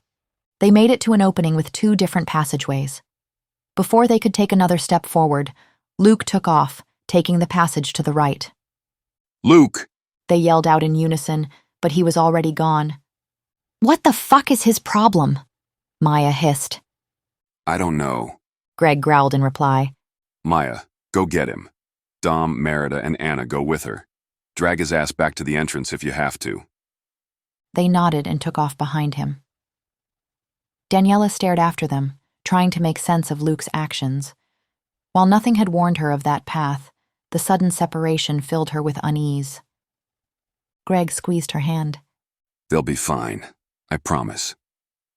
She met his gaze and allowed his words to reassure her. Then together, they took the path to the left. There's something down here, Jason said as he moved to take the lead. Daniella and Greg followed behind him, with Darius at the end. Jay, we have 2 minutes before we have to reconnect with the team, Greg said. Jason nodded.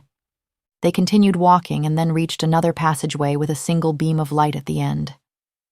Jason took a step forward, and Daniella's eyes widened as dread filled her entire body.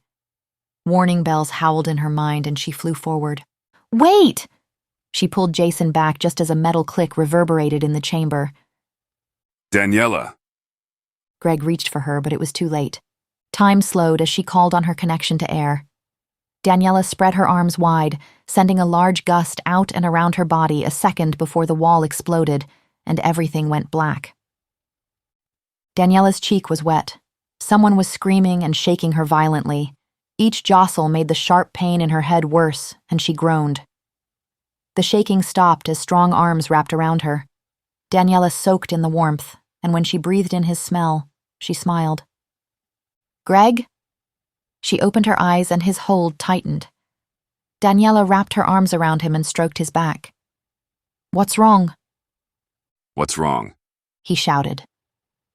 He shook her hard, making her groan again. At the noise, Greg pulled her head to his shoulder as tears rolled down his face. You ran into a fucking explosion, Daniella.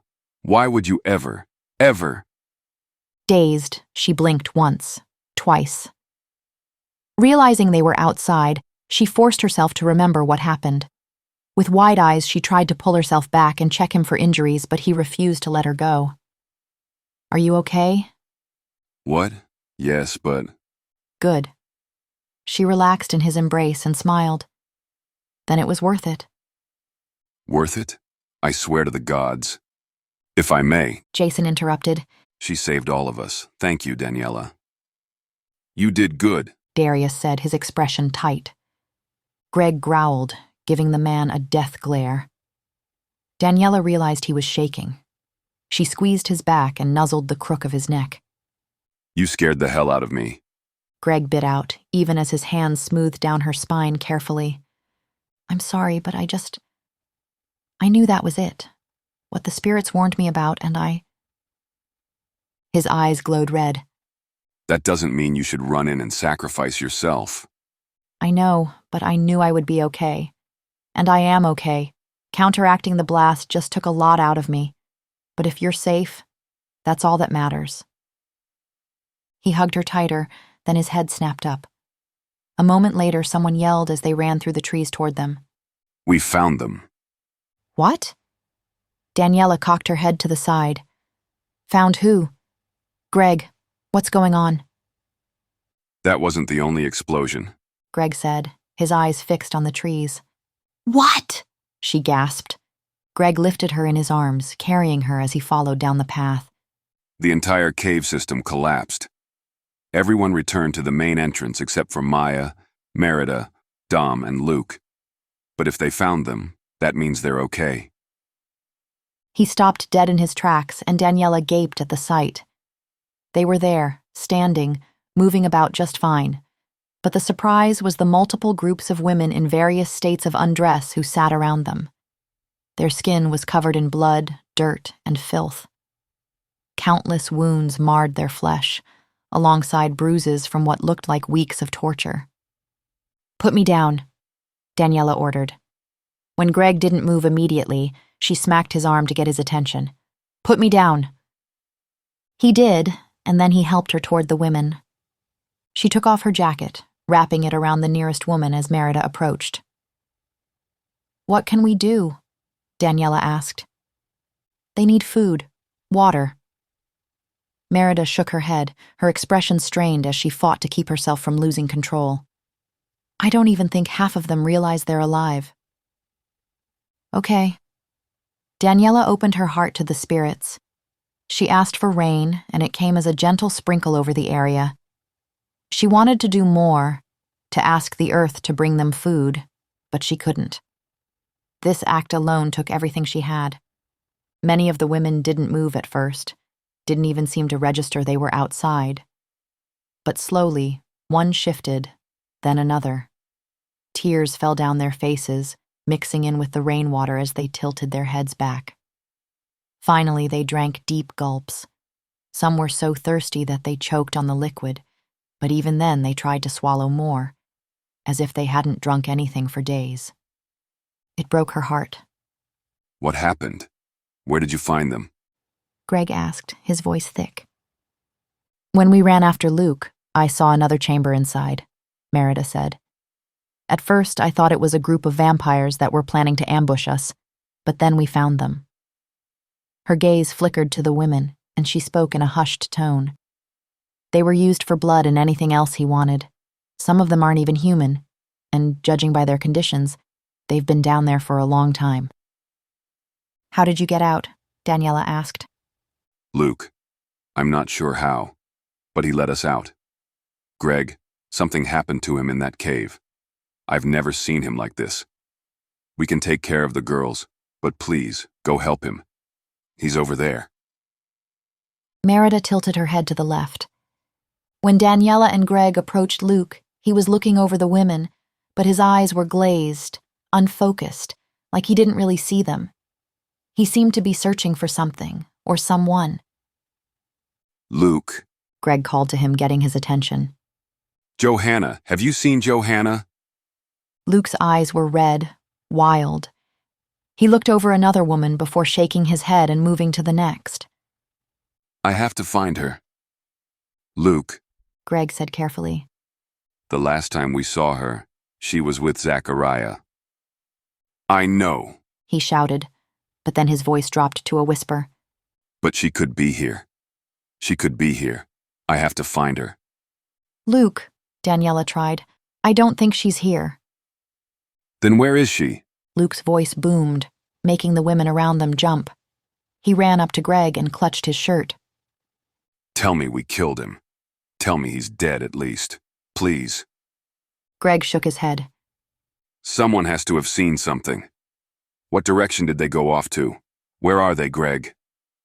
His voice wavered as he choked back tears. Greg squeezed his wrists. Luke, they escaped in the explosions. We don't know where they've gone.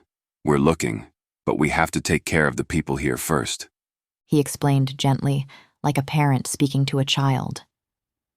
Luke hung his head. No! He screamed, falling to his knees. No, no, no! Daniella wrapped her arms around Luke's shaking and sobbing form, as did Greg. Luke, she tried again. He lifted his head to her voice, but instead of her best friend, she saw a broken shell of a man. Can you tell us why you're looking for Johanna? Luke's eyes were drowning in despair as he met her own. She's my mate, Danny. At his words, Daniella and Greg drew back. Her eyes widened and she gasped. She turned to Greg to see a mixture of fury, regret, and horror blanket his face. Luke wept and wailed, his anguish seeping into her soul as he splintered and fell apart. She's my mate, and he took her. Thank you for listening to Nightshade, Book 1 in the Chronicles of the Otherworld, the Vampire War series, written by Melissa Cummins. Created using auto-narration with 11 Labs. Produced by Melissa Cummins. To continue the series or feed your love of morally gray possessive heroes and strong heroines, join my newsletter at melissacummins.com.